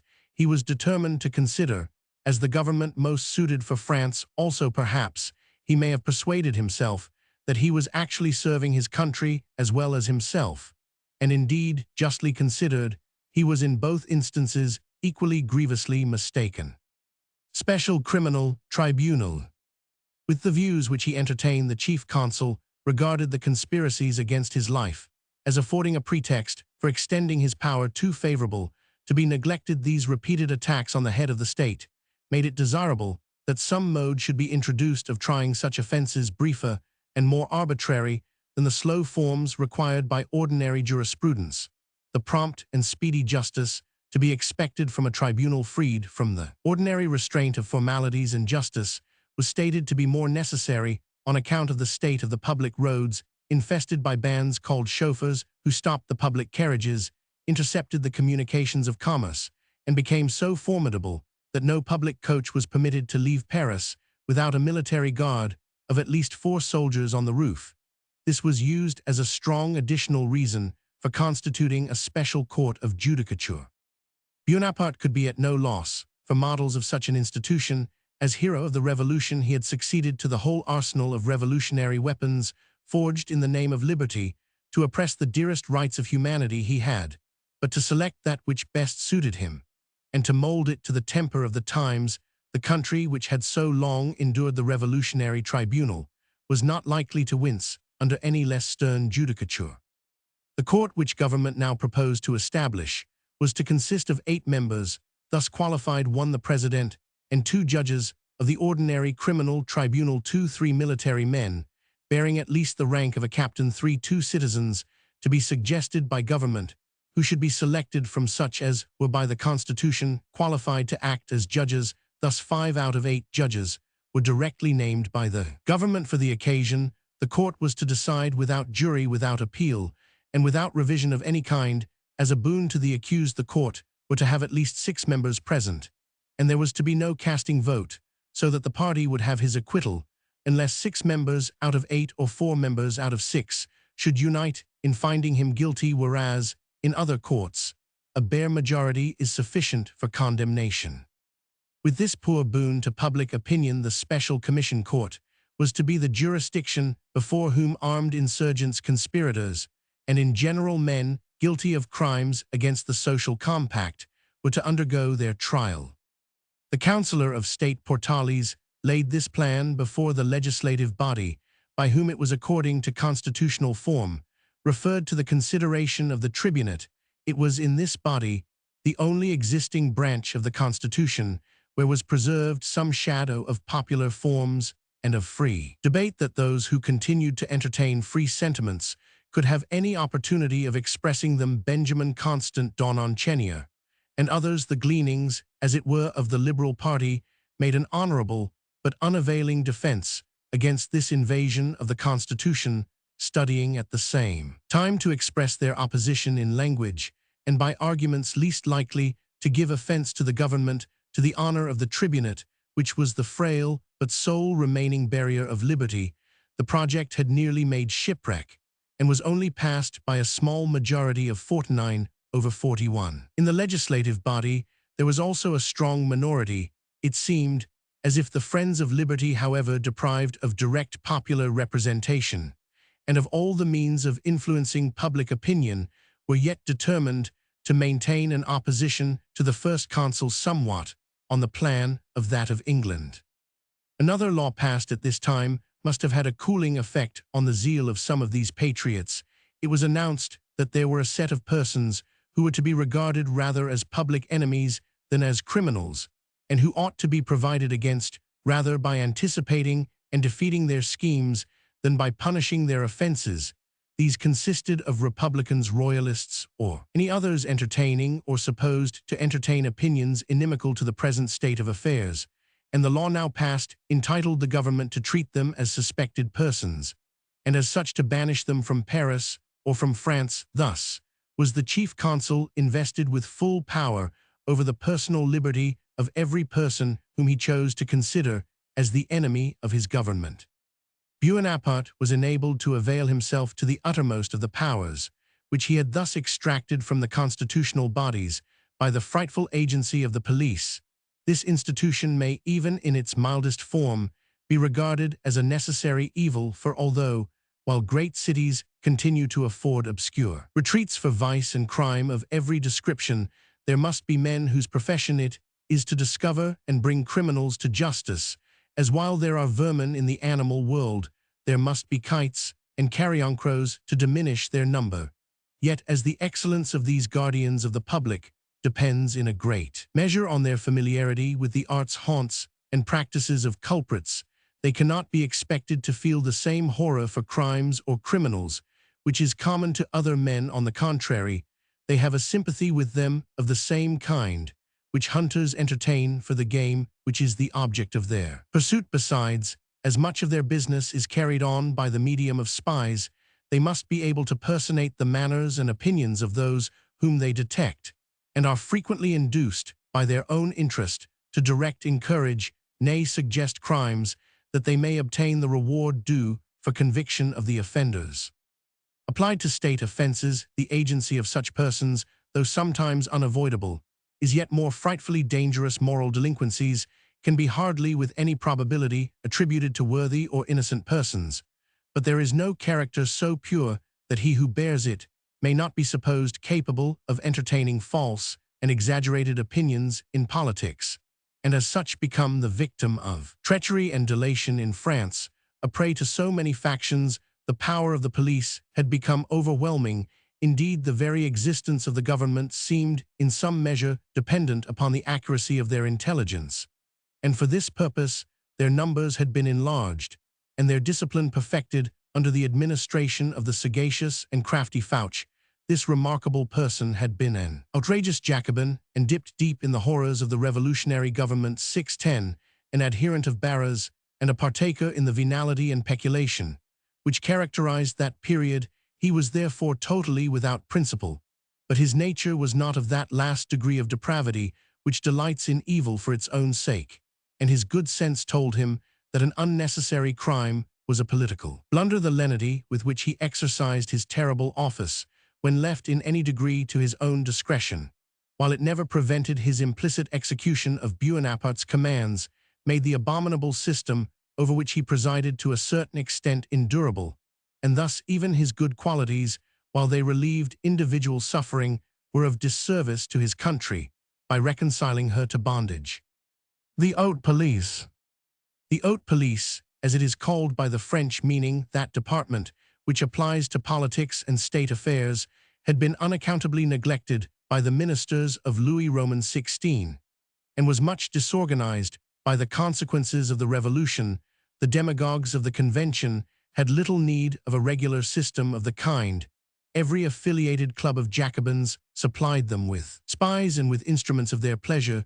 The Directory stood in a different situation. They had no general party of their own, and maintained their authority by balancing the moderates and Democrats against each other. They therefore were more dependent upon the police than their predecessors, and they entrusted Fouché with the superintendence. It was then that, destroying, or rather superseding the separate offices where the agents of the police pretended to a certain independence of acting, he brought the whole system to concentrate within his own cabinet by combining the reports of his agents and of the various individuals with whom, under various pretexts, he maintained correspondence.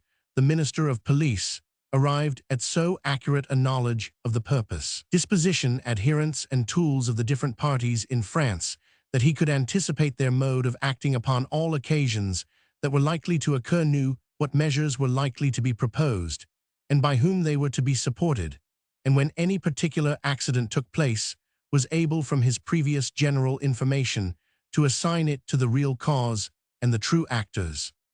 An unlimited system of espial, and that stretching through society in all its ramifications, was necessary to the perfection of this system, which had not arrived to its utmost height till Napoleon ascended the throne. Still before his reign, it existed all through France, controlling the most confidential expressions of opinion on public affairs, and like some mephitic vapor stifling the breath, though it was invisible to the eye, and by its mysterious terrors putting a stop to all discussion of public measures, which was not in the tone of implicit approbation. The expense of maintaining this establishment was immense for Fouché, comprehended amongst his spies and informers persons whom no ordinary gratuity would have moved to act such a part. But this expense was provided for by the large sums which the Minister of Police received for the toleration yielded to brothels, gambling houses, and other places of profligacy, to whom he granted licenses in consideration of their observing certain regulations.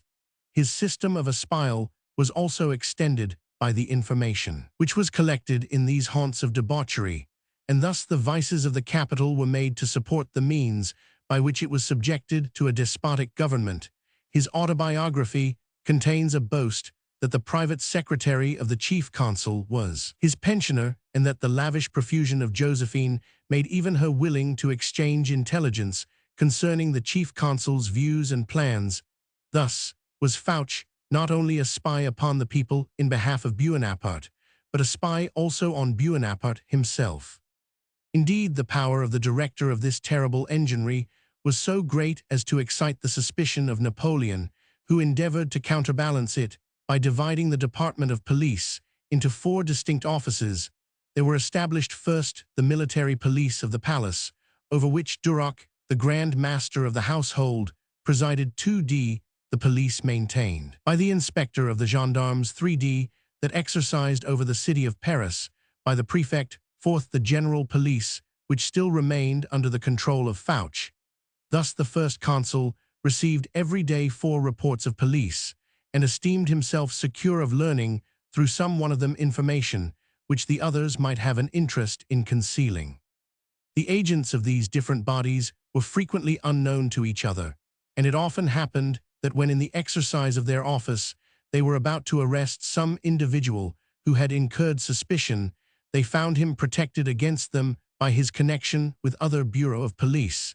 The system was therefore as complicated as it was oppressive and unjust, but we shall have such frequent opportunity to refer to the subject that we need here only repeat that with reference to his real interest, it was unfortunate for Bonaparte that he found at his disposal so ready a weapon of despotism as the organized police wielded by a hand so experienced as that of Fouché. The police. It was the duty of the police to watch the progress of public opinion, whether it was expressed in general society and confidential communication, or by the medium of the press. Bonaparte entertained a feverish apprehension of the effects of literature on the general mind, and in doing so acknowledged the weak points in his government. The public journals were under the daily and constant superintendence of the police, and their editors were summoned before Fouch when anything was inserted which could be considered as disrespectful to his authority. Threats and promises were liberally employed on such occasions, and such journalists as proved refractory were soon made to feel that the former were no vain menaces. The suppression of the offensive newspaper was often accompanied by the banishment or imprisonment of the editor. The same measure was dealt to authors, booksellers, and publishers, respecting whom the jealousy of Bonaparte amounted to a species of disease. No one can be surprised that an absolute government should be disposed to usurp the total management of the daily press and such other branches of literature as are immediately connected with politics, but the interference of Bonaparte's police went much farther and frequently required. From those authors who wrote only on general topics, some express recognizance of his authority.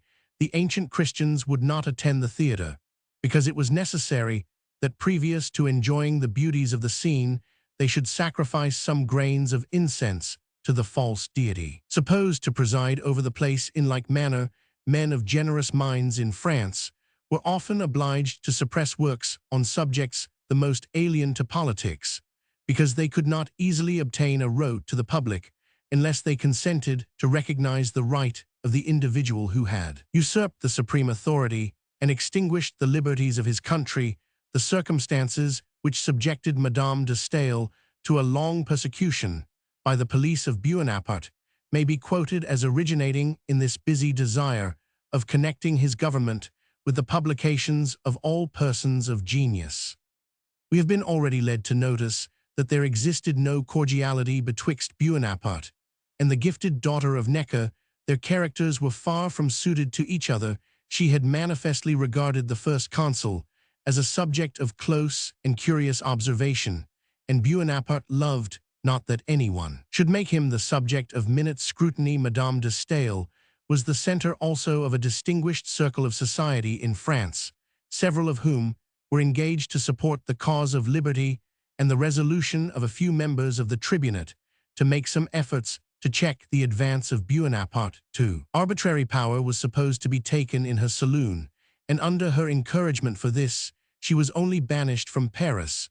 But when she was about to publish her excellent and spirited book on German manners and literature, in which unhappily there was no mention of the French nation or its supreme chief, Madame de Staël's work was seized by the police, and she was favored with a line from Savary acquainting her that the air of France did not suit her health, and inviting her to leave it with all convenient speed while in exile from Paris, which she accounted her country.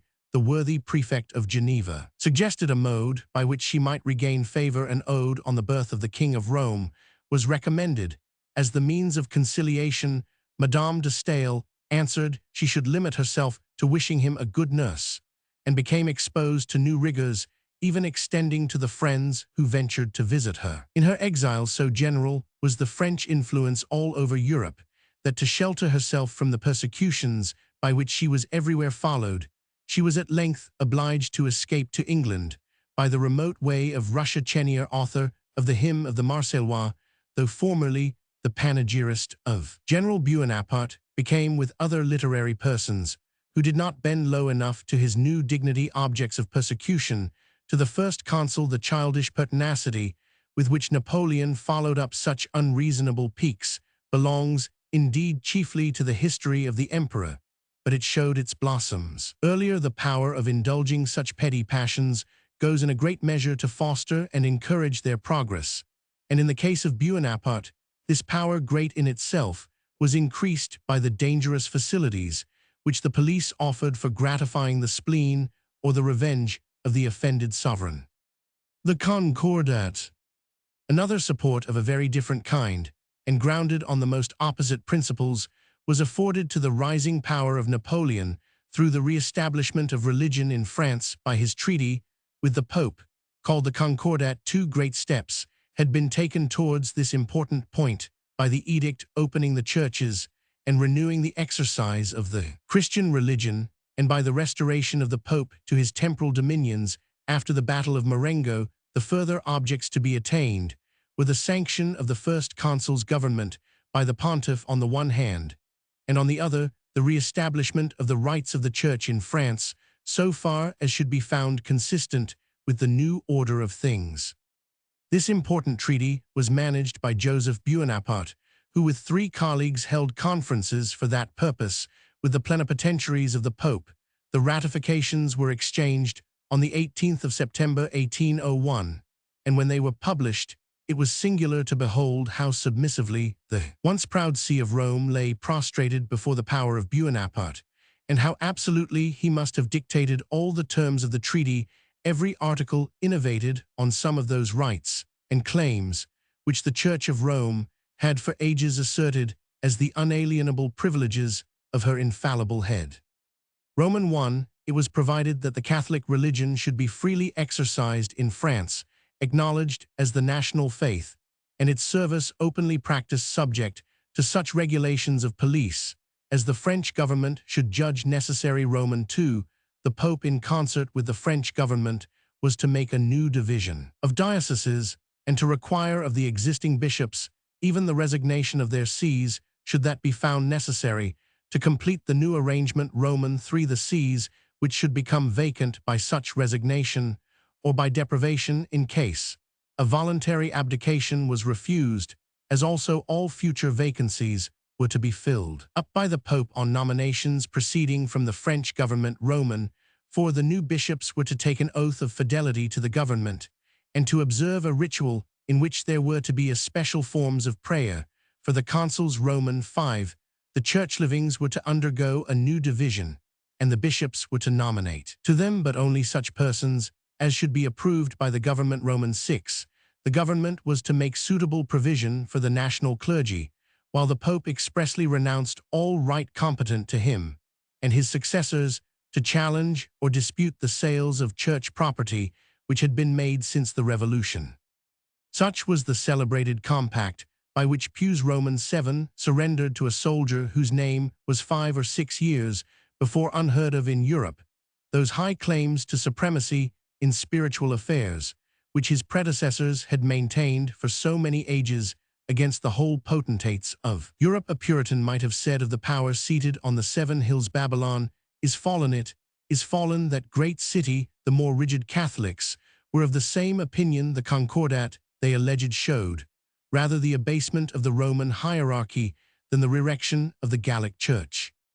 The proceedings against the existing bishops of France, most of whom were of course emigrants, were also but little edifying, acting upon the article of the Concordat already noticed, and caused, as the letter itself states, by the exigencies of the times, which exercises its violence even on us. The Pope required of each of these reverend persons, by an especial mandate, to accede to the compact, by surrendering his see as therein provided. The order was peremptory in its terms, and an answer was demanded within 15 days.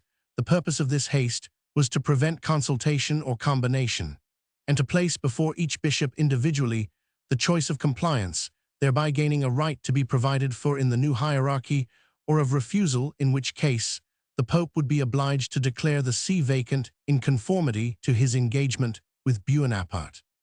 The bishops in general declined compliance with a request which on the part of the Pope was evidently made by compulsion.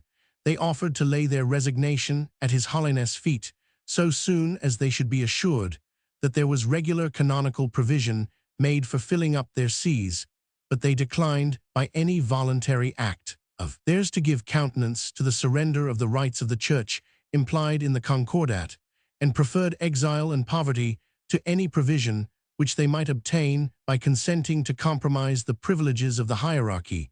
These proceedings greatly increased the unpopularity of the Concordat among the more zealous Catholics. Others of that faith there were who, though they considered the new system as very imperfect, yet thought it might have the effect of preserving in France some sense of the Christian religion, which under the total disuse of public worship stood a chance of being entirely extinguished in the minds of the rising generation. They remembered that though the Jews in the days of Esdras shed tears of natural sorrow when they beheld the inferiority of the Second Temple, yet Providence had sanctioned its erection under the warrant, and, by permission of an unbelieving taskmaster, they granted that the countenance shown by Bonaparte to the religious establishment was entirely from motives of self-interest, but still they hoped that God, who works his own will by the selfish passions of individuals, was now using those of the first consul to recall some sense of religion to France, and they anticipated that religion, as the best friend of all that is good and graceful in humanity, was likely in course of time to bring back and encourage a sense of rational liberty. The revolutionary part of France beheld the Concordat with very different eyes. The Christian religion was, as to the Jews and Greeks of old, a stumbling block to the Jacobins and foolishness to the philosophers. It was a system which they had attacked with a zeal even as eager as that which they had directed against monarchical institutions, and in the restoration of the altar they foresaw the re-erection of the throne. Bonaparte defended himself among the philosophers by comparing his Concordat to a sort of vaccination of religion, which by introducing a slighter kind into the system of the state would gradually prepare for its entire extinction. In the meantime he proceeded to renew the ancient league betwixt the church and crown with as much solemnity as possible. Portales was created minister of religion, a new office for managing the affairs of the church. He had deserved this preferment by a learned and argumentative speech to the legislative body, in which he proved to the French statesmen what in other countries is seldom considered as matter of doubt, that the exercise of religion is congenial to human nature, and worthy of being cherished and protected by the state.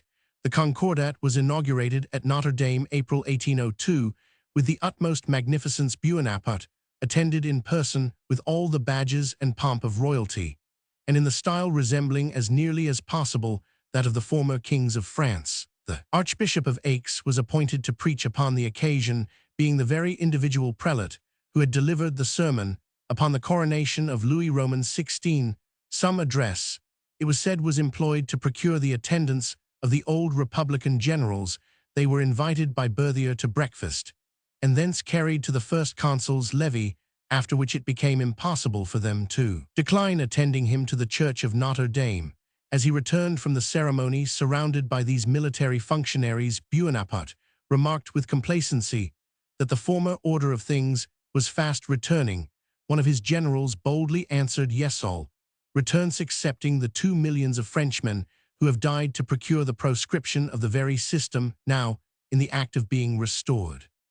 It is said that Bonaparte, when he found the Pope and the clergy less tractable than he desired, regretted having taken the step of re-establishing religion, and termed the Concordat the greatest error of his reign.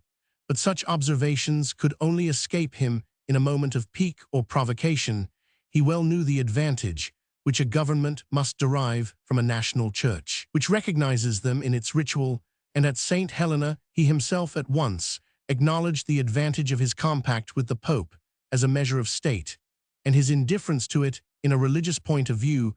"I never regretted the Concordat," he said. "I must have had either that or something equivalent. Had the Pope never before existed, he should have been made for the occasion."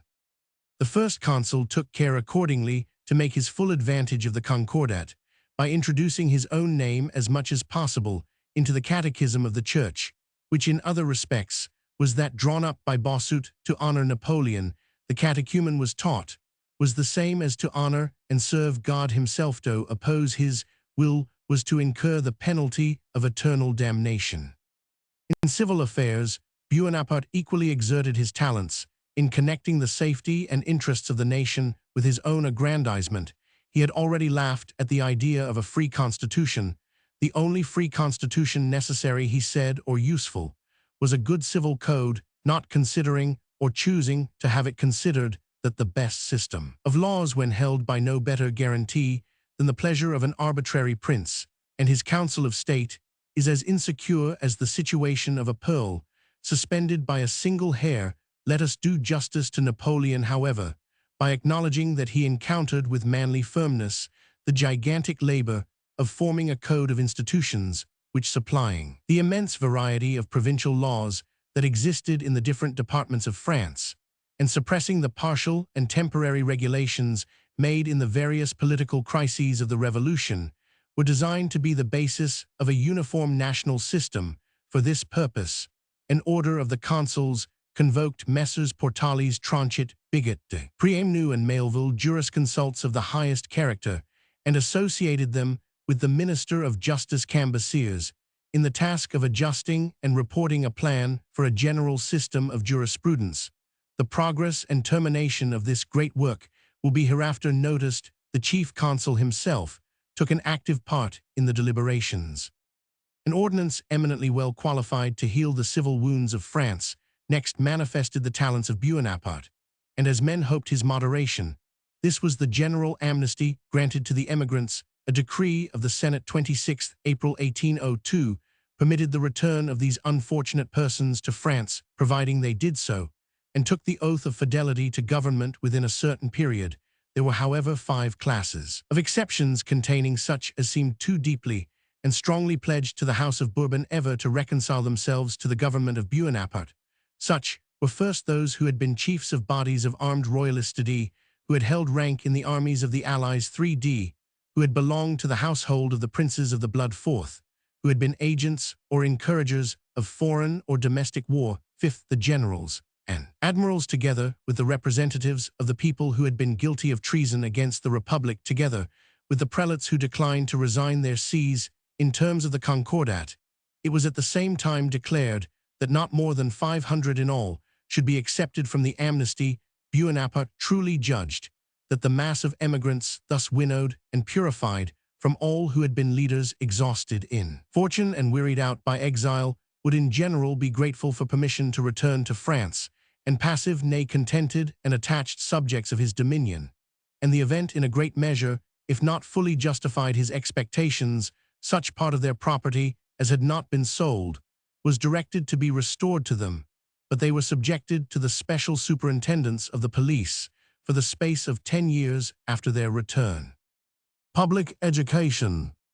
With similar and most laudable attention to the duties of his high office, Bonaparte founded plans of education, and particularly with Mang's assistance, established the Polytechnic School, which has produced so many men of talent. He inquired anxiously into abuses, and was particularly active in correcting those which had crept into the prisons during the Revolution, where great tyranny was exercised by monopoly of provisions, and otherwise in amending such evils. Bonaparte, though not of kingly birth, showed a mind worthy of the rank to which he had ascended.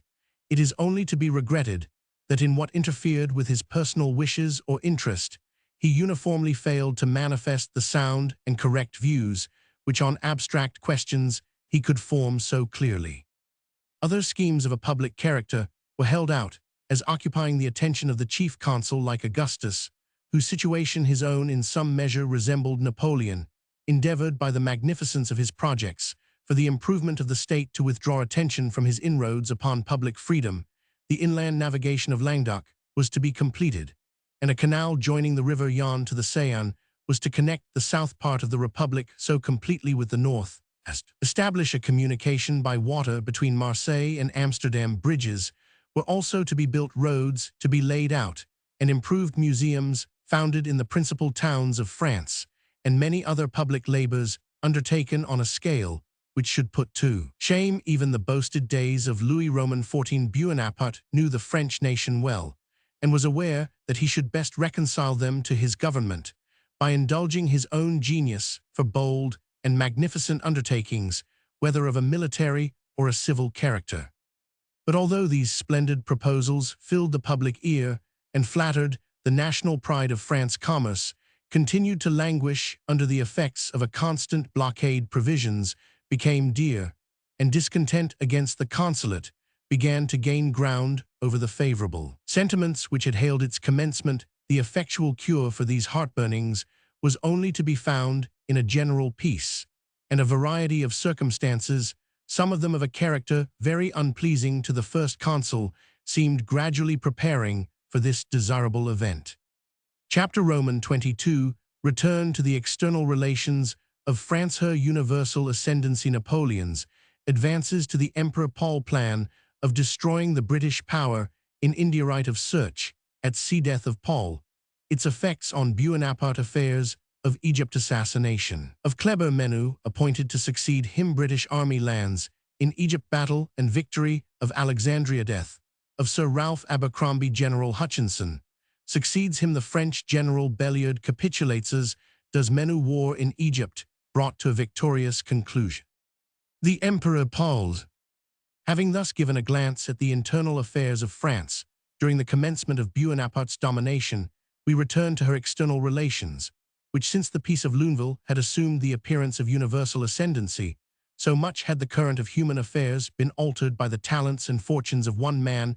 Not only was France in secure possession by the Treaty of Luneville of territories extending to the banks of the Rhine, but the surrounding nations were under the plausible names of protection or alliance, as submissive to her government as if they had made integral parts of her dominions. Holland, Switzerland, and Italy were all in a state of subjection to her, while Spain like a puppet moved, but at her signal Austria was broken-spirited, and dejected Prussia still remembered her losses in the First Revolutionary War, and Russia, who alone could be considered as unmoved by any fear of France, was yet in a situation to be easily managed by flattering and cajoling the peculiar temper of the Emperor Paul. We have already observed that Bonaparte had artfully availed himself of the misunderstanding between Austria and Russia to insinuate himself into the good graces of the Tsar. The disputes between Russia and England gave him still further advantages over the mind of that incautious monarch. The refusal of Britain to cede the almost impregnable fortress of Malta, and with it the command of the Mediterranean to a power who was no longer friendly, was aggravated by her declining to admit Russian prisoners into the cartel of exchange. Betwixt the French and British, Bonaparte contrived to make his approaches to the Tsar in a manner calculated to bear upon both these subjects of grievance. He presented to Paul, who affected to be considered as the Grand Master of the Order of St. John of Jerusalem, the sword given by the Pope to the heroic John de la Valette, who was at the head of the order during the celebrated defense of Malta against the Turks, with the same view of placing his own conduct in a favorable contrast with that of Great Britain. He new clothed and armed 8,000 or 9,000 Russian prisoners, and dismissed them freely in token of his personal esteem for the character of the emperor. A more secret and scandalous mode of acquiring interest is said to have been attained through the attachment of the unfortunate prince to a French actress of talents and beauty who had been sent from Paris for the express purpose of acquiring his affections. From these concurring reasons, Paul began now openly to manifest himself as the warm friend of France and the bitter enemy of Britain. In the former capacity, he had the weak and unworthy complaisance to withdraw the hospitality which he had hitherto afforded to the relics of the royal family of Bourbon, who were compelled to remove from Middow, where they had been hitherto permitted to reside. To gratify his pique against England, Paul gave hearing at least to a magnificent scheme by which Bonaparte proposed to accomplish the destruction of the British power in India, which he had in vain hoped to assail by the possession of Egypt. The scheme was now to be effected by the union of the French and Russian troops, which were to force their way to British India overland through the Kingdom of Persia, and a plan of such a campaign was seriously in agitation. 35,000 French were to descend the Danube into the Black Sea, and then being wafted across that sea and the Sea of Azov, were to march by land to the banks of the Volga. Here they were again to be embarked and descend the river to Astrakhan, and from thence were to cross the Caspian Sea to Astrabad, where they were to be joined by a Russian army equal in force to their own. It was thought that marching through Persia by Herat, Farah, and Kandahar, the Russo-Gallic army might reach the Indus in 4 to 5 days. From Astrabad, this gigantic project would scarce have been formed by any less daring genius than Napoleon, nor could any prince with a brain less infirm than Paul's have agreed to become his tool in so extraordinary an undertaking, from which France was to derive all the advantage.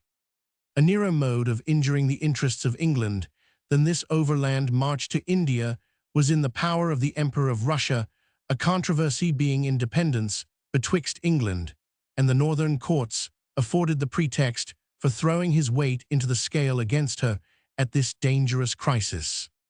The right of search at sea, that is the right of stopping a neutral or friendly vessel, and taking out of her the goods belonging to an enemy, is acknowledged in the earliest maritime codes, but England, by her naval superiority, had been enabled to exert this right so generally that it became the subject of much heartburning to neutral powers, the Association of the Northern States, in 1780 known by the name of the Armed. Neutrality had for its object to put down this right of search and establish the maxim that free bottoms made free goods, in other words, that the neutral character of the vessel should protect whatever property she might have on board. This principle was now anxiously reclaimed by France as the most effective argument for the purpose of irritating the neutral powers against Great Britain, whose right of search, which could not be exercised without vexation and inconvenience to their commerce, must necessarily be unpopular amongst them, forgetting that the danger occasioned by the gigantic power of France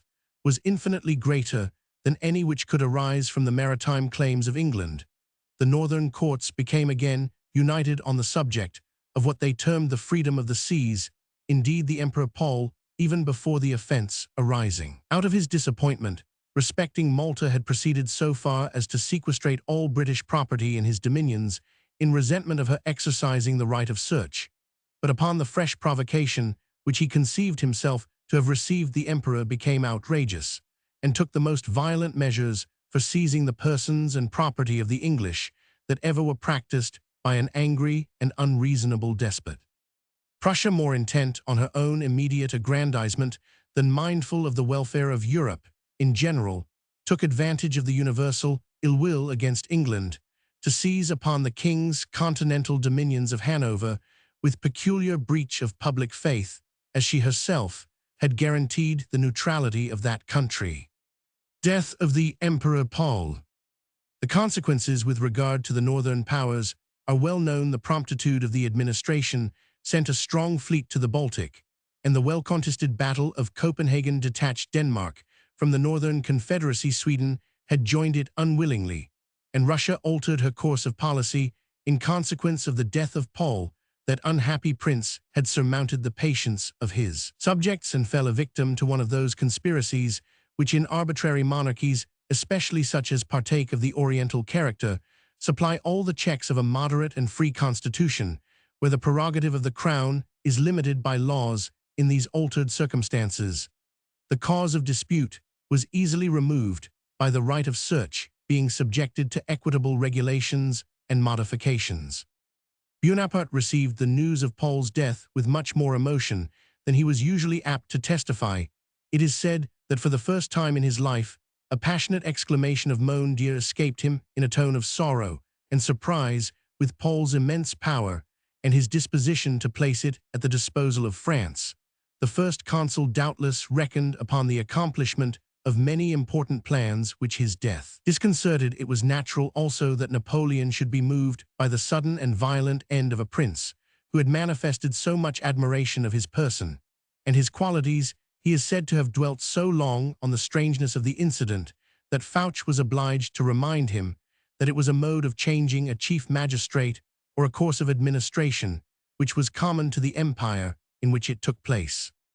The death of Paul, so much regretted by Bonaparte, was nevertheless the means of accelerating a peace between France and Great Britain, which, if it could have been established on a secure basis, would have afforded him the best chance of maintaining his power and transmitting it to his posterity. While the Tsar continued to be his observant ally, there was little prospect that the first consul would be moderate enough in the terms which he might have proffered to permit the British ministry to treat with him. Another obstacle to peace was at this time removed in a manner not more acceptable to Bonaparte than was the death of the Emperor Paul. The possession of Egypt by the French was a point which the first consul would have insisted upon from strong personal feeling. The Egyptian expedition was intimately connected with his own personal glory, nor was it likely that he would have sacrificed its results to his desire of peace with Great Britain. On the other hand, there was no probability that England would accede to any arrangement which should sanction the existence of a French colony settled in Egypt with the express purpose of destroying our Indian commerce. But this obstacle to peace was removed by the fate of arms. Affairs in Egypt had been on the whole unfavorable to the French, since that army had lost the presence of the commander-in-chief Kleber, on whom the command devolved, was discontented both at the unceremonious and sudden manner in which the duty had been imposed upon him, and with the scarcity of means left to support his defense, perceiving himself threatened by a large Turkish force which was collecting for the purpose of avenging the defeat of the vizier at Aboukir, he became desirous of giving up a settlement which he despaired of maintaining. He signed accordingly a convention with the Turkish plenipotentiaries and Sir Sidney Smith on the part of the British, by which it was provided that the French should evacuate Egypt, and that Kleber and his army should be transported to France in safety without being molested by the British fleet. When the British government received advice of this convention, they refused to ratify it on the ground that Sir Sidney Smith had exceeded his powers in entering into it, the Earl of Elgin having been sent out as plenipotentiary to the Porte. It was asserted that Sir Sidney's ministerial powers were superseded by his appointment. Such was the alleged informality on which the treaty fell to the ground. But the truth was that the arrival of Kleber and his army in the south of France, at the very moment when the successes of Suwarrow gave strong hopes of making some impression on her frontier, might have had a most material effect upon the events of the war. Lord Keith, therefore, who commanded in the Mediterranean, received orders not to permit the passage of the French-Egyptian army, and the Treaty of El Arish was in consequence broken off. Kleber, disappointed of this mode of extricating himself, had recourse to arms. The vizier Joseph Pacha, having crossed the desert and entered Egypt, received a bloody and decisive defeat from the French general near the ruins of the ancient city of Heliopolis on the 20th March, 1800. The measures which Kleber adopted after this victory were well calculated to maintain the possession of the country and reconcile the inhabitants to the French government. He was as moderate in the imposts as the exigencies of his army permitted, greatly improved the condition of the troops, and made, if not peace, at least an effectual truce with the restless and enterprising Murad Bey, who still continued to be at the head of a considerable body of Mamelukes. Kleber also raised among the Greeks a legion of 1,500 or 2,000 men, and with more difficulty succeeded in levying a regiment of Khafts. Assassination of Kleber. While busied in these measures, he was cut short by the blow of an assassin, a fanatic Turk called Solomon Haleby, a native of Aleppo. Imagined he was inspired by heaven to slay the enemy of the Prophet and the Grand Seigneur. He concealed himself in a cistern, and springing out on Kleber when there was only one man in company with him, stabbed him dead. The assassin was justly condemned to die by a military tribunal, but the sentence was executed with a barbarity which disgraced those who practiced it, being impaled alive. He survived for 4 hours in the utmost tortures, which he bore with an indifference which his fanaticism perhaps alone could have bestowed.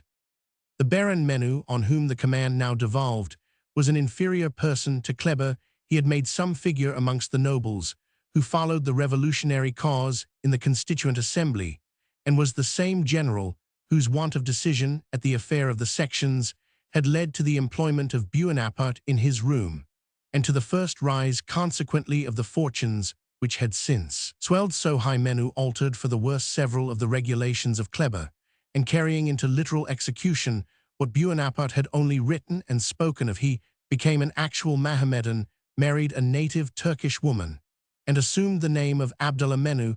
This change of religion exposed him to the ridicule of the French, while it went in no degree to conciliate the Egyptians. The succors from France, which Bonaparte had promised in his farewell address to the Egyptian army, arrived slowly, and in small numbers. This was not the fault of the chief consul, who had commanded Ganthome to put to sea with a squadron having on board 4,000 or 5,000 men, but being pursued by the English fleet. That admiral was glad to regain the harbor of Toulon. Other efforts were made with the same indifferent success. The French ports were too closely watched to permit the sailing of any expedition on a large scale, and 2 frigates with 500 or 600 men were the only reinforcements that reached Egypt. Meantime, the English cabinet had adopted the daring and manly resolution of wresting from France this favorite colony by force. They had for a length of time confined their military efforts to partial and detached objects, which if successful could not have any effect on the general results of the war. in which when they miscarried, as was the case before Cadiz, Ferrol, and elsewhere, tended to throw ridicule on the plans of the ministry, and however undeservedly evil. Upon the character of the forces employed on the service, it was by such ill-considered and imperfect efforts that the war was maintained on our part, while our watchful and formidable enemy combined his mighty means to effect objects of commensurate importance. We, like puny fencers, offered doubtful and uncertain blows, which could only affect the extremities. He never aimed save at the heart nor thrust, but with the determined purpose of plunging his weapon to the hilt. The consequence of these partial and imperfect measures was that even while our soldiers were in the act of gradually attaining that perfection of discipline by which they are now distinguished, they ranked most unjustly lower in the respect of their countrymen than at any other period in our history. The preeminent excellence of our sailors had been shown in 1,000 actions, and it became too usual to place it in contrast with the failure of our expeditions on shore. But it was afterwards found that our soldiers could assume the same superiority whenever the plan of the campaign offered them a fair field for its exercise. Such a field of action was afforded by the Egyptian expedition. British expedition to Egypt. This undertaking was the exclusive plan of an ill-requited statesman, the late Lord Melville, who had difficulty in obtaining even Mr. Pitt's concurrence, in a scheme of a character so much more daring than Britain had lately entertained. The expedition was resolved upon by the narrowest possible majority in the cabinet, and His late Majesty interposed his consent in terms inferring solemn protest against the risk about to be incurred. It is with the utmost reluctance, such or nearly such were the words of George Roman III, that I consent to a measure which sends the flower of my army upon a dangerous expedition against a distant province. The event, however, showed that in arduous circumstances the daring game, if previously well considered, is often the most successful. On the 8th March 1801, General Sir Ralph Abercrombie, at the head of an army of 17,000 men, landed in Egypt in despite of the most desperate opposition by the enemy. The excellence of the troops was displayed by the extreme gallantry and calmness with which, landing through a heavy surf, they instantly formed and advanced against the enemy. On the 21st of March, a general action took place. The French cavalry attempted to turn the British flank and made a desperate charge for that purpose, but failed in their attempt and were driven back with great loss. The French were defeated and compelled to retreat on Alexandria, under the walls of which they hoped to maintain themselves. But the British suffered an irreparable loss in their lamented commander, Sir Ralph Abercrombie, who was mortally wounded in the course of the action. In this gallant veteran his country long regretted, one of the best generals, and one of the worthiest and most amiable men to whom she ever gave birth. The command descended on General Hutchinson, who was soon joined by the Capitan Pacha with a Turkish army. The recollections of Aboukir and Heliopolis, joined to the remonstrances and counsels of their English allies, induced the Turks to avoid a general action and confine themselves to skirmishes, by which system the French were so closely watched, and their communications so effectually destroyed, that General Belliard, shut up in a fortified camp in Cairo, cut off from Alexandria, and threatened with insurrection within the place, was compelled to capitulate under condition that his troops should safely be transported to France with their arms and baggage.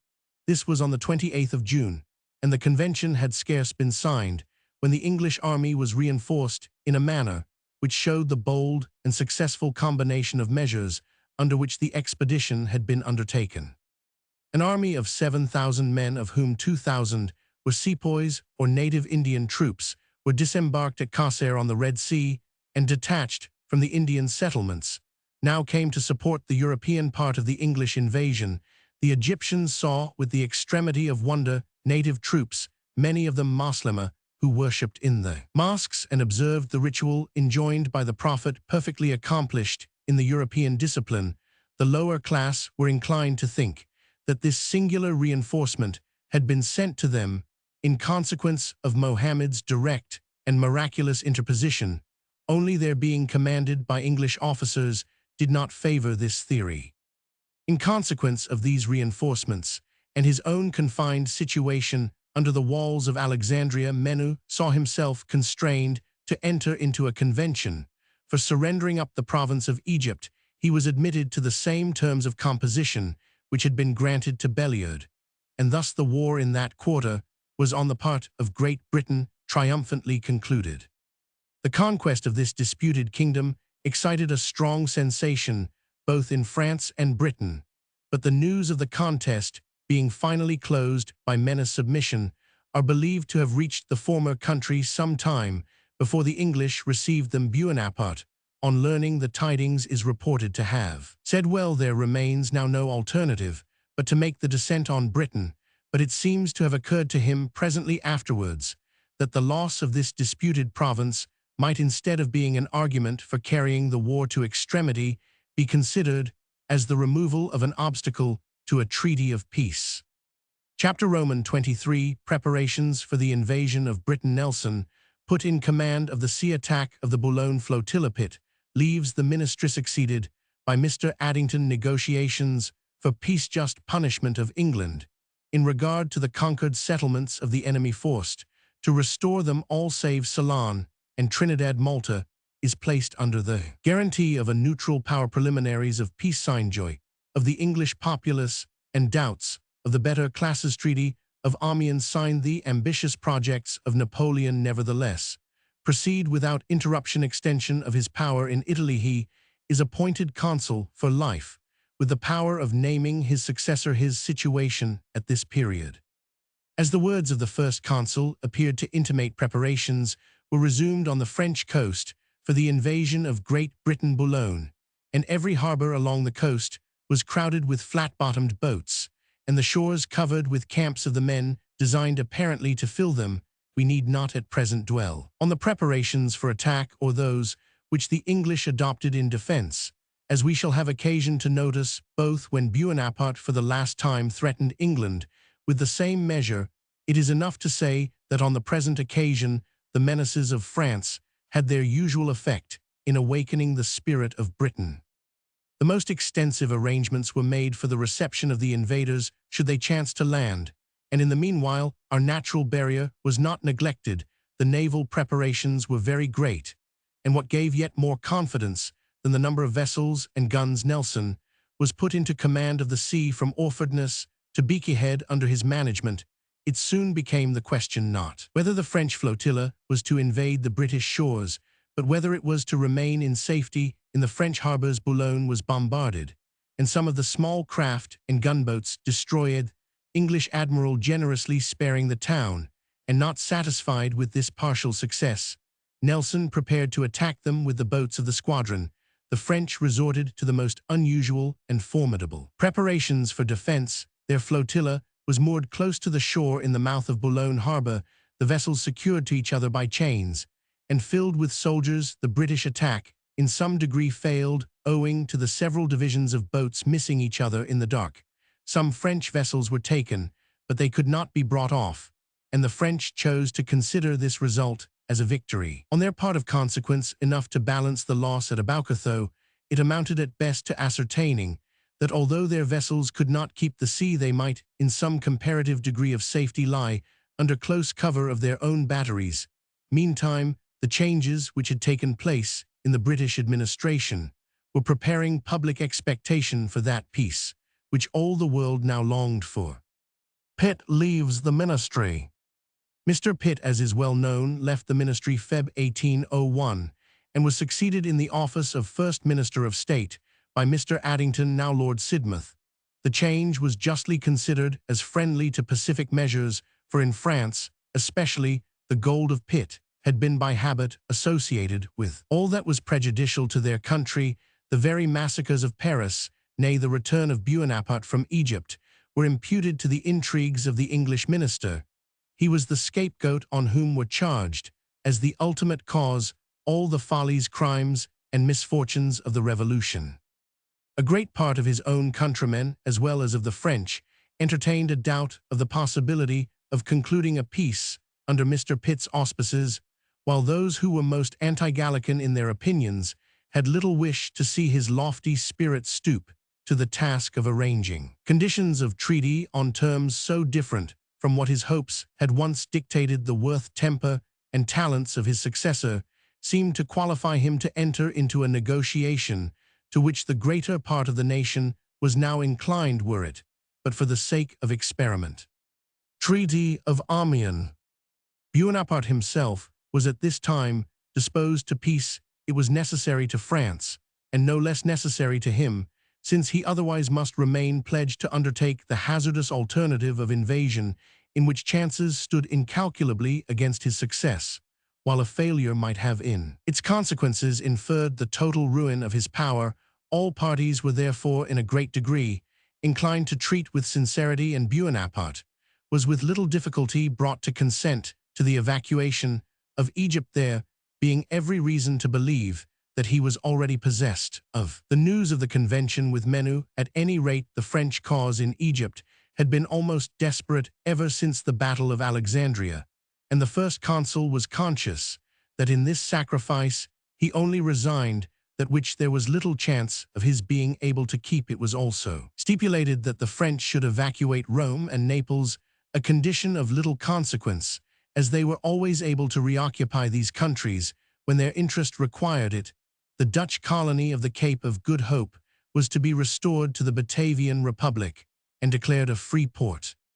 In respect of the settlements, which the British arms had conquered, England underwent a punishment not unmerited. The conquest of the enemy's colonies had been greatly too much an object of the English ministry, and thus the national force had been frittered away upon acquisitions of comparatively petty importance, which from the insalubrity of the climate cost us more men to maintain them than would have been swept off by many a bloody battle. All the conquests made on this peddling plan of warfare were now to be returned without any equivalent. Had the gallant soldiers who perished miserably for the sake of these sugar islands been united in one well-concerted expedition to the support of Charette or La Roche-Jacqueline, such a force might have enabled these chiefs to march to Paris, or if sent to Holland, might have replaced the stadtholder in his dominions. And now these very sugar islands, the pitiful compensation which Britain had received for the blood of her brave children, were to be restored to those from whom they had been wrested. Important possessions of Ceylon in the east and Trinidad in the West Indies were the only part of her conquests which England retained. The integrity of her ancient ally Portugal was however recognized, and the independence of the Ionian Islands was stipulated for and guaranteed. Britain restored Porto Ferrajo and what other places she had occupied in the Isle of Elba or on the Italian coast, but the occupation of Malta for some time threatened to prove an obstacle to the treaty. The English considered it as of the last consequence that this strong island should remain in their possession, and intimated that they regarded the pertinacious resistance which the first consul testified to this proposal as implying a private and unavowed desire of renewing at some future opportunity his designs on Egypt, to which Malta might be considered as in some measure a key. After much discussion, it was at length agreed that the independence of the island should be secured by its being garrisoned by a neutral power, and placed under its guarantee and protection. The preliminaries of peace were signed 10th October 1801. General Law de Lauriston, the school companion and first aide-de-camp of Bonaparte, brought them over from Paris to London, where they were received with the most extravagant joy by the populace, to whom novelty is a sufficient recommendation of almost anything. But amidst the better classes, the sensation was much divided. There was a small but energetic party led by the celebrated Windham, who, adopting the principles of Burke to their utmost extent, considered the act of treating with a regicide government as indelible meanness, and as a dereliction on the part of Great Britain of those principles of legitimacy upon which the social compact ought to rest. More moderate anti-Gallicans, while they regretted that our efforts in favor of the Bourbons had been totally unavailing, contended with reason that we were not so closely leagued to their cause as to be bound to sacrifice our own country in a vain attempt to restore the exiled family to the throne of France. This was the opinion entertained by Pitt himself and the most judicious among his followers. Lastly, there was the professed opposition, who, while rejoicing that we had been able to obtain peace on any terms, might now exult in the fulfillment of their predictions of the bad success of the war. Sheridan summed up what was perhaps the most general feeling in the country with the observation that it was a peace which all men were glad of, and no man could be proud of. Amiens was appointed for the meeting of commissioners, who were finally to adjust the Treaty of Pacification, which was not ended till 5 months after the preliminaries had been agreed on. After this long negotiation, the treaty was at length signed 25th March 1802. The Isle of Malta, according to this agreement, was to be occupied by a garrison of Neapolitan troops, while, besides Britain and France, Austria, Spain, Russia, and Prussia were to guarantee its neutrality. The Knights of St. John were to be the sovereigns, but neither French nor English were in future to be members of that order. The harbors were to be free to the commerce of all nations, and the order was to be neutral towards all nations save the Algerines and other piratical states. Napoleon, had he chosen to examine into the feelings of the English, must have seen plainly that this treaty, unwillingly acceded to by them, and only by way of experiment, was to have a duration long or short, in proportion to their confidence in or doubt of his own good faith, his ambition, and the little scruple which he showed in gratifying it. He must have been sensible the terror of Europe, and until the fears he had excited were disarmed by a tract of peaceful and moderate conduct on his part, the suspicions of England must have been constantly awake, and the peace between the nations must have been considered as precarious as an armed truce. Yet these considerations could not induce him to lay aside or even postpone a train of measures tending directly to his own personal aggrandizement and confirming the jealousies which his character already inspired. These measures were partly of a nature adapted to consolidate and prolong his own power in France, partly to extend the predominating influence of that country over her continental neighbors.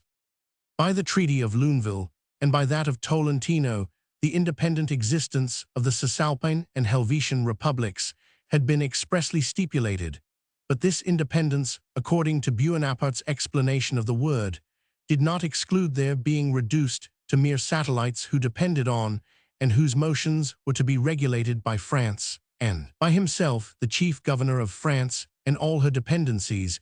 When therefore the Directory was overthrown in France, it was not his purpose that a directorial form of government should continue to subsist in Italy. Measures were on this account to be taken to establish in that country something resembling the new consular model adopted in Paris. For this purpose, in the beginning of January 1802, a convention of 450 deputies from the Cisalpine states arrived at Lyon, for they were not trusted to deliberate within the limits of their own country to contrive for themselves a new political system. In that period, when the modeling of constitutions was so common, there was no difficulty in drawing up one which consisted of a president, deputy president, a legislative council, and 3 electoral colleges, composed first of proprietors, second of persons of learning, and third of commercial persons. If the Italians had been awkward upon the occasion, they had the assistance of Talleyrand, and soon after the arrival of Bonaparte himself at Lyon gave countenance to their operations. His presence was necessary for the exhibition of a most singular farce. A committee of 30 of the Italian Convention, to whom had been entrusted the principal duty of suggesting the new model of government, gave in a report in which it was stated that from the want of any man of sufficient influence amongst themselves to fill the office of president, upon whom devolved all the executive duties of the state, the new system could not be considered as secure unless Bonaparte should be prevailed upon to fill that situation, not as it was carefully explained in his character of head of the French government, but in his individual capacity. Napoleon graciously inclined to their suit.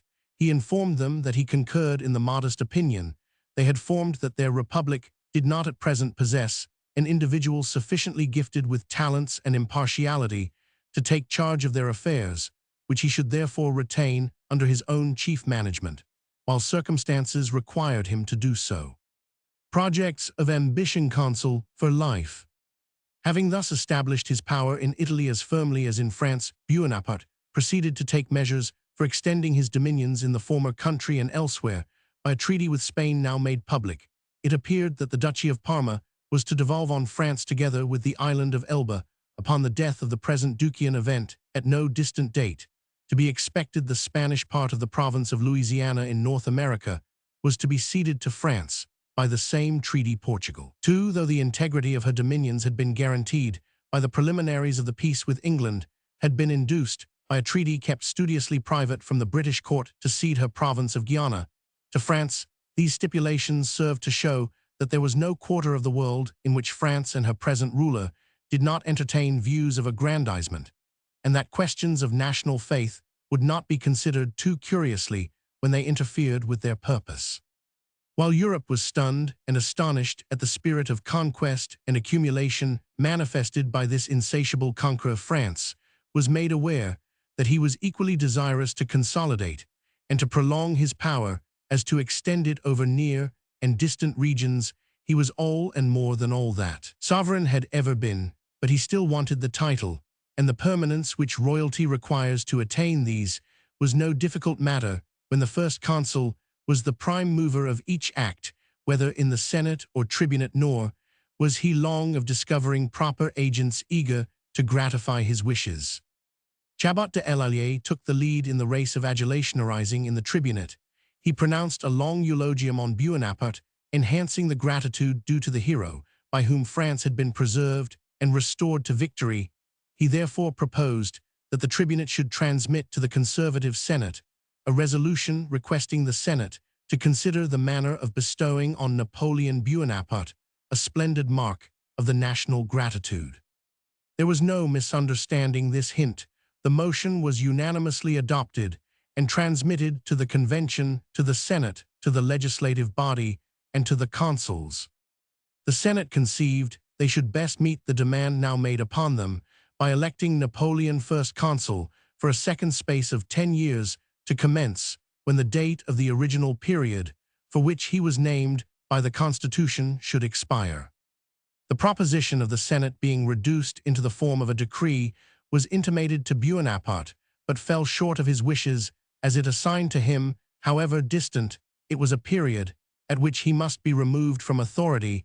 It is true that the space of 17 years, to which the edict of the Senate proposed to extend his power, seemed to guarantee a very ample duration, and in point of fact, before the term of its expiry arrived, he was prisoner at St. Helena, but still, there was a termination, and that was enough to mortify his ambition. Consul for life. He thanked the Senate, therefore, for this fresh mark of their confidence, but eluded accepting it in express terms by referring to the pleasure of the people. Their suffrages, he said, had invested him with power, and he could not think it right to accept of the prolongation of that power, but by their consent it might have been thought that there was now nothing left but to present the decree of the Senate to the people. But the second and third consuls, Bonaparte's colleagues at a humble distance, took it upon them, though the Constitution gave them no warrant for such a maneuver, to alter the question of the Senate, and to propose to the people one more acceptable to Bonaparte's ambition, requesting their judgment, whether the chief consul should retain his office not for 10 years longer, but for the term of his life. By thus juggling, the proposal of the Senate was set aside, and that assembly soon found it wisest to adopt the more liberal views suggested by the consuls, to whom they returned thanks for having taught them, we suppose, how to appreciate a hint. The question was sent down to the departments. The registers were opened with great form, as if the people had really some constitutional right to exercise, as the subscriptions were received at the offices of the various functionaries of government. It is no wonder, considering the nature of the question, that the ministers, with whom the registers were finally deposited, were enabled to report a majority of 3 millions of citizens who gave votes in the affirmative. It was much more surprising that there should have been an actual minority of a few hundred determined Republicans with Carnot at their head, who answered the question in the negative. This statesman observed, as he signed his vote, that he was subscribing his sentence of deportation, from which we may conjecture his opinion concerning the fairness of this mode of consulting the people. He was mistaken, notwithstanding Bonaparte found himself so strong that he could afford to be merciful, and to assume a show of impartiality by suffering those to go unpunished who had declined to vote for the increase of his power. He did not, however, venture to propose to the people another innovation, which extended beyond his death the power which their liberal gift had continued during his life. A simple decree of the Senate assigned to Bonaparte the right of nominating his successor by a testamentary deed, so that Napoleon might call his children or relatives to the succession of the Empire of France as to a private inheritance, or like Alexander, he might leave it to the most favored of his lieutenant generals to such a pass, had the domination of a military chief, for the space of betwixt 2 and 3 years, reduced the fierce democracy and stubborn loyalty of the two factions, which seemed before that period to combat for the possession of France. Napoleon had stooped on them both like the hawk in the fable. The period at which we close this chapter was a most important one in Napoleon's life, and seemed a crisis on which his fate and that of France depended. Britain, his most inveterate and most successful enemy, had seen herself compelled by circumstances to resort to the experiment of a doubtful peace, rather than continue a war which seemed to be waged without an object. The severe checks to national prosperity, which arose from the ruined commerce and blockaded ports of France, might now, under the countenance of the first consul, be exchanged for the wealth that waits upon trade and manufactures. Her navy, of which few vestiges were left, save the Brest fleet, might now be recruited, and resume by degrees that acquaintance with the ocean from which they had long been debarred. The restored colonies of France might have added to the sources of her national wealth, and she might have possessed what Bonaparte, on a remarkable occasion, declared to be the principal objects he desired for her ships, colonies, and commerce. In his personal capacity, the first consul possessed all the power which he desired, and a great deal more than whether his own or the country's welfare was regarded. He ought to have wished, for his victories over the foes of France had, by their mere fame, enabled him to make himself master of her freedom. It remained to show not whether Napoleon was a patriot, for to that honorable name he had forfeited all title when he first usurped unlimited power, but whether he was to use the power which he had wrongfully acquired. Like Trajan or like Domitian, his strangely mingled character showed traits of both these historical portraits strongly opposed, as they are to each other, or rather, he might seem to be like Socrates in the allegory, alternately influenced by a good and a malevolent demon, the former marking his course with actions of splendor and dignity, while the latter mastering human frailty by means of its prevailing foible, the love of self, debased the history of a hero by actions and sentiments worthy only of a vulgar tyrant. Chapter Roman 24. Different views entertained by the English ministers and the chief consul of the effects of the Treaty of Amiens. Napoleon, misled by the shouts of a London mob, misunderstands the feelings of the people of Great Britain. His continued encroachments on the independence of Europe, his conduct to Switzerland interferes in their politics, and sets himself up uninvited as mediator in their concerns, nay, enters Switzerland at the head of 40,000 men. The patriot Redaing disbands his forces, and is imprisoned. Switzerland is compelled to furnish France with a subsidiary army of 16,000 troops. The chief consul adopts the title of Grand Mediator of the Helvetic Republic. The eyes of Europe were now fixed on Bonaparte as master of the destinies of the civilized world, which his will could either maintain in a state of general peace or replunge into all the miseries of renewed and more inveterate war. Many hopes were entertained from his eminent personal qualities that the course in which he would direct them might prove as honorable to himself as happy for the nations over whom he now possessed such unbounded influence. The shades of his character were either lost amid the luster of his victories, or excused from the necessity of his situation. The massacre of Jaffa was little known, was acted afar off, and might present itself to memory as an act of military severity, which circumstances might palliate if not excuse. Napoleon, supposing him fully satiated with martial glory, in which he had never been surpassed, was expected to apply himself to the arts of peace, by which he might derive fame of a more calm, yet not less honorable character. Peace was all around him, and to preserve it he had only to will that it should continue, and the season seemed eminently propitious for taking the advice of Cineas to the king of Epirus, and reposing himself after his labors. But he was now beginning to show that from the times of Pyrrhus to his own ambition has taken more pleasure in the hazards and exertions of the chase than in its successful issue. All the power which Bonaparte already possessed seemed only valuable in his eyes, as it afforded him the means of getting as much more, and like a sanguine and eager gamester, he went on doubling his stakes at every throw till the tide of fortune, which had so long run in his favor, at length turned against him, and his ruin was total. His ruling and predominating vice was ambition, we would have called it. His only one did not ambition, when of a character intensely selfish, includes so many others. It seems the most natural course in continuing our history first to trace those events which disappointed the general expectations of Europe, and after a jealous and feverish armistice of little more than a year again renewed the horrors of war, we shall then resume the internal history of France and her ruler. Treaty of Amiens.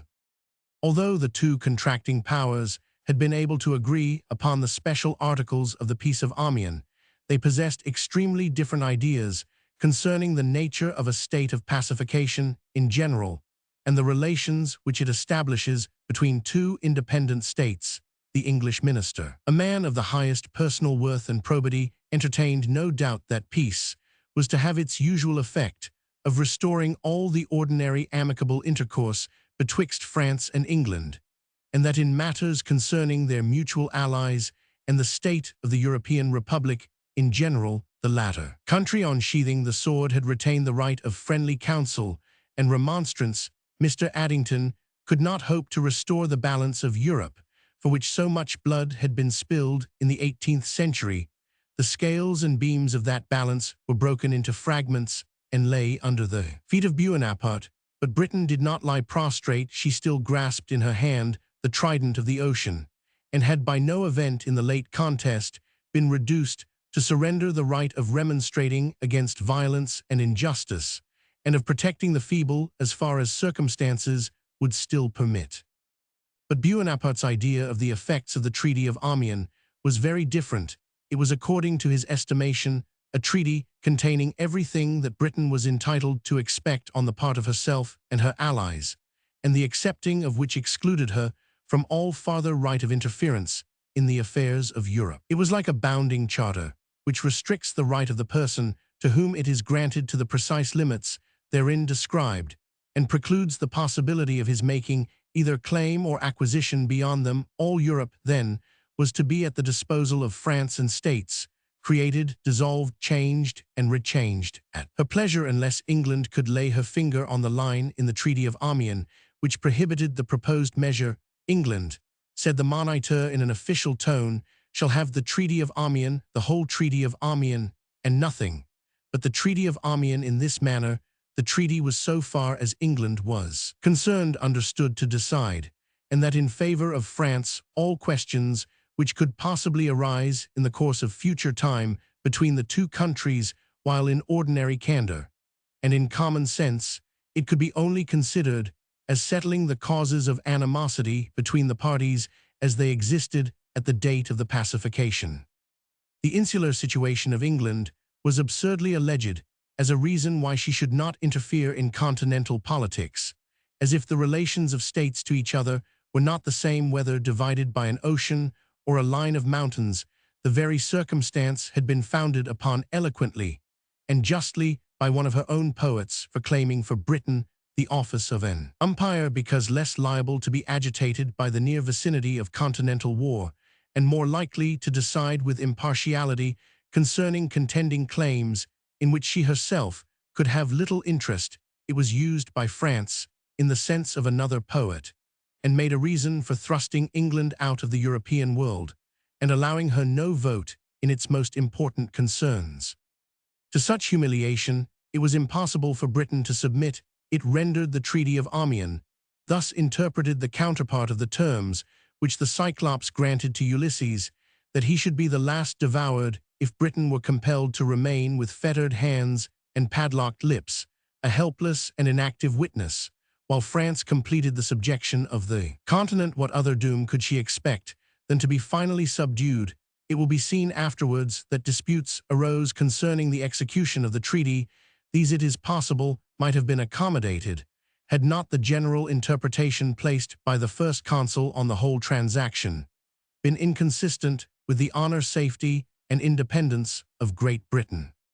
It seems more than probable that the extreme rejoicing of the rabble of London at signing the preliminaries, there dragging about the carriage of Lauriston and shouting Bonaparte forever, had misled the ruler of France into an opinion that peace was indispensably necessary to England, for like other foreigners, misapprehending the nature of our popular government, he may easily enough have mistaken the cries of a London mob for the voice of the British people. The ministers also seemed to keep their ground in Parliament on condition of their making and maintaining peace, and as they showed a spirit of frankness and concession, it might be misconstrued by Bonaparte into a sense of weakness.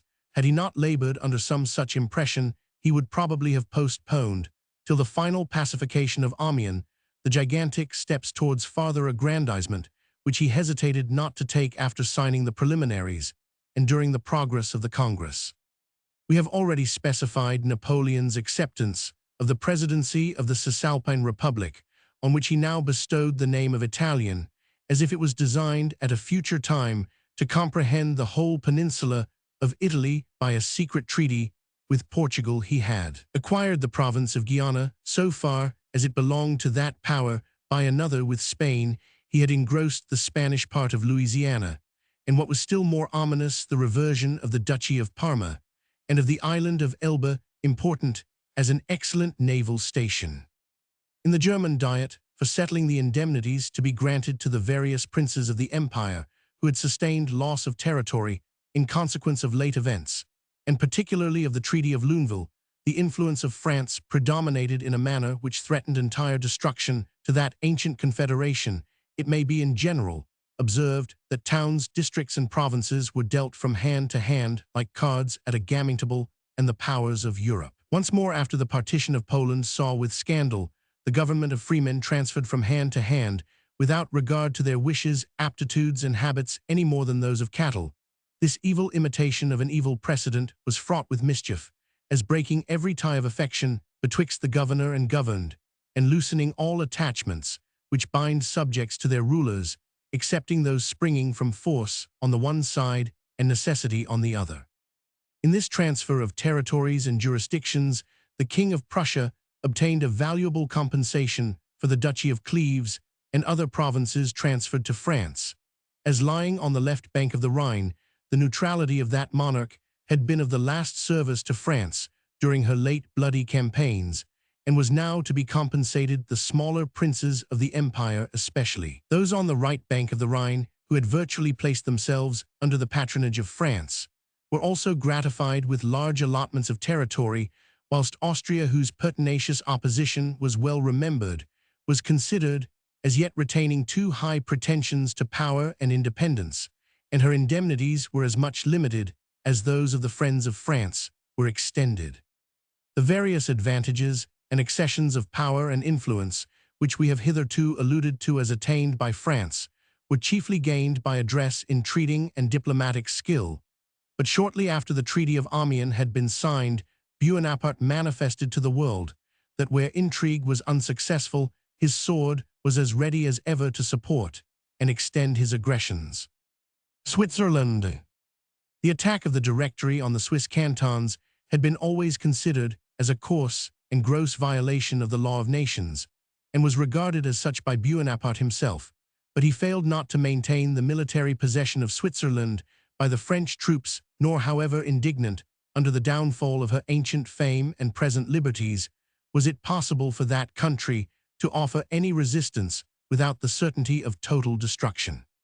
The 11th article of the Treaty of Luneville seemed to afford the Swiss a prospect of escaping from this thraldom, but it was in words only. That treaty was declared to extend to the Batavian, Helvetic, Cisalpine, and Ligurian republics. The contracting parties guarantee the independence of the said republics, continues the treaty, and the right of the people who inhabit them to adopt what form of government they please. We have seen how far the Cisalpine Republic profited by this declaration of independence. The proceedings respecting Switzerland were much more glaring. There was a political difference of opinion in the Swiss cantons concerning the form of government to be adopted by them, and the question was solemnly agitated in a diet held at Bern. The majority inclined for a constitution framed on the principle of their ancient government by a federative league, and the plan of such a constitution was accordingly drawn up, and approved of. Aloys Redaing, renowned for wisdom, courage, and patriotism, was placed at the head of this system. He saw the necessity of obtaining the countenance of France in order to the free enjoyment of the constitution, which his countrymen had chosen and betook himself to Paris to solicit Buonaparte's consent to it. This consent was given upon the Swiss government agreeing to admit to their deliberations 6 persons of the opposite party who, supported by the French interest, desired that the constitution should be one and indivisible in imitation of that of the French Republic. This coalition, formed at the first consul's request, terminated in an act of treachery which Buonaparte had probably foreseen, availing themselves of an adjournal of the Diet. For the Easter holidays, the French party summoned a meeting from which the other members were absent, and adopted a form of constitution which totally subverted the principles of that under which the Swiss had so long lived in freedom, happiness, and honor. Buonaparte congratulated them on the wisdom of their choice. It was indeed sure to meet his approbation, for it was completely subversive of all the old laws and forms, and so might receive any modification which his policy should dictate, and it was to be administered, of course, by men who, having risen under his influence, must necessarily be pliant to his will. Having made his compliments on their being possessed of a free and independent constitution, he signified his willingness to withdraw the troops of France, and did so accordingly. For this equitable measure, much gratitude was expressed by the Swiss, which might have been saved if they had known that Buonaparte's policy, rather than his generosity, dictated his proceedings. It was in the first place his business to assume the appearance of leaving the Swiss in possession of their freedom. Secondly, he was sure that events would presently happen when they should be left to themselves, which would afford a plausible pretext to justify his armed interference. July 19. The aristocratic cantons of the ancient Swiss League were satisfied with the constitution finally adopted by the French party of their country, but not so the democratic or small cantons, who, rather than submit to it, declared their resolution to withdraw from the General League as new modeled by the French, and to form under their own ancient laws a separate confederacy. This was to consist of the cantons of Schwyz-Uri and Underwalden Forest and mountain regions, in which the Swiss have least degenerated from the simple and hardy manners of their ancestors. A civil war immediately broke out, in the course of which it was seen that in popularity as well as patriotism, the usurping Helvetic government, established by French interest, was totally inferior to the gallant foresters. These last were guided chiefly by the patriotic Redang, who strove with undaunted, though ultimately with vain resolution, to emancipate his unfortunate country. The intrusive government were driven from Bern, their troops everywhere routed, and the federative party were generally received with the utmost demonstrations of joy by their countrymen, few adhering to the usurpers, excepting those who were attached to them by views of emolument. But while Redang and the Swiss patriots were triumphing in the prospect of restoring their ancient constitution with all its privileges and immunities, the strong grasp of superior power was extended to crush their patriotic exertions. Sept. 30. The fatal tidings of the proposed forcible interference of France were made known by the sudden arrival of Rapp, Adjutant General of Buonaparte, with a letter addressed to the 18 Swiss cantons. This manifesto was of a most extraordinary nature. Buonaparte upbraided the Swiss with their civil discords of 3 years' standing, forgetting that these discords would not have existed but for the invasion of the French. He told them that when he, as a boon granted, had been pleased to withdraw his troops from their country, they had immediately turned their arms against each other. These are singular propositions enough to be found in a proclamation addressed by one independent nation to another. But what follows is still more extraordinary. You have disputed 3 years without understanding one another. If left any longer to yourselves, you will kill each other for 3 years more, without coming to any better result. Your history shows that your intestine wars cannot be terminated without the efficacious intervention of France. It is true, I had resolved not to intermeddle with your affairs, having always found that your various governments have applied to me for advice, which they never meant to follow, and have sometimes made a bad use of my name to favor their own private interests and passions. But I neither can nor ought to remain insensible to the distress of which I see you the prey. I recall my resolution of neutrality. I consent to be the mediator of your differences, but my mediation shall be effectual, such as becomes the great nation in whose name I address you."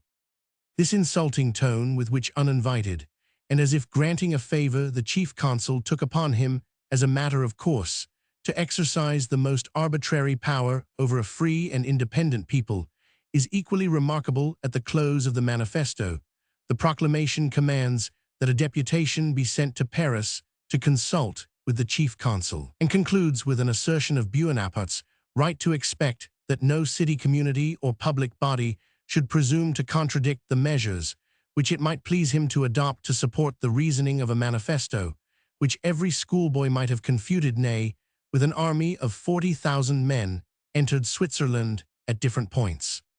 As the presence of such an overpowering force rendered resistance vain, Aloys Redaing and his gallant companions were compelled to dismiss their forces after a touching address to them.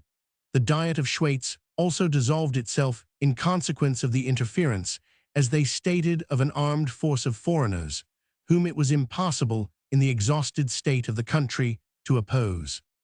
Switzerland was thus once more occupied by French soldiers. The patriots who had distinguished themselves in asserting her rights were sought after, and imprisoned. Aloys Redaing was urged to conceal himself, but he declined to do so, and when upbraided by the French officer who came to arrest him as being the head of the insurrection, he answered nobly, "I have obeyed the call of conscience, and my country, though you execute the commands of your master." He was imprisoned in the castle of Augsburg. The resistance of these worthy patriots, their calm, dignified, and manly conduct, their simple and affecting pleas against overmastering violence, though they failed to procure the advantages which they hoped for their country, were not lost to the world, or to the cause of freedom. Their pathetic complaints, when perused in many a remote valley, excited detestation of French usurpation in bosoms which had hitherto contented themselves with regarding the victories of the Republic with wonder, if not with admiration. For other aggressions, the hurry of revolution, the extremity of war, the strong compulsion of necessity might be pleaded, but that upon Switzerland was as gratuitous and unprovoked as it was nefariously unjust. The name of the cantons, connected with so many recollections of ancient faith and bravery, hardy simplicity, and manly freedom, gave additional interest to the sufferings of such a country, and no one act of his public life did Bonaparte so much injury throughout Europe as his conduct towards Switzerland. The dignified resistance of the Swiss, their renown for courage, and the policy of not thwarting them too far, had some effect on the chief consul himself, and in the final act of mediation, by which he saved them the farther trouble of taking thought about their own constitution, he permitted federalism to remain as an integral principle. By a subsequent defensive treaty, the cantons agreed to refuse all passage through the country to the enemies of France, and engaged to maintain an army of a few thousand men. To guarantee this engagement, Switzerland also furnished France with a subsidiary army of 16,000 men to be maintained at the expense of the French government. But the firmness which these mountaineers showed in the course of discussing this treaty was such that it saved them from having the conscription imposed on them as in other countries under the dominion of France. Helvetic Republic.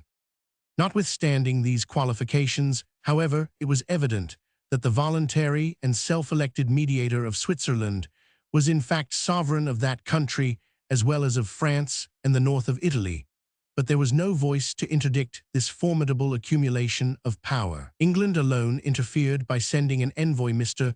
Moore, to the Diet of Schweitz to inquire by what means she could give assistance to their claims of independence. But ere his arrival, the operations of Ney had rendered all farther resistance impossible. A remonstrance was also made by England to the French government upon this unprovoked aggression on the liberties of an independent people, but it remained unanswered and unnoticed unless, in the pages of the Moniteur, where the pretensions of Britain to interfere with the affairs of the continent were held up to ridicule and contempt. After this period, Bonaparte adopted and continued to bear the title of Grand Mediator of the Helvetian Republic, in token doubtless of the right which he had assumed and effectually exercised of interfering in their affairs, whenever it suited him to do so.